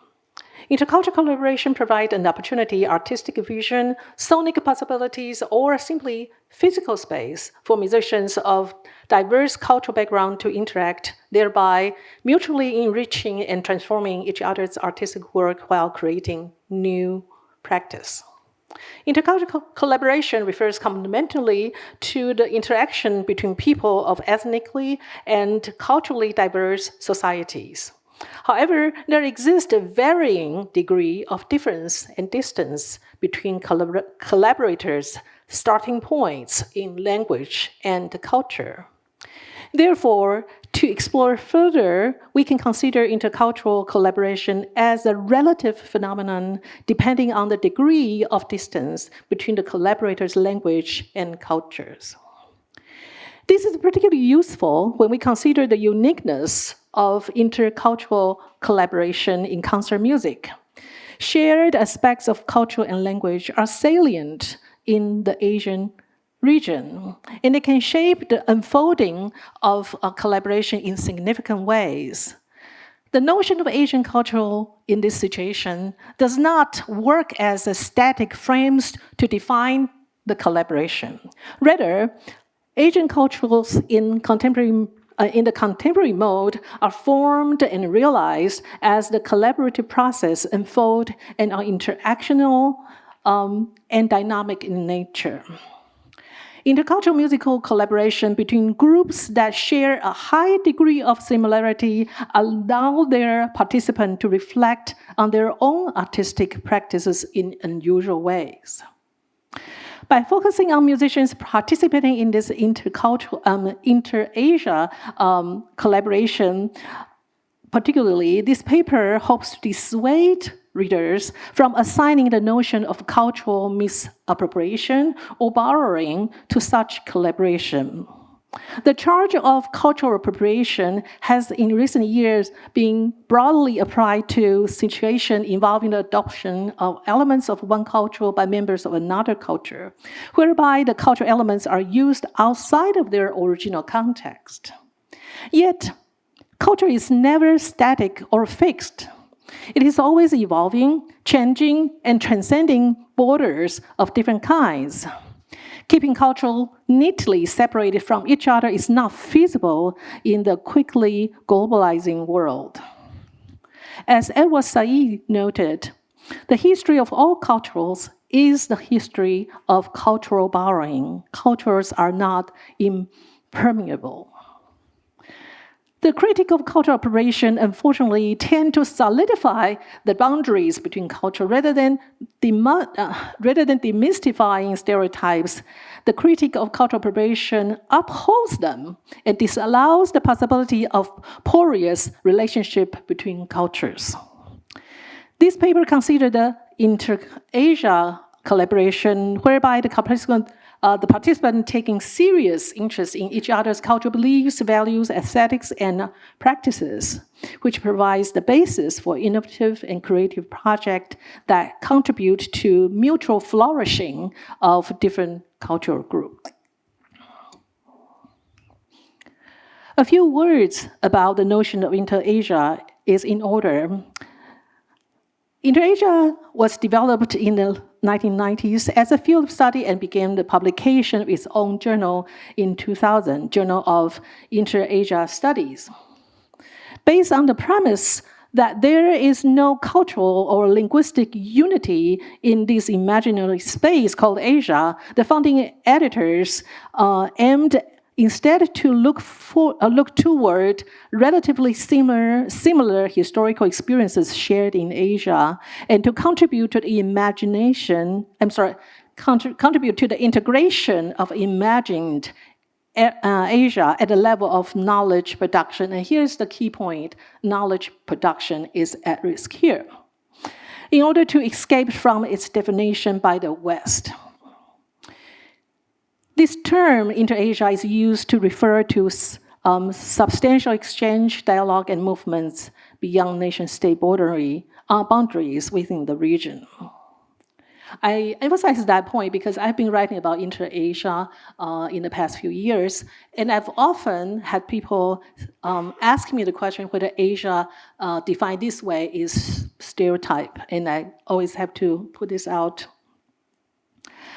I would also further suggest that Inter-East Asia exchanges and dialogues in music collaboration foster a kind of solidarity among musicians that is built on historical experience shared. This solidarity contributes to the Inter-East Asia imagining and Inter-East Asia sensibility. With two cases study, I hope to ponder on the notion in exploring the exchange and dialogue that benefit from the shared cultural heritage and common history on the one hand, and yet are distinguished by distinctive different histories and trajectories on the other. The solidarity stems from familiar yet different, shared yet distinctive. It plays a crucial role in sparking creativity by leveraging shared cultural background and historical context while also embracing different and unique characteristics. Individuals can generate innovative solutions. Here, I'd like to borrow another concept from Bakhtin, which is the novelistic hybrid. It is particularly useful in such music dialogue in contemporary music. Bakhtin wrote, "The novelistic hybrid is an artistically organized system for bringing different languages in contact with one another, a system having at its goal the illumination of one language by means of another, the carving out of a living image of another language."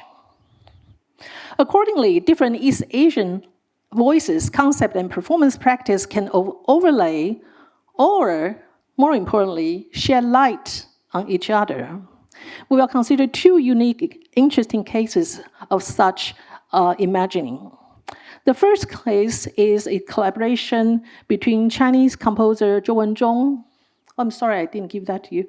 Okay, so that's the text. Okay.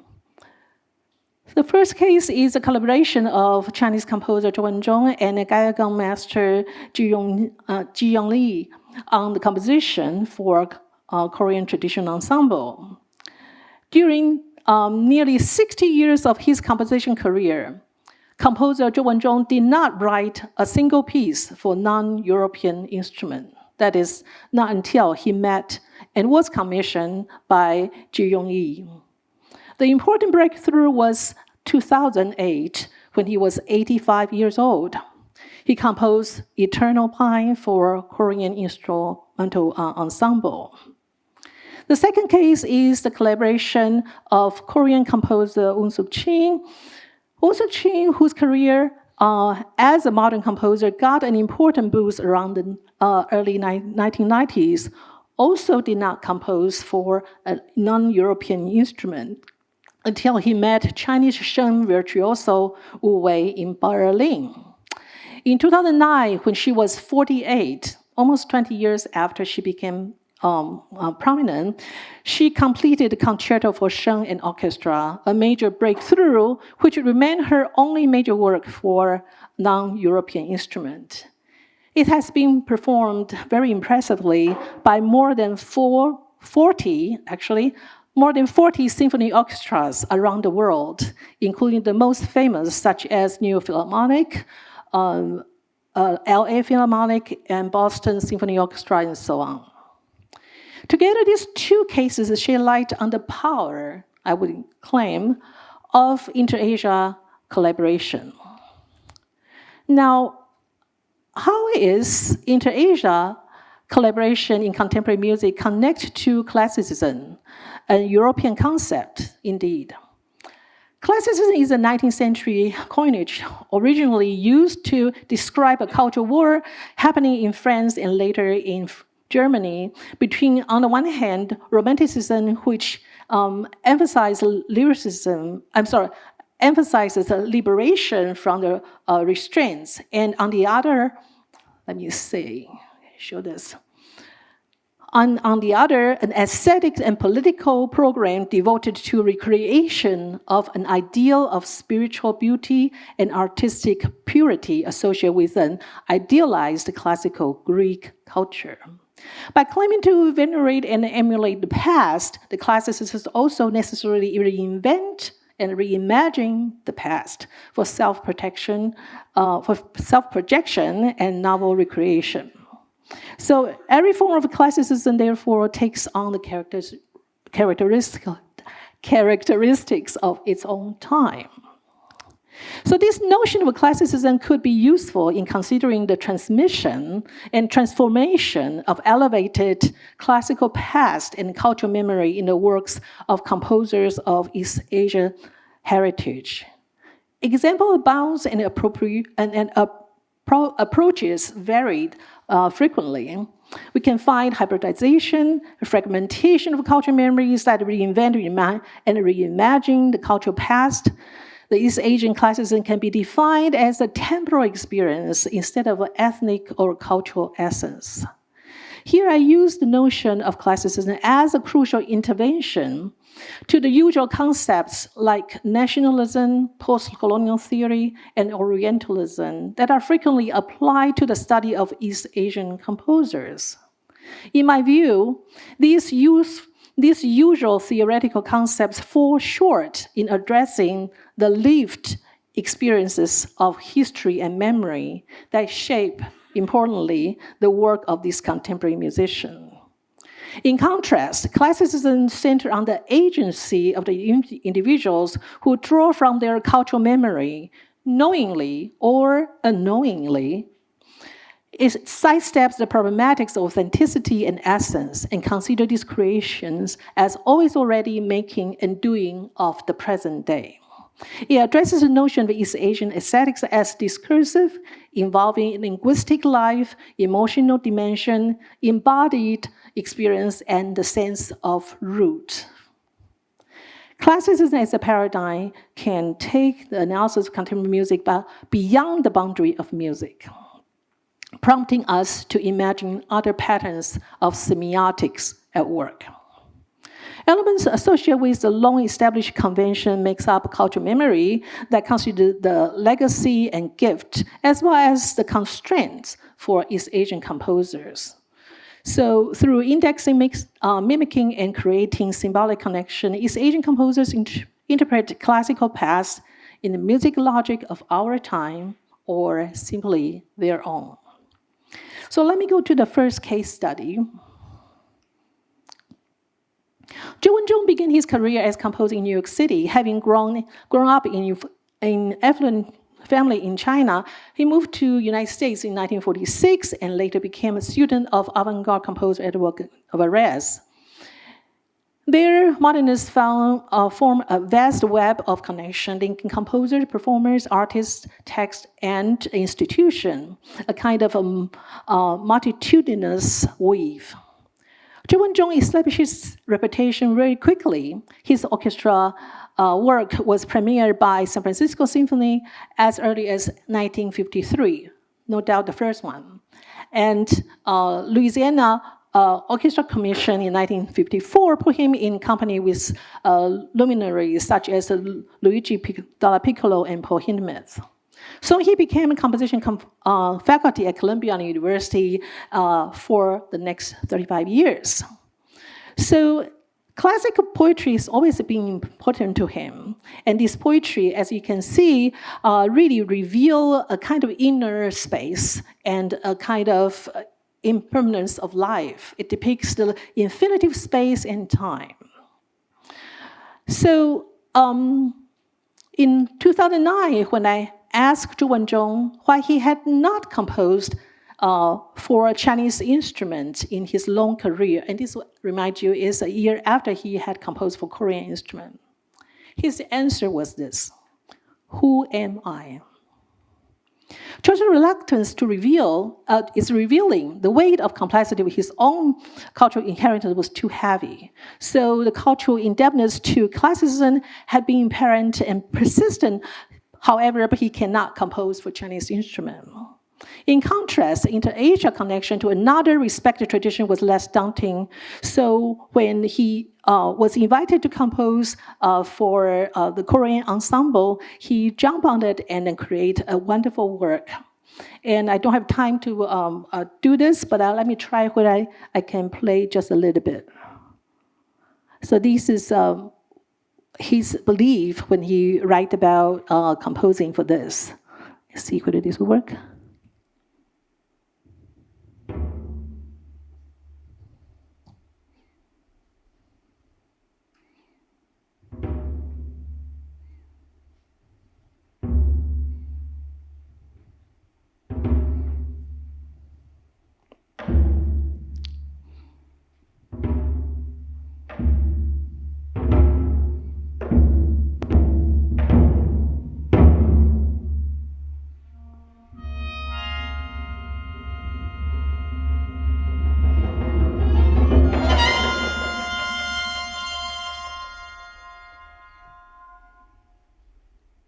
Okay, I need to move on.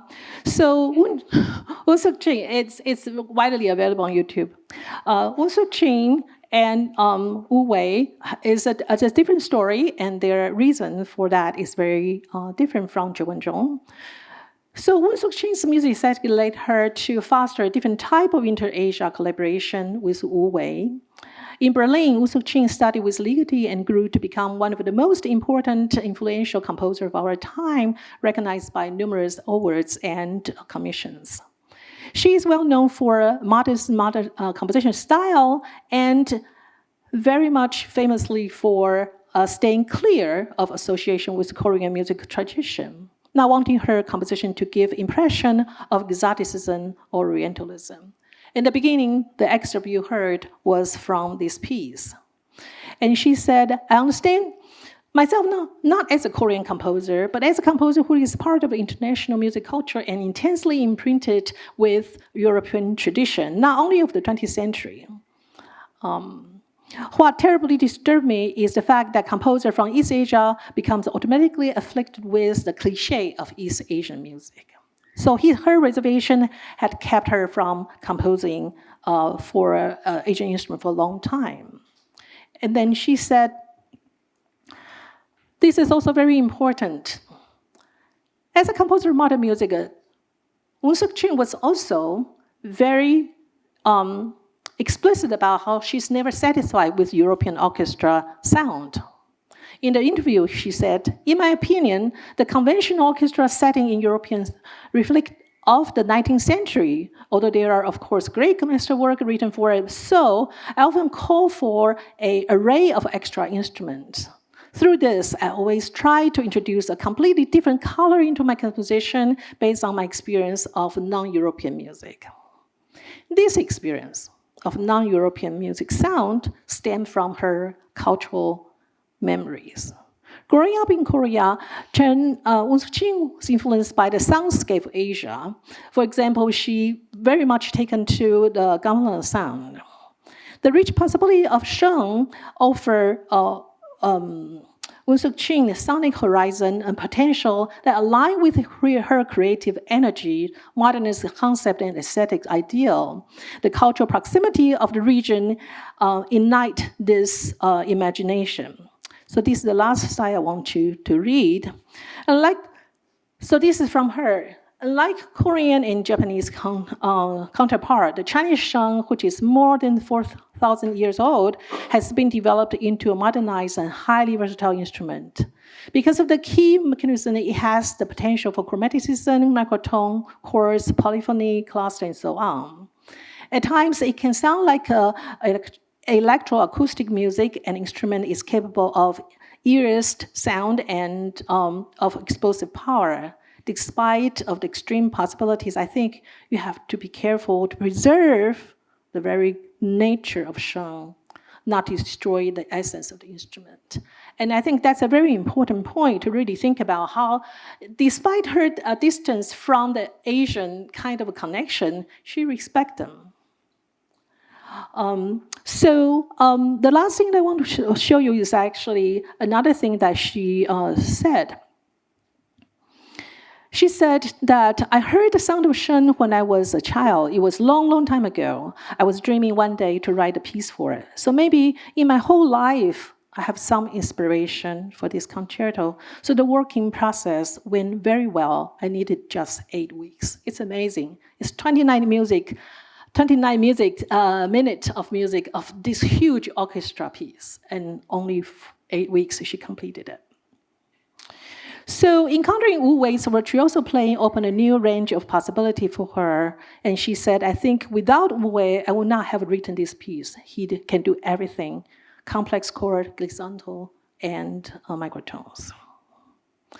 And if I can just indulge one more minute of what Wu Wei have to say about this, you can say that this is a description from Wu Wei from the interview I had with him. He talks about how it's a kind of phoenix.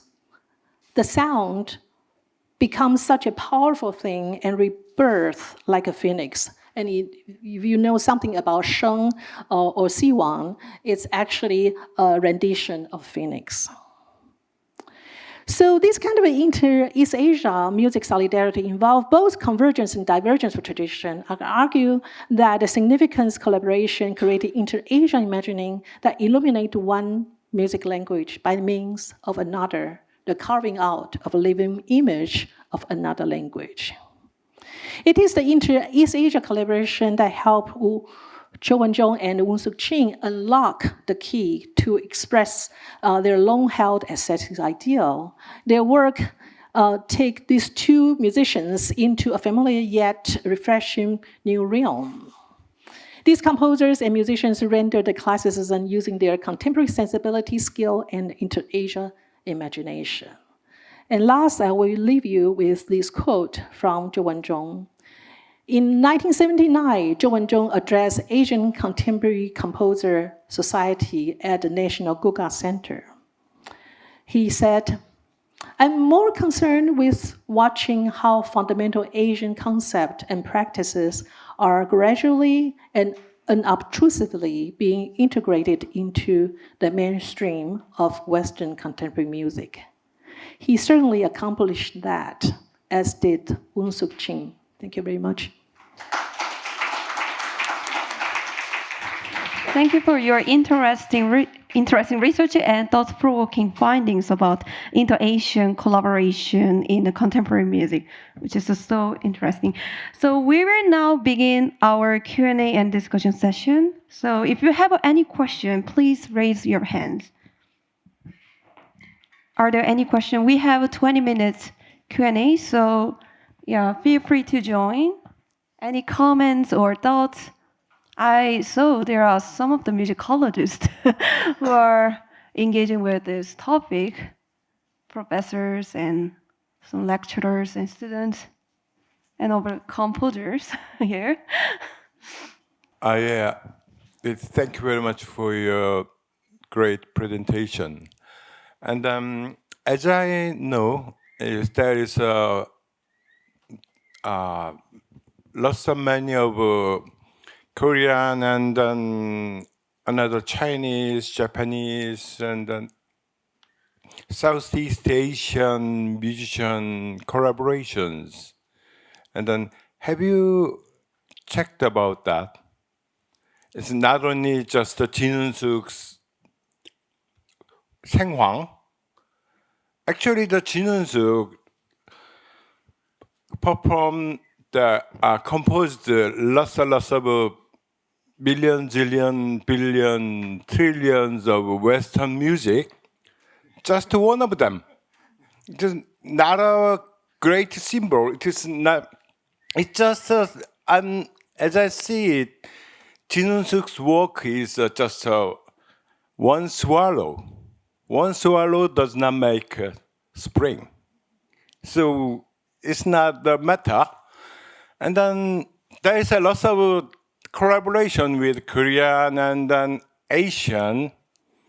Have you checked about that?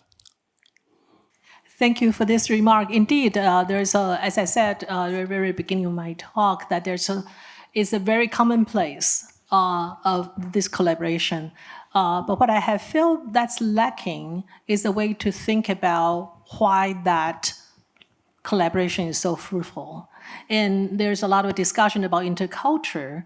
But interculture, as I mentioned earlier, that there is a degree of collaboration, and I really am intrigued by this notion of familiarity in terms of connection. So that's what the particular point I'm addressing. Thank you very much. Very illuminating and comforting sometimes. Sometimes very conflicting to me. I am not an expert in music at all. I don't know anything about it. But then, what reminded me from your presentations is the two conflicting tendencies in your presentations. One is Mr. Howard's presentation is more or less, let's say, a nationalistic kind of tendency within Kugak tradition, which you obviously discourage and encourage to be more international or global. While Professor Rao's paper is completely opposite. It's more or less inter-Asia kind of collaboration in music, whether it's a performance or a composition. That reminds me of the implications of your presentation for the establishment of a Korean identity in the long run. I think Korean society is now faced with this kind of conflicting sources of identity formation. Particularly, Mr. Howard, what would you suggest in more concrete terms if indeed Kugak tradition would like to go beyond the nationalistic tendency? I think there are arguments going on here, which I wouldn't want to intervene and say anything about. And I don't feel it's my responsibility to tell Koreans what to do. However, there is a problem outside Korea, and the problem is that many Kugak scholars are submitting articles to journals which are being rejected, or are submitting papers for conferences which are being rejected. And I think it's important that the Kugak world understands what's going on. How they choose to resolve it, that's up to you. I want to promote Kugak because it's wonderful music. And so I want to promote the study of Kugak.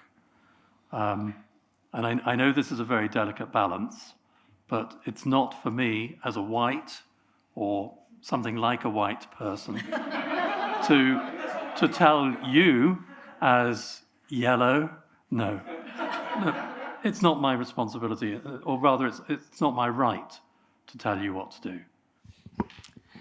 I feel so very fortunate to be here, to have learned from all of these amazing scholars, and especially I felt this was quite a treat to get a kind of autobiography from you, Professor Howard, because I've studied your work for so long. I'm trying to think about how to articulate this question. The part of your presentation that kind of broke my heart was when you said there were these scholars that, I don't remember their names, I apologize, but they omitted certain parts of the kind of vocal recordings of these artists because they were not correct or they didn't follow certain. So that made me wonder, when something is, especially with something that's so embodied, like a vocal tradition, when something like that is lost, how do you recover that? You know what I mean? It's almost like a kind of a shamanistic question, because you do the songs of the shamans, which was my first entry into your work. The idea that the shamans bring back the voices of people that have been gone, that have gone, and that's one of their ways of kind of preserving traditions through their various songs. I'm thinking about that, and I'm wondering if you have seen instances of recovery of things that might have been lost. Yes. Sorry, is that working? No. Yes. So yes, but I should say first of all that this is not just a Korean problem. In my own country, folk songs were collected, 100 years ago, more than 100 years ago. There were huge arguments as to whether you should record them as they were or whether you should make them fit modes. Even dance, English Morris dancing? Some of you do. Well, I live near a village called Adderbury, which is very well known for Morris dancing, and its dances were collected by a person called Cecil Sharp 100 years ago. And every April, there's a dance day where two Morris sides, two groups, dance. One side says, we perform the dances as Cecil Sharp recorded them.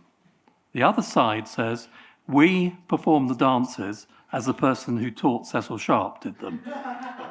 And they circle around the village, meet in the center, where they basically have a fight, even though it's a fight with dance. So these are common issues. It's not just in Korea. Now I can't remember the other bit of your question. Right, but how do you revive it?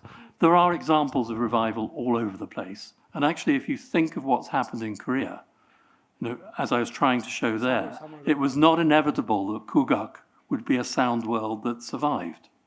It has, and although it's got challenges, it's very much a part of Korea, and part of a Korea that's known abroad as well as here. So you're not doing too badly here, quite frankly.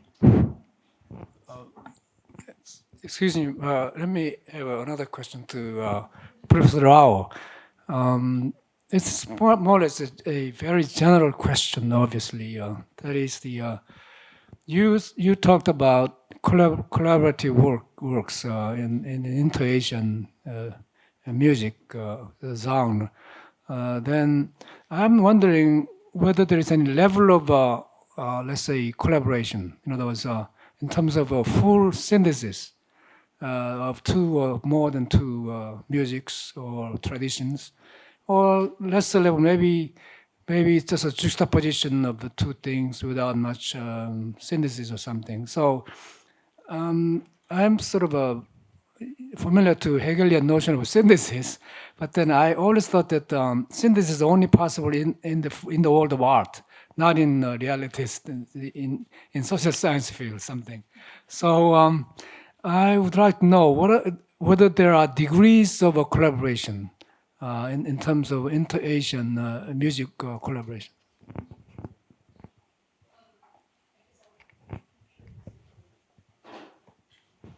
I think it is true.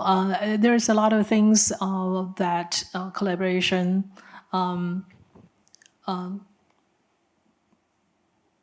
is worthwhile to study from many angles and different degrees. And I actually have written an essay on the different ways of collaboration can work and different points of entry and different ways of hierarchy and whatever trust that there needs to be and whatever things. So I think it's really a complex issue.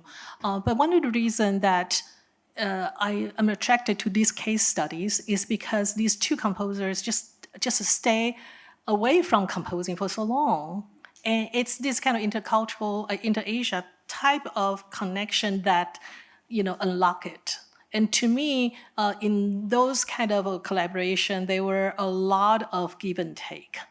And I think in many ways, both performers were extremely grateful. In fact, Wu Wei did say, to this day, Won Seok Chin's concerto for Sheng is still the best concerto that's ever been written. And so I think that's powerful testimony to the work.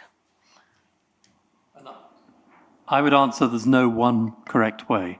So some collaborations don't result in fusion, some do. So for the Korean audience, one of the examples of the ones which don't result in fusion is actually Samulnori. And Samulnori in the 1980s and 1990s produced some albums with particularly German and Austrian musicians. And if you listen to them, Samulnori remains Samulnori. The Austrian stuff remains Austrian.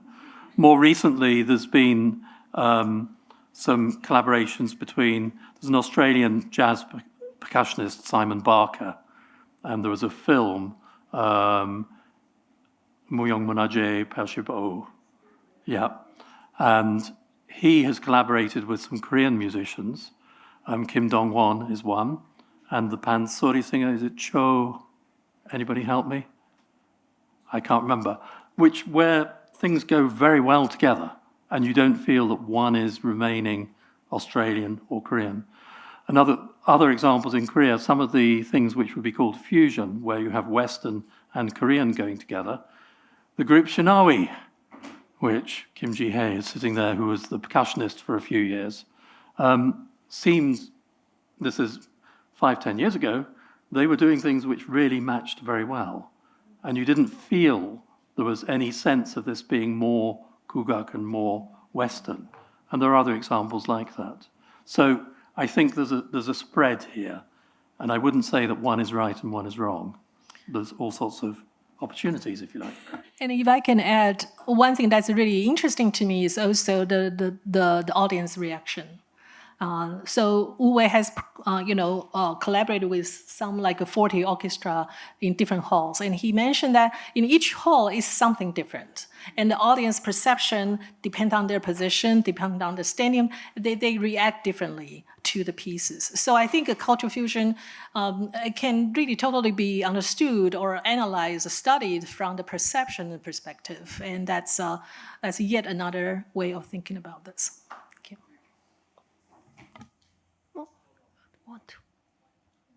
Okay, so unfortunately we are out of time, so we need to wrap up our discussion. Yeah, if you want to talk more, please join our round table session afterwards. And we also have the wonderful event afterwards, it's dinner. And thank you all for your participation, question and comments. And yeah, I hope that our today's talk will enhance our contemporary music studies. Thank you very much.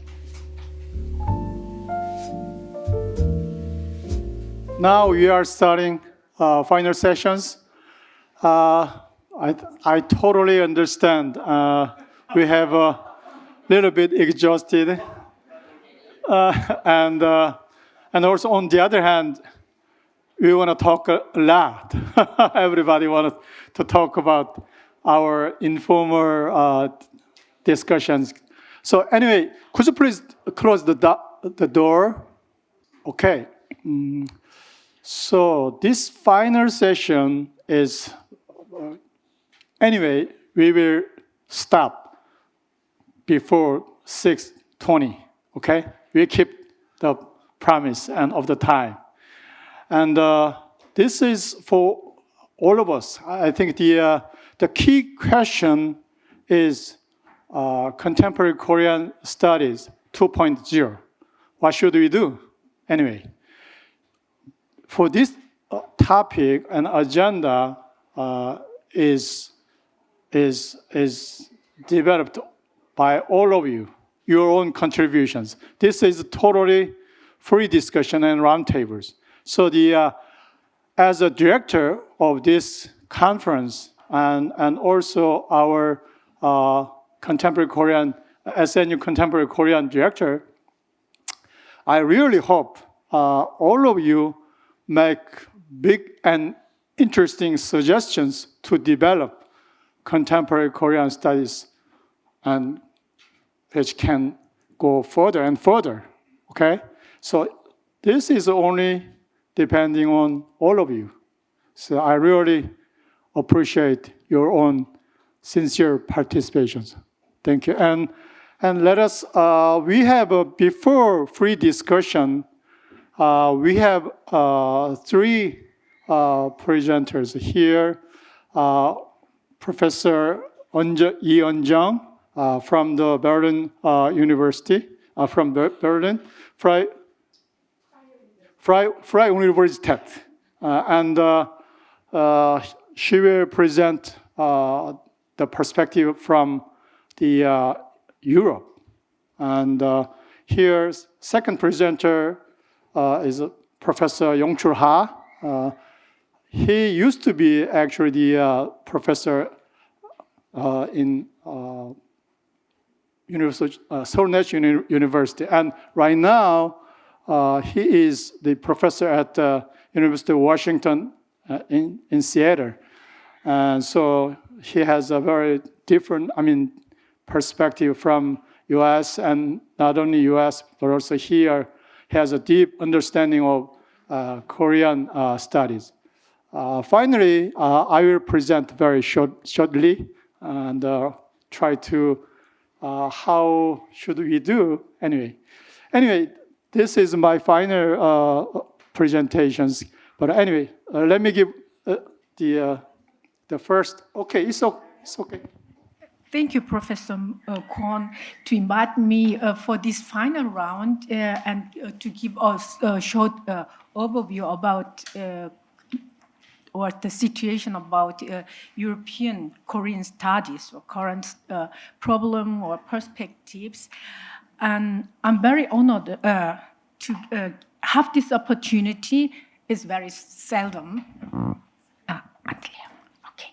So it's a very good chance for me to give you this short briefing. So Korean studies in Europe, which has long been centered on humanities education for a small number of students, is currently undergoing a period of both quantitative and qualitative transition. In terms of student numbers, some institution or some institutes, some universities now have a Korean studies department and comparable in size to Chinese or Japanese studies departments. And for this reason, Korean media occasionally report that Korean studies is experiencing an explosive surge in popularity across Europe. Strictly speaking, such reports do not accurately reflect the reality. The number of universities with Korean studies department is still too small to claim that Korean studies has become popular throughout Europe. The number of universities with Korean studies department in Europe is still incomparably smaller than those with Chinese and Japanese studies department. In Germany, for instance, while most of the major universities have a Chinese and Japanese studies department, only 6 universities offer Korean studies. Of these, Korean studies exist as an independent department in 3 universities, while in the remaining 3 others, it operates just as subsidiary subject within Chinese or Japanese studies departments. And despite the limited number of universities offering Korean studies as a major, the number of German youth interested in Korea increased relatively significantly over the past few years thanks to Hallyu. As a result, the number of students applying to the few Korean studies departments in Germany has clearly increased substantially. The annual intake of new students majoring in Korean studies across all 6 German universities now exceed 300. This figure represents a clear quantitative expansion compared to the early 2000s, when the total number of students majoring in Korean studies across Germany did not exceed 30. However, it is certainly not as dramatic as the phrase explosive expansion of Korean studies might suggest. Individual Korean studies departments are simply rejoicing the increasing number of applicants. That's true. As significant as the quantitative growth of Korean studies is the gradual qualitative transformation taking place in Europe. While humanities research, traditionally encompassing literature, history, and philosophy, has long dominated the field, there is a noticeable trend towards education and research based on social science within Korean studies. However, it is still difficult to assert that Korean studies as an academic discipline has established a distinct presence in European academia. Nor can it be said that research outcomes have accumulated to the extent of having comprehensive impact on the academic community in Europe.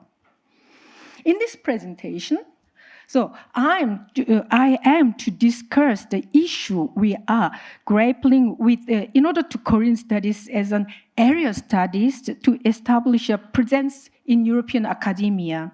Before that, I will first introduce the process by which Korean studies has been established and institutionalized in Europe. That is the slide. The introduction of the Korean studies course in European universities and the establishment of Korean studies as distinct academic discipline are not particularly long-standing developments. The other Oriental studies or East Asian studies, they started about 150 years ago, or in case of France, 1800s. No? So Chinese studies has a 200 years tradition, and Japanese studies has 150 years tradition, and Korean studies, when I call it not longer than 50 years. The introduction of Korean studies courses in European universities and establishment of Korean studies as a distinct academic discipline are not particularly not long-standing development, although the systematic research on East Asia began European universities in the 19th century, there are hardly any scholars who showed interest in Korea. There are not enough Orientalists to study the region classified as a periphery of China. Even scholars studying Japan viewed Korea as merely as a peripheral region of Japan and did not pay much attention to it. In the mid-19th century, French Orientalists published a few papers on Korea and Korean language.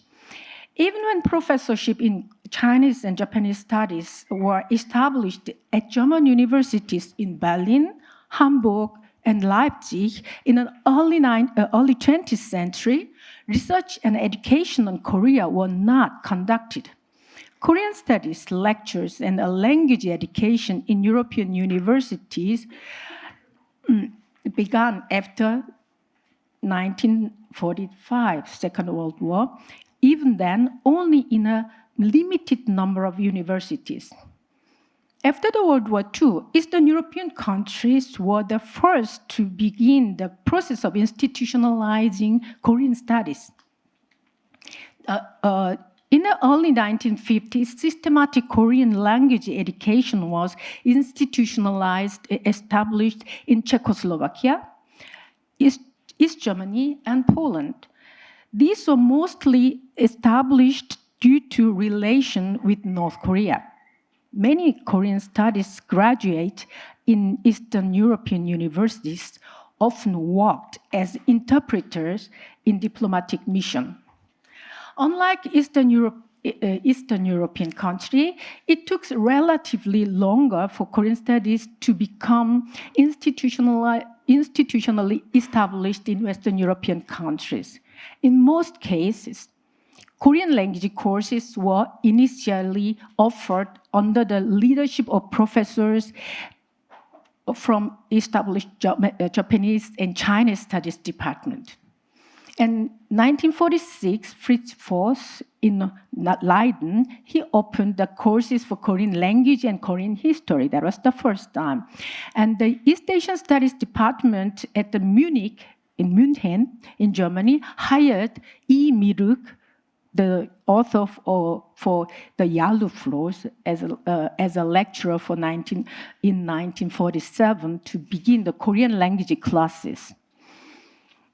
And SOAS appointed a full-time lecturer in Korean studies in 1953. Keith is right, I think. In the 1960s, Korean language courses were established at the universities in Tübingen, Bochum, and Hamburg, and Freie Universität Berlin, at the time West Berlin. And in France, the Japanese Studies Department at the University of Paris and Sorbonne was renamed as Japanese Korean Studies in 1959 and began offering Korean language courses. The establishment of Korean language courses served as a kind of touchstone for institutional establishment of Korean studies. However, there are cases like the University Munich where only Korean language classes are still offered without establishing a Korean studies department. Since 1970s, Korean studies became institutionally established in Europe, in France, Germany, and Holland. Although there were Koreans like Yi Ok, who played an important role in establishing Korean studies in France, the first generation of Korean studies scholars in Europe were mostly Europeans. In March 1977, 31 scholars who could be considered as the first generation of European Korean studies gathered in London to establish the European Association for Korean Studies, ACCEP. When scholars from Poland, Hungary, and Czechoslovakia joined this meeting in 1978, it created a forum for scholars from both Eastern and Western blocs to discuss common research topics as the Cold War continued. They reportedly did not discuss political issues and did not disclose their membership list. At the conference held in London in April 1989, half year before the fall of Berlin Wall, North Korean scholars participated, making the European Association for Korean Studies a valuable space for scholars from both South and North Korea could meet and discuss. More than 30 years have passed since then, and Korean studies in Europe has grown in scale. German Korean studies in particular has grown in quantitatively, especially in the recent years, so more than since 2010. The number of professorship in Korean studies has increased with a total number of 9 professors now, including both full professors and associate professors. The establishment of Korean studies professors at the continental European university means that Korean studies departments are established and European students, not Korean students in Korean minority or second generation or third generation. European students majoring in Korean studies are educated from the undergraduate level. The number of undergraduate students majoring in Korean studies is much larger than number of graduate students majoring in Korean studies at the master level. I give you this example from my university. We have around 300 students in BA majoring and a master around 40 students. There are universities with more than 300 undergraduate Korean studies major students. So my university is not exceptional case. University Tübingen and Paris, you have more than 700 students in a first year. How many of them graduate and grow into Korean scholars or Korean studies scholars is another issue. As mentioned earlier, Korean studies in Europe was influenced by the academic tradition of humanities for a long time, with linguistic methodologies and critical analysis of historical text predominating, and has published a considerable amount of research results.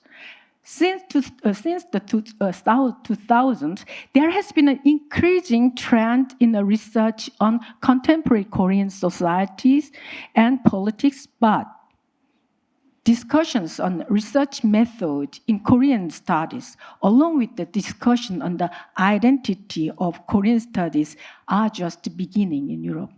Scholars researching Korea in North America, where the academic system differs from the continental Europe, may not worry about the identity issue of Korean studies.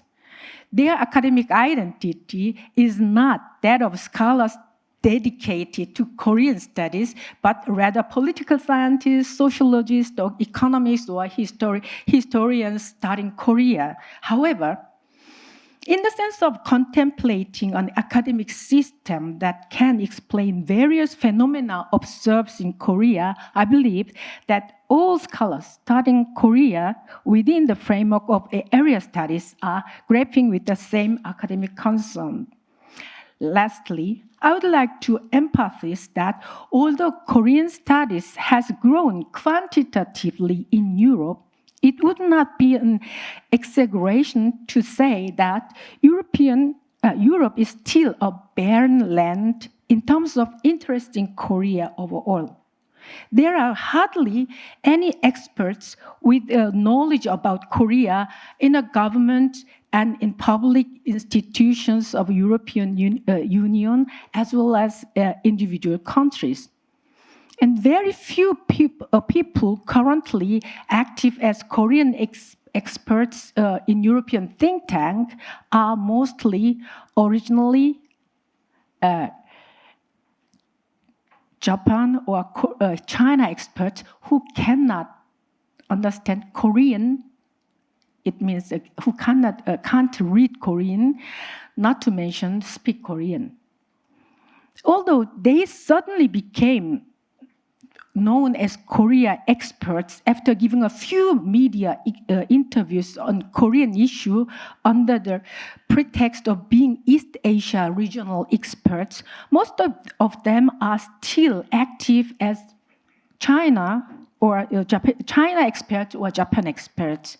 It is not surprising that their perspective on Korea is Japan or China-centric or Japan or China biased. If active exchanges with Korean experts will take place, it could at least help that individuals or these experts better understand Korea. Thanks to Hallyu, that has been blowing in Europe in the recent years, for the first time in the history of Europe, a new generation has emerged that it encountering East Asia through Korea, rather than through Japan or China.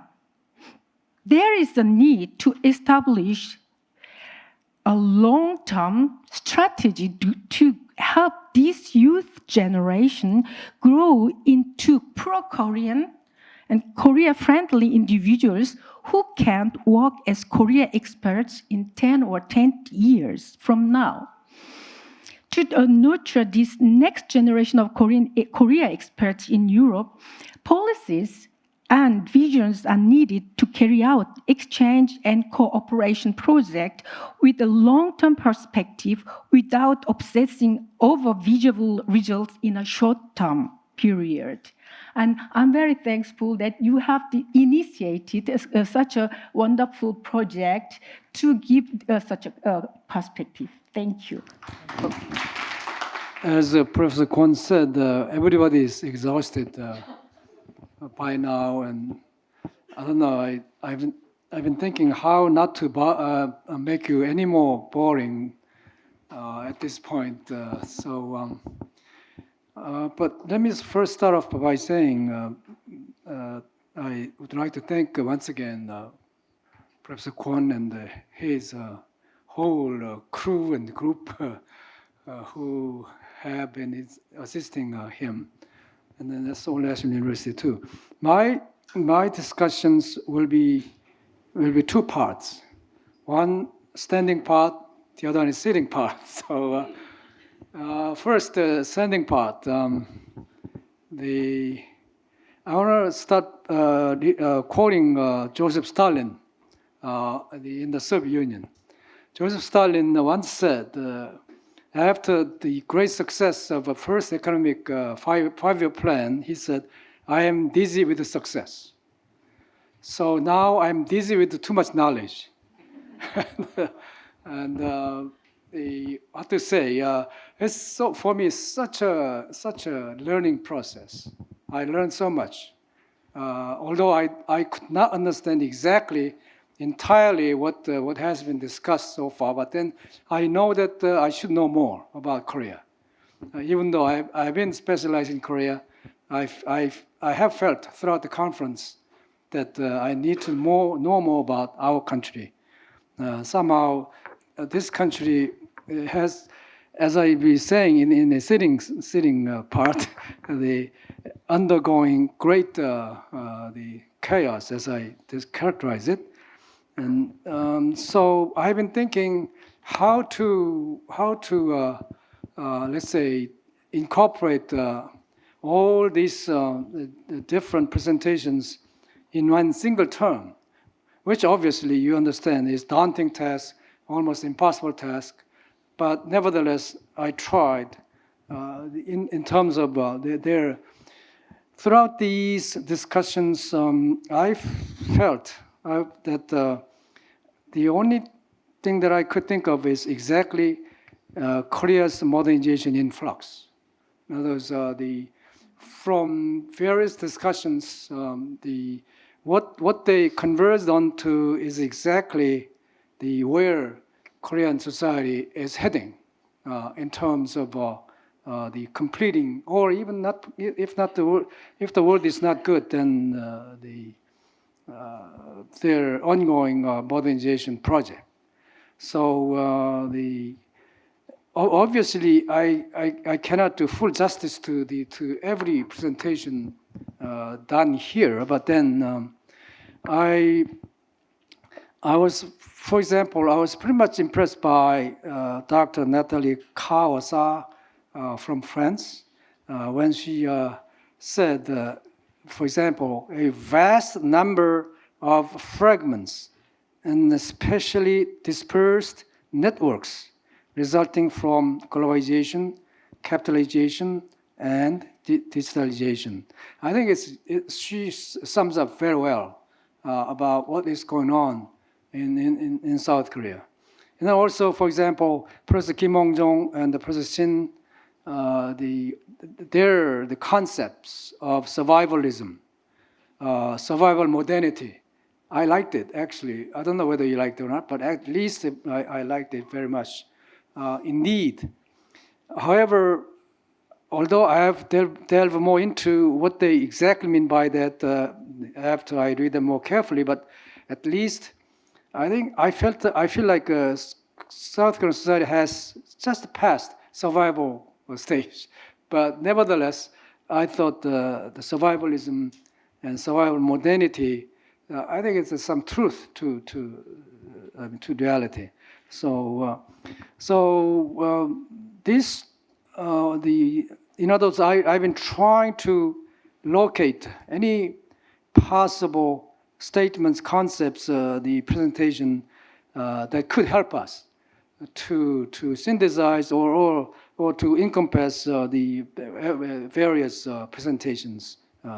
So please, although I'm sure some of you already have been thinking along the way that I just fleshed out, please join in later on with your own concept, sort of a more overarching concept that we can discuss more. Okay.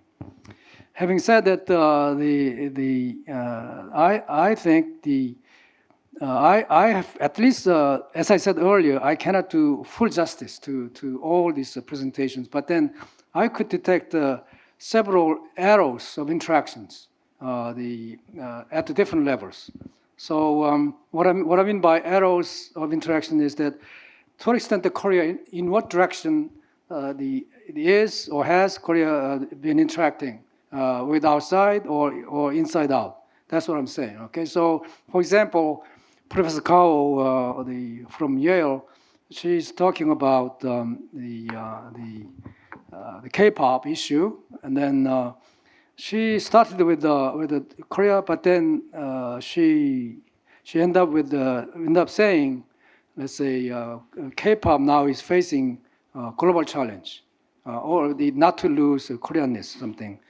So there's a global to global. In other words, already she started with the K-pop at the global level, and then K-pop at the global level now is facing a global challenge.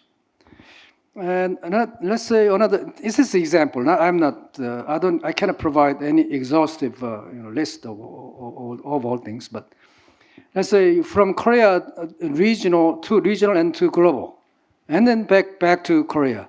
To me, that's why Hallyu. Now I understand why Hallyu is so difficult to understand.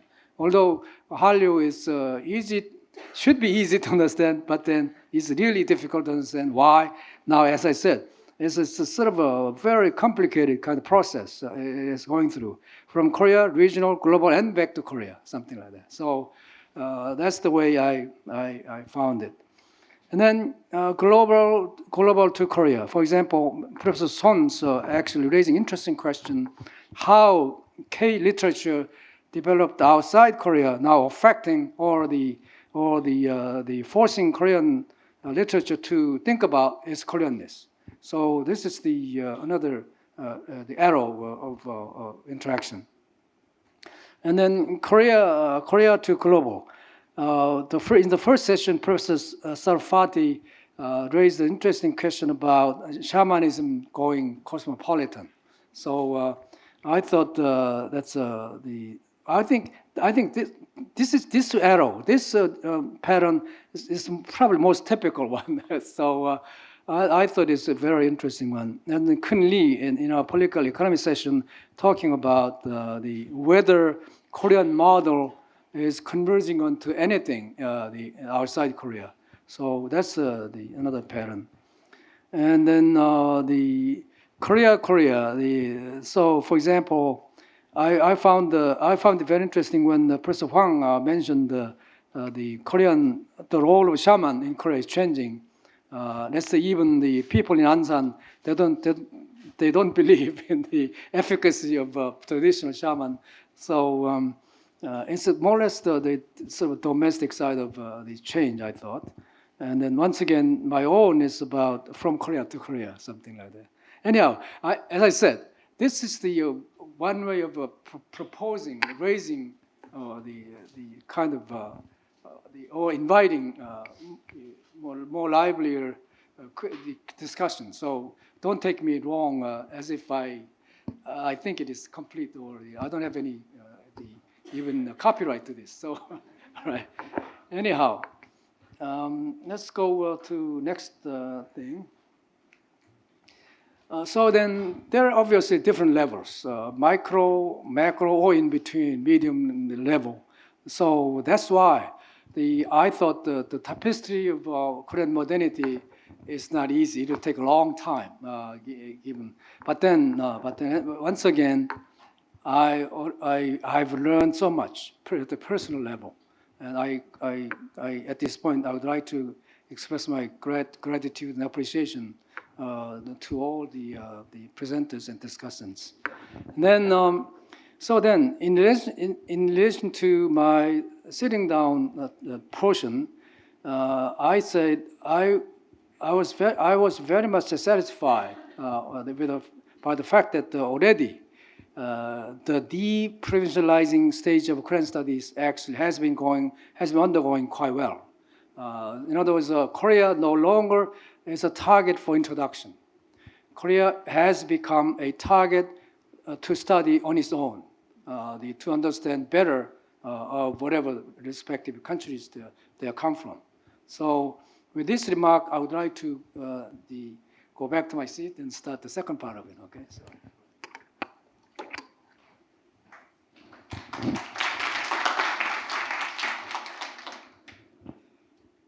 Well, the second, why? What's so funny about it? Oh, probably my English was not clear enough.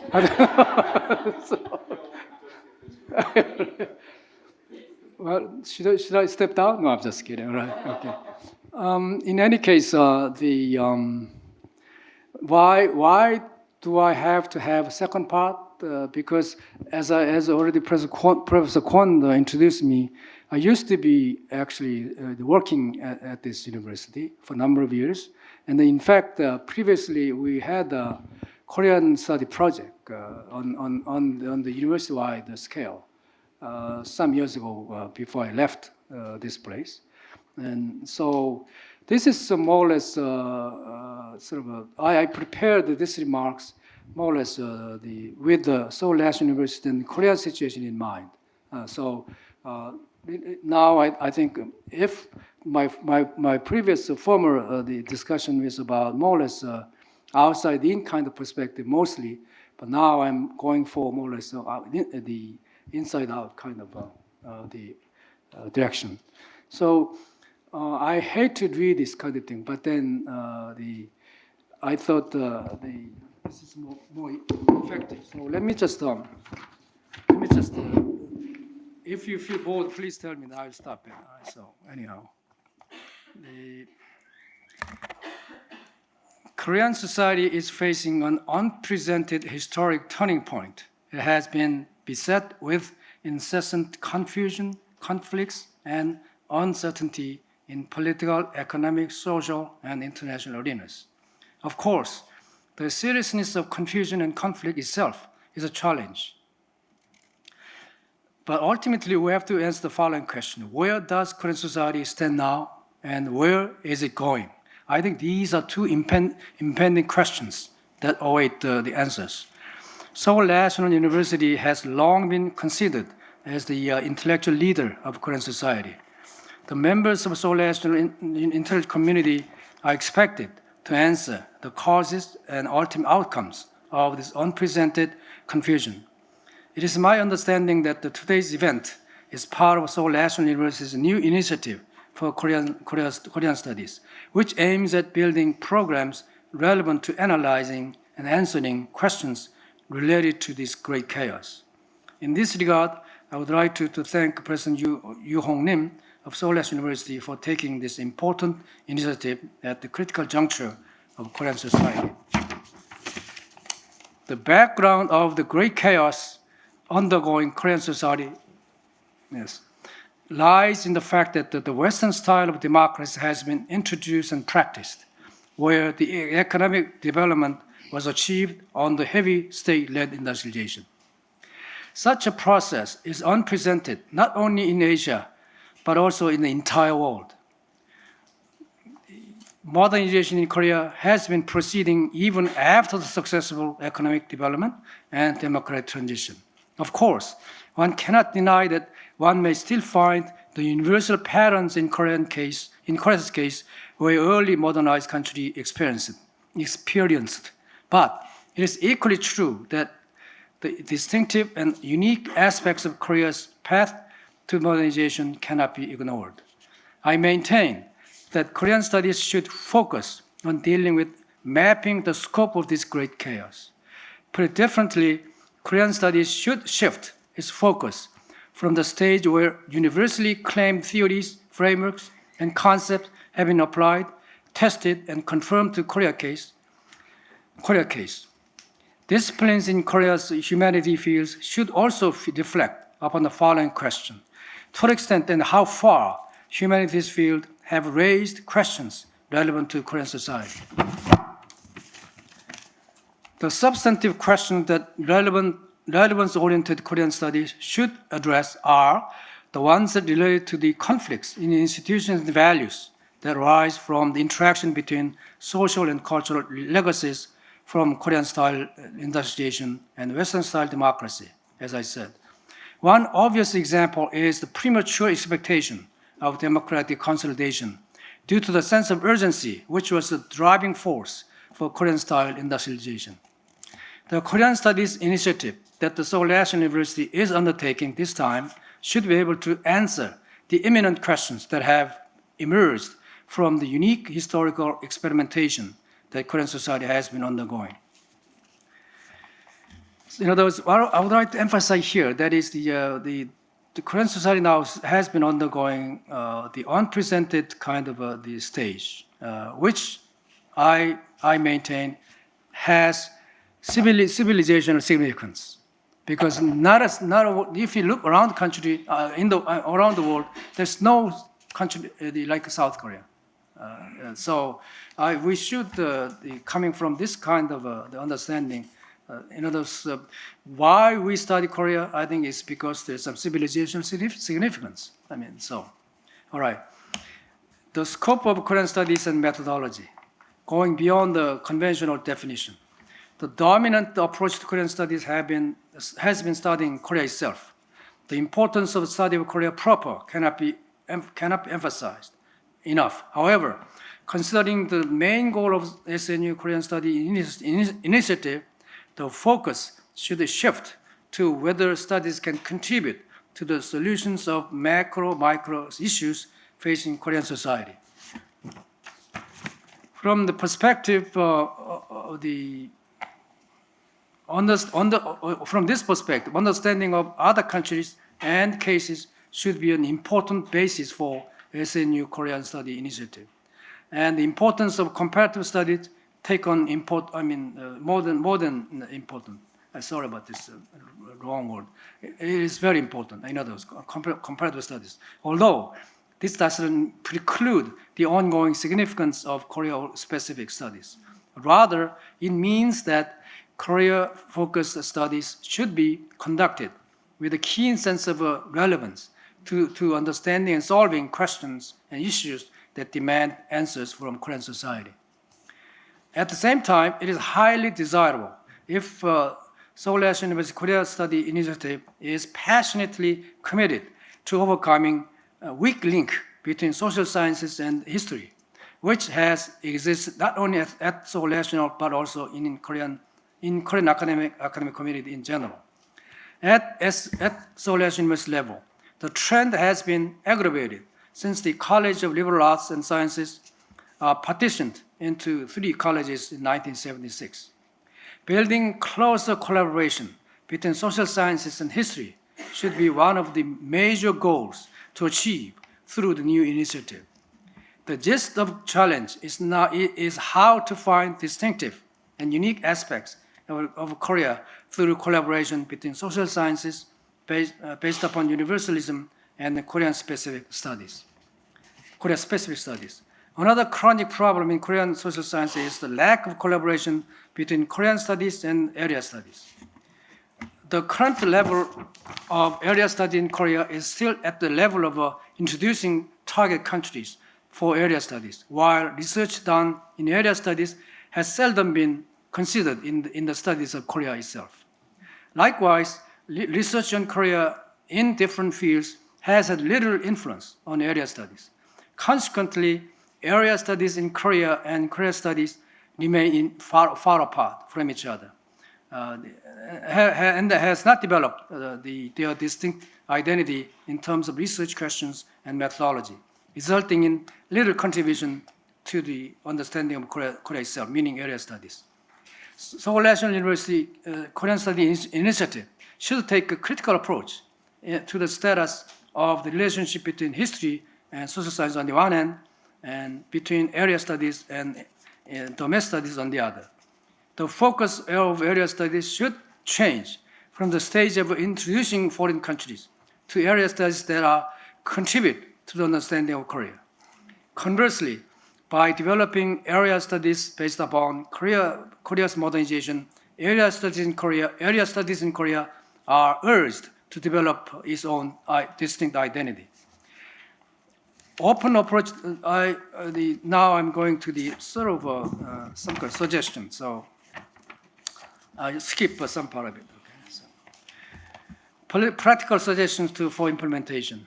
First, in line with, almost done, okay, almost done. So, in line with the broad and goal of answering immediate challenges facing Korean society, the scope of SNU Korea Study Initiative should go beyond Korea-specific single-country studies.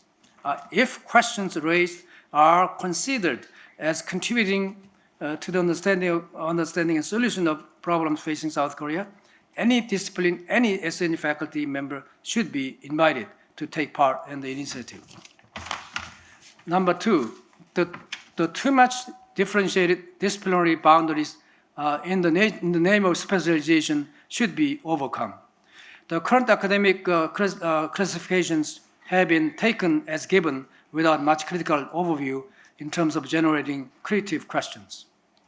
They are prepared in most cases for the sake of administrative expediency, and that the proper understanding of South Korean modernization defies the conventional disciplinary boundary dividing in lines.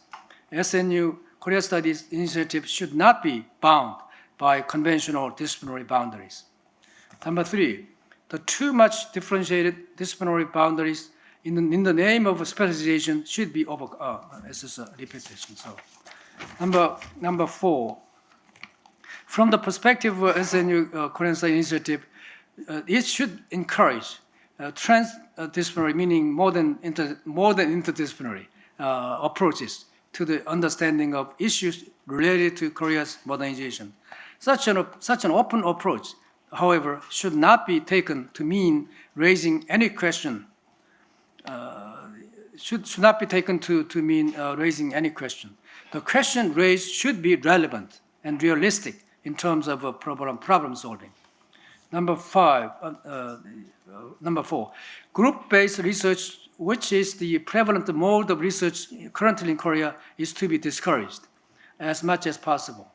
A proper justification should be made in case group research is inevitable. What is also to be remembered is that the scale of a research fund does not necessarily decide the quality of research. Projects involving linking history to social science and area studies to domestic studies are highly recommended and then invited.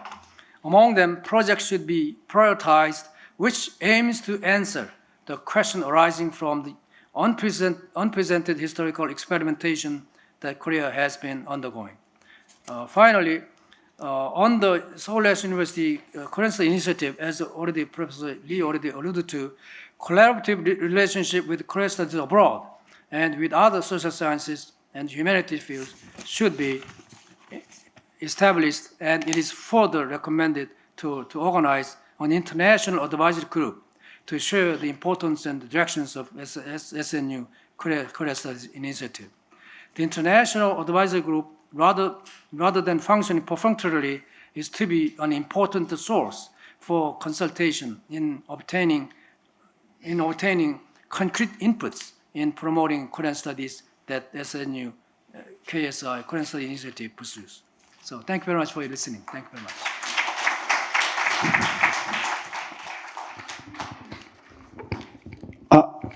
Thank you. I appreciate that. Before presenting my own short, brief presentations, let me announce two things. The first thing is we just end 6:20. We close this session, and then we have a dinner party. Yeah. So the Lakgujang that you have been in yesterday, maybe you have been in Lakgujang.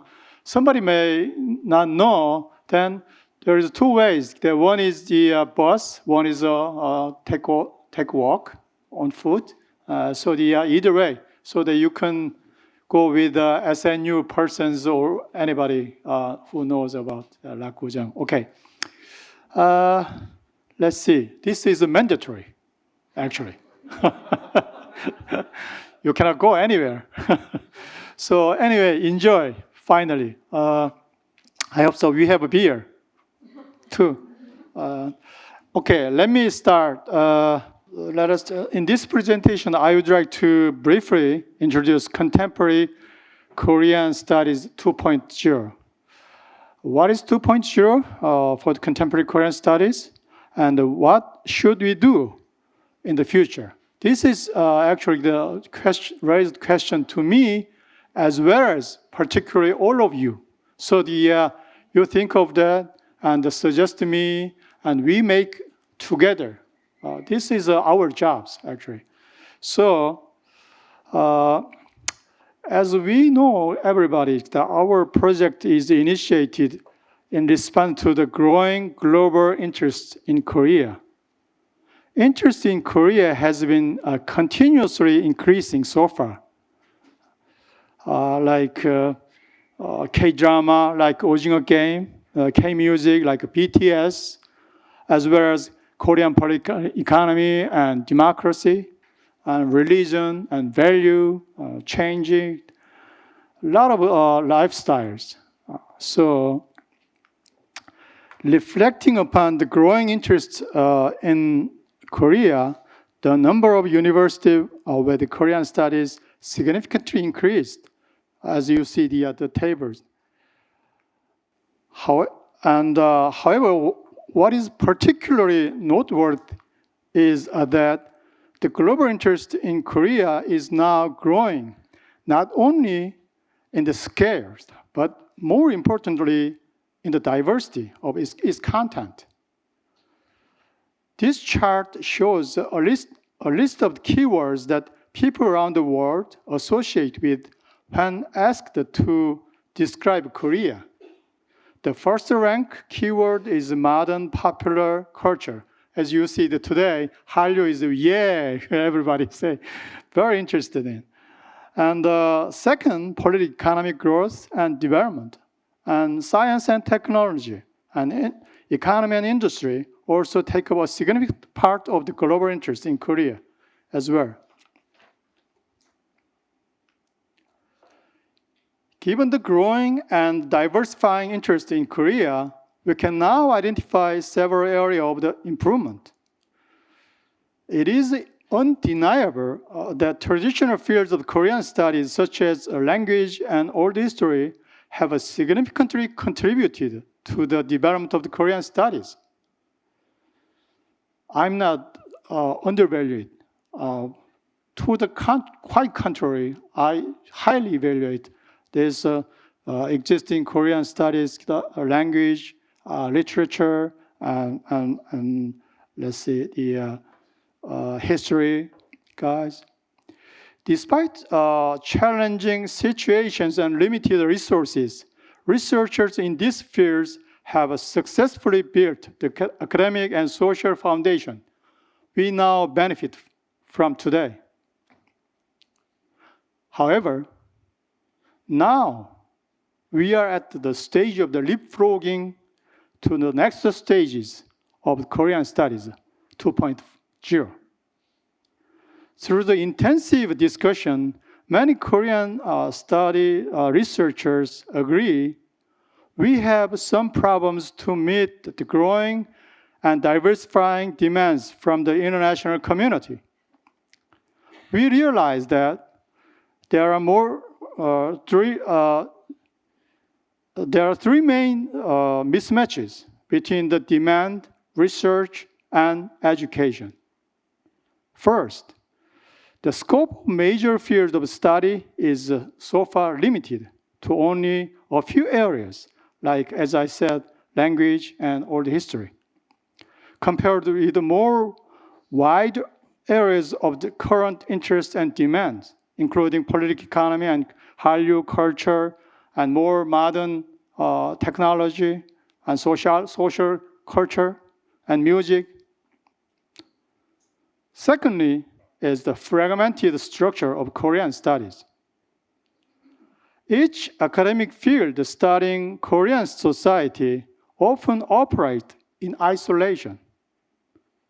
Frankly say, music is very, it's unfamiliar to me actually. But I learned a lot today and yesterday. While remaining, so far, all these Korean studies, I think they operate separately, remaining confined to individual discipline, failing to create synergies. Finally, current Korean studies have rapidly increased support and assistance for international researchers and educators. That's very good. However, such expansion has not resulted in a systematic accumulation of performance, data, and research findings. Reflecting upon these three main mismatches and problems, SNU Contemporary Korean Studies Group and I would like to propose a plan called Contemporary Korean Studies 2.0. Our project makes three key suggestions. It's totally opposite the problems, mismatches. The first is expanding the field of the study. We need to analyze contemporary Korea from very diverse perspectives. In order to meet the growing and diversified current demand in Korean studies, we need not only the traditional fields of the Korean studies, history and language, but also more importantly, cultural studies, sociologies, political science, economics, and new technologies, and music and religion.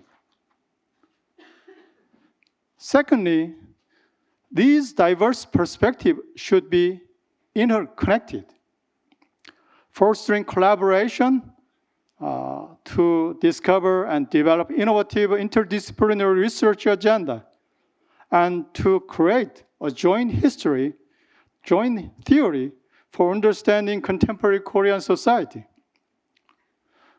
Finally, based on this collaborative activity, we need to take the lead in creating new, attractive research initiatives, leading the debate in Korean studies, accumulating research data. In order to achieve our goal, we are planning to establish a global research hub for the contemporary Korean studies in Seoul National University. This global hub will serve as the center of a network of researchers and educators, fostering connections on collaborations, creating synergies, and accumulating their experience and findings. We believe that this initiative aims at studying Korean society more in a universal context of human history and more comparative perspectives rather than Korean particularism. As the first stage of implementing our plan, we reach out researchers from diverse backgrounds and built 8 research teams. These teams is kind of a platform or temporary, so can be categorized into 3 main streams. The first is the fundamental teams, including political economy, modernization, and modernity. These fundamental teams study the experience of the Korea on the foundation of traditional Korean studies. The second is strategical teams, including Hallyu, K-music, as well as value and identity teams. These strategical teams focus on responding to newly emerging issues and interests, meeting the evolving and growing demand of Korean studies. The final, sorry.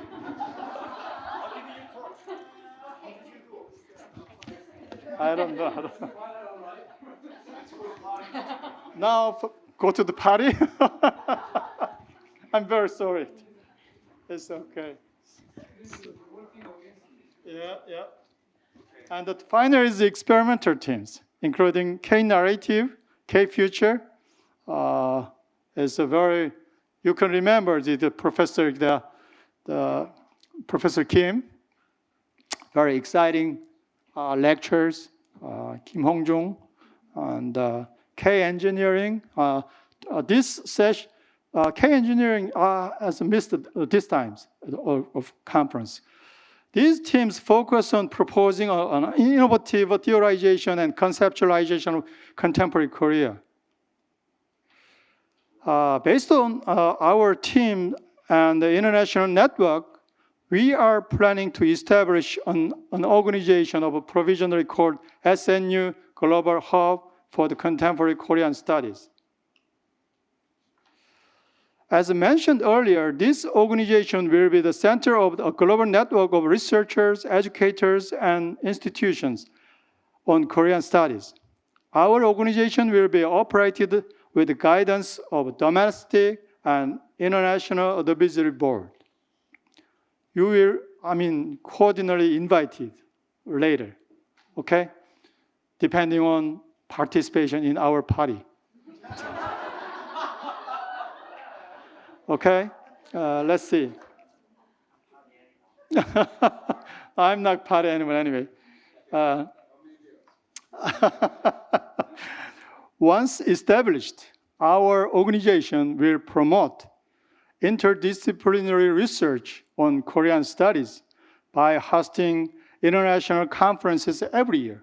This is the first year time, and next year we will have a second international conference for contemporary Korean studies, and go on, depending on your efforts, okay?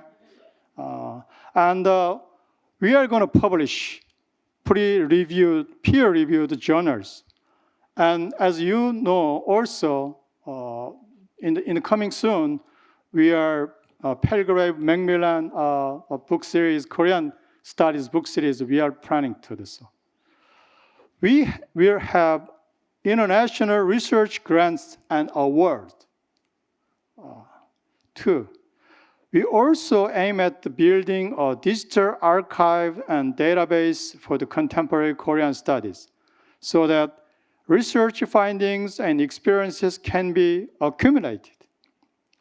We are also planning to promote education on Korean studies as well by designing education program for both graduate and undergraduate courses, and by promoting student research and exchange programs. finally, we are planning to, as you see, there's a bunch of inspiring talk and presentations. So we need the time, talk more. So go to the party. And then after that, even more you need time. Then we are planning Zoom meeting, through internet, on airs. So each team has have a regularly international Zoom meetings. So you can participate, discussion deeply, almost exhaustively. Okay, that's it. Now I'm really opening to, sorry that my presentation may be less longer. So just the free discussions. You can suggest anything or just guide us or raise hands. Hi, I want to thank the organizers. Thank you so much. I forgot to thank Dr. Johan Yu earlier, so I want to give him a shout out. I guess my question is, what's the plan for next year? Are you inviting different people, some of us? I'm actually very serious about that because it's, what is the goal? And then I'm very interested, this is the first time I'm seeing the announcement about a journal.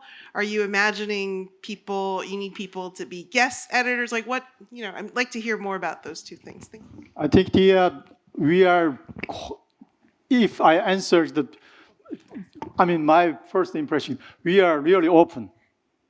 If you are, including here, everybody, but also I think out there's a very outstanding expert of Korean study scholars. So we invite more. That's, next year, maybe I hope, not just 2 years, more, 2 days, more than 2 days, I think. Oh. Actually, Seoul National University has their outstanding scholars who are working on Korea. So you have so many scholars. So I'm asking just, is there any plan to integrate these scholars, what you have here? So we are cooperating with diverse scholars from SNU, and my understanding was that you are planning to become a hub to organize these all capacities, what you have in SNU. That is just in SNU what you have. That makes the SNU so special, actually. You have so many capacities on research on Korea.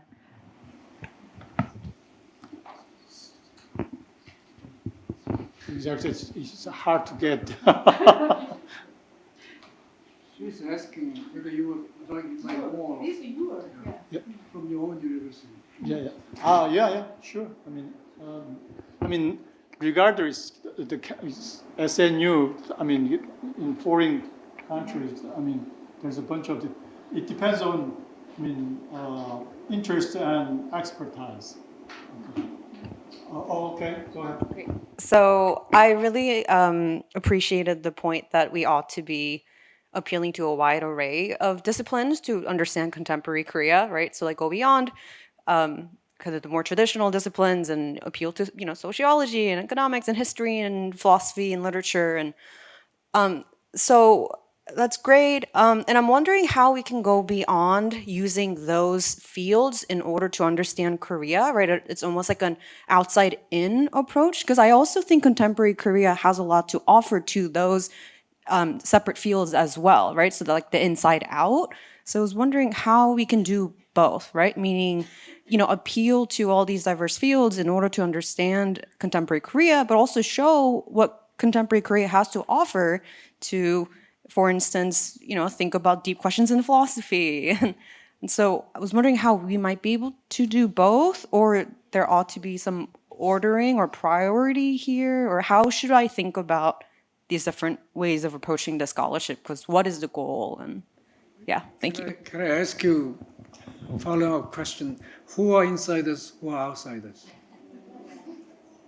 No, I mean, like, it seems like contemporary Korea is the object of understanding, right? That's what we're trying to understand here. And so the tools are these outside, what I've been calling outside fields.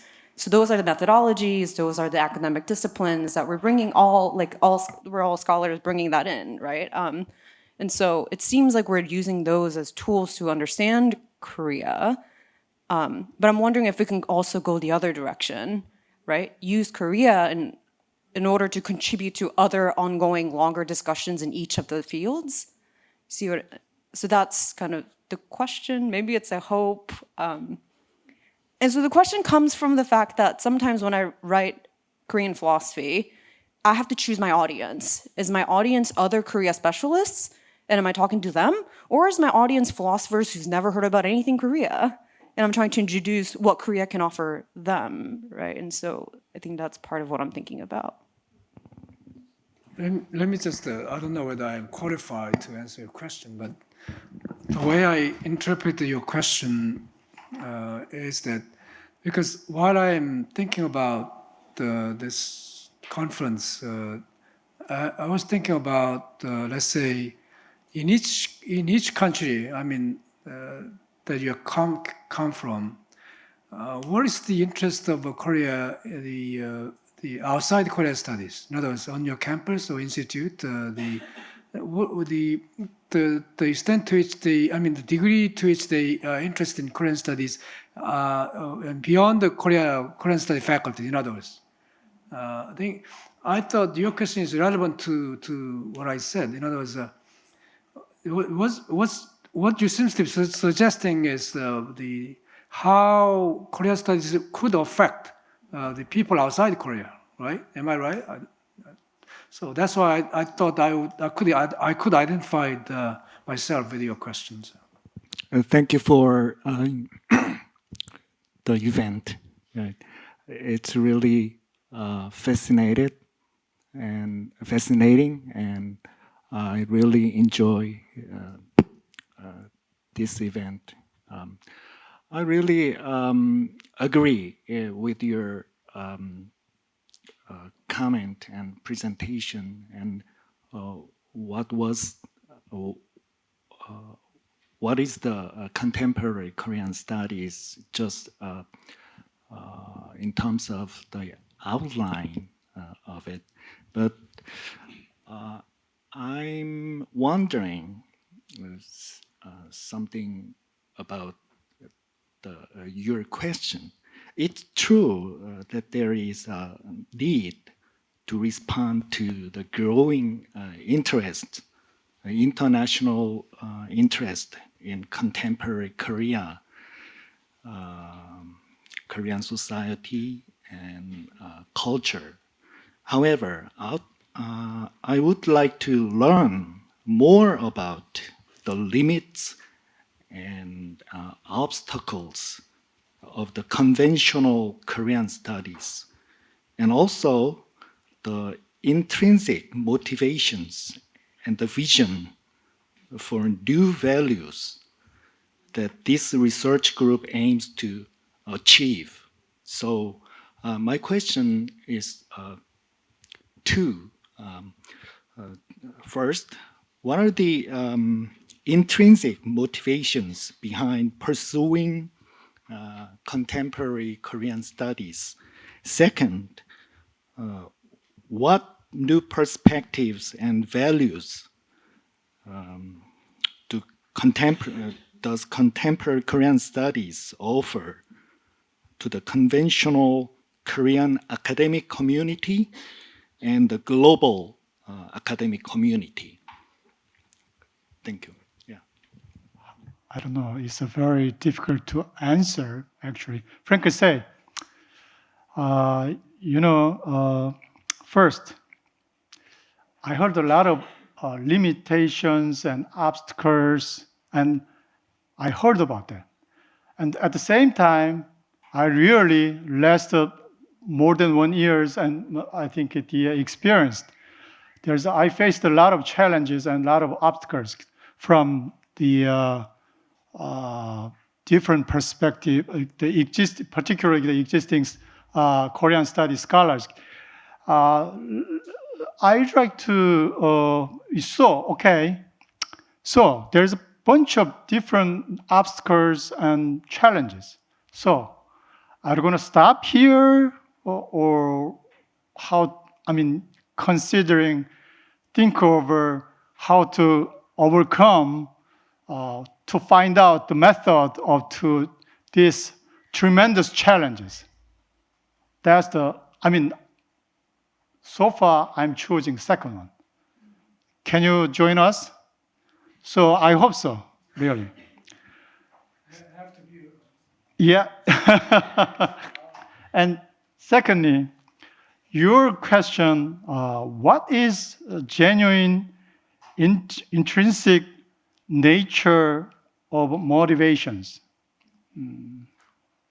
It is really difficult to answer. Very similar thing is, what is Koreanness? We cannot define that because it is ongoing changes from the 10 years ago Koreanness and comparing other countries. It is very hard to understand. That's original, my own intrinsic motivations. Frankly say, maybe it is a kind of a rainbow. Finally, we will fail to find something genuine. Nevertheless, I cannot stop it. I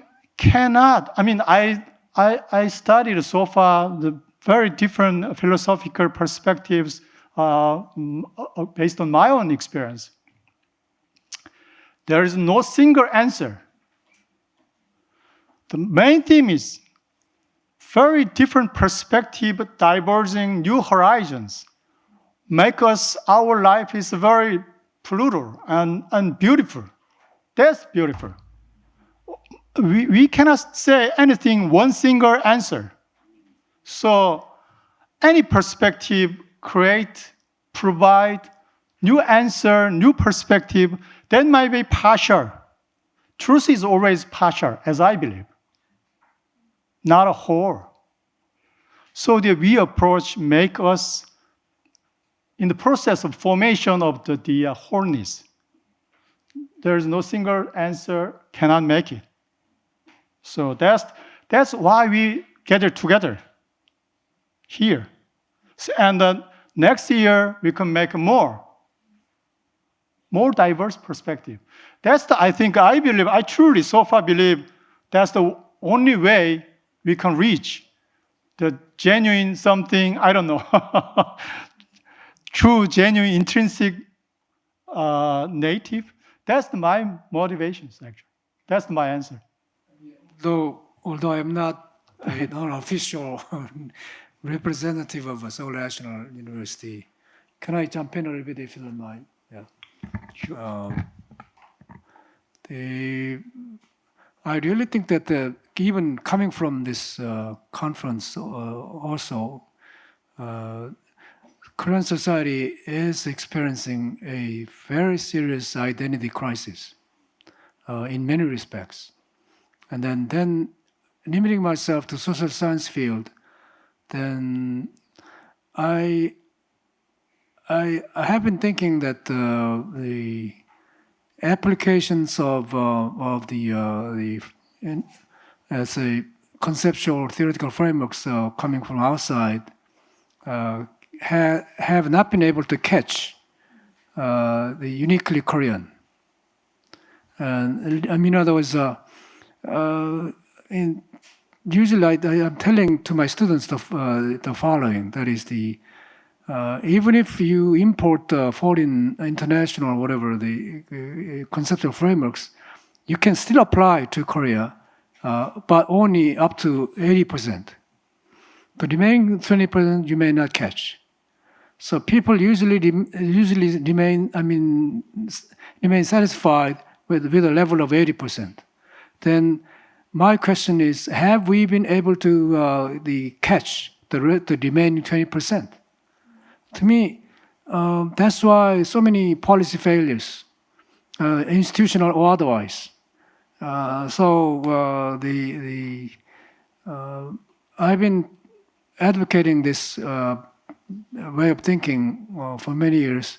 Even main reason why I left Seoul National University, which everybody thought is promising position to the United States, exactly that. I wanted to prove what I learned at Berkeley for my PhD may not be working in South Korea. So that's the main purpose of one of the main purposes reasons for me to decide to leave SNU. And so another point that I want to say is that as I said earlier, now South Korea has been gripped by this kind of a serious identity crisis in many areas. Then the one discipline may not be sufficient to approach this serious issue. That's why we need multidisciplinary approaches. And then I think we should be very honest to ourselves and open enough, and then not defensive about their fears or positions. So, as I said in my reading of pre-prepared statement, I really think that this initiative should be able to address the serious problems facing South Korean society. In fact, whenever I talking to average citizen on the streets or otherwise interview something, everybody is confused. One example, Nancy Evelman, the Korean anthropologist who passed away several years ago, in her work on Korean Ajumma, she had a book on Korean Ajumma, which actually won the award. The Park Ajumma from Apgujeongdong. One of the Ajumma was Park. Apgujeongdong is a very sort of a special, very rich area in Seoul, affluent area in Seoul, southern part of Gangnam. I mean the Seoul city. She said the following: my husband actually is earning much salary, much money is fine. My children are actually getting good education, doing fine at school. The only thing concerned her was, what would be the right way to live? That's the question she was talking to Nancy Evelman. I really think that that's the fundamental question facing South Korean society. So how far have we gone in answering this question? And then I don't think any single field would answer to this question. Although the question is very simple, but answers are very complicated. I don't know whether I answered to your question, but... For 5 minutes. So there's a... Ask you. Yeah, no, just one question. I'm very curious about actually what your idea, what I understand your explanation now. You are planning actually to build a huge research hub on contemporary Korea. So, but if you see the title of this conference and the network is the Contemporary Korean Studies. Korean Studies has a long tradition and a problematic tradition. So, but what you want is a built-up research hub on Korea. Do you have a special? Is there any special meaning that when you choose this title, Contemporary Korean Studies, not a research hub on contemporary Korea, research on contemporary Korea? That's different, no? Because there is no in the areas that is there is no Japanese studies in Japan, but in abroad Japanese studies, no? And there are a huge research network, research hub on contemporary Japan in Japan. So but you have very special chance to build up this wonderful project, and to start with this problematic title, Korean Studies. That is my question. Actually, you have so great chance, and did you think about that? We have discussed in Europe about the meaning of Korean studies in Korea and in abroad. There is differences. So that is one point. And actually, why about your question? You have so when I joined to this project, I had my hope was that we would be able to develop sometimes like Alaida Yasman, Asman or Jan Asman, this from the Egyptian studies to memories, the term of memory studies, or like Norbert Bella, communitarianism. So that is my hope. When I have a very great hope for your project, that you can in this collaborative network to develop new things. That is actually your question, I think. No, what is the intention of us? No? Yeah. Actually, I'm the director of this institute, so the Asian Center. So thank you for using my building. Okay. But also I'm also an anthropologist. So first, this is Asian Center studying Asia, but most of foreigners coming here, majority are, they say they want to study Korea. A lot of, so that's one thing. And second thing is, the Korean scholars here, most of them want to study Asia, outside Korea. So this is an issue which gives some implication to our discussions. So first, I think, when we talk about Korean studies, we usually mean the studies on Korea by foreigners, outsiders. And second thing is, when we talk about, most of the Korean scholars study Korea, right? So Korean studies and study on Korea is a little bit different. That's the first point. And second point, Professor Ha really, answered to your question and let us think about who is outside, who is the insider in this one. So this is a kind of the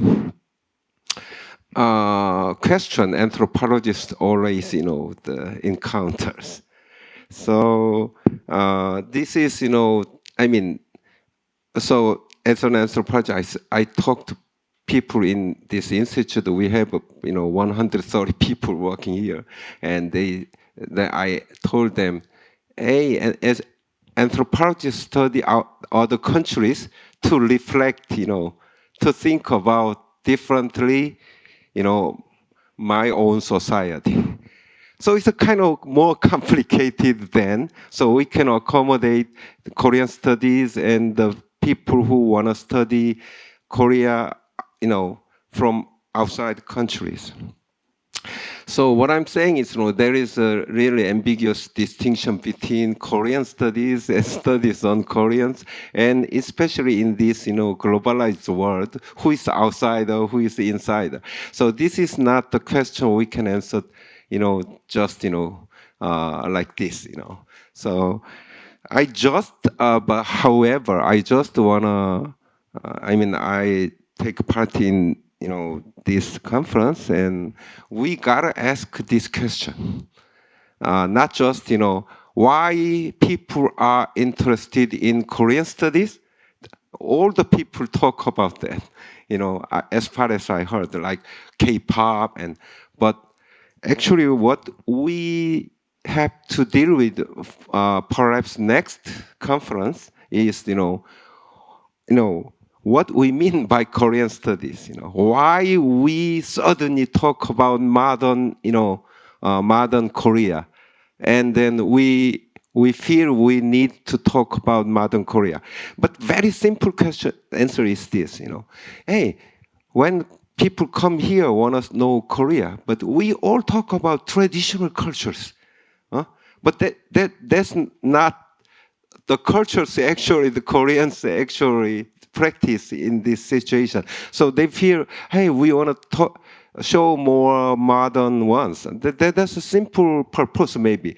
But more than that, academically, we have to ask, what is the really, the Korean studies, modern Korean studies, and then what's the implication for comparative studies, right? So I'm studying Vietnam, so I don't feel any identity crisis as an anthropologist, but when I talk about Korea and Korean studies, I always, feel a lot of identity, the crisis. So I think we have to talk about it probably next year, and I'll also, clean this building and renovate this building more and accommodate you more comfortable. I want you feel more comfortable next year here. Thank you.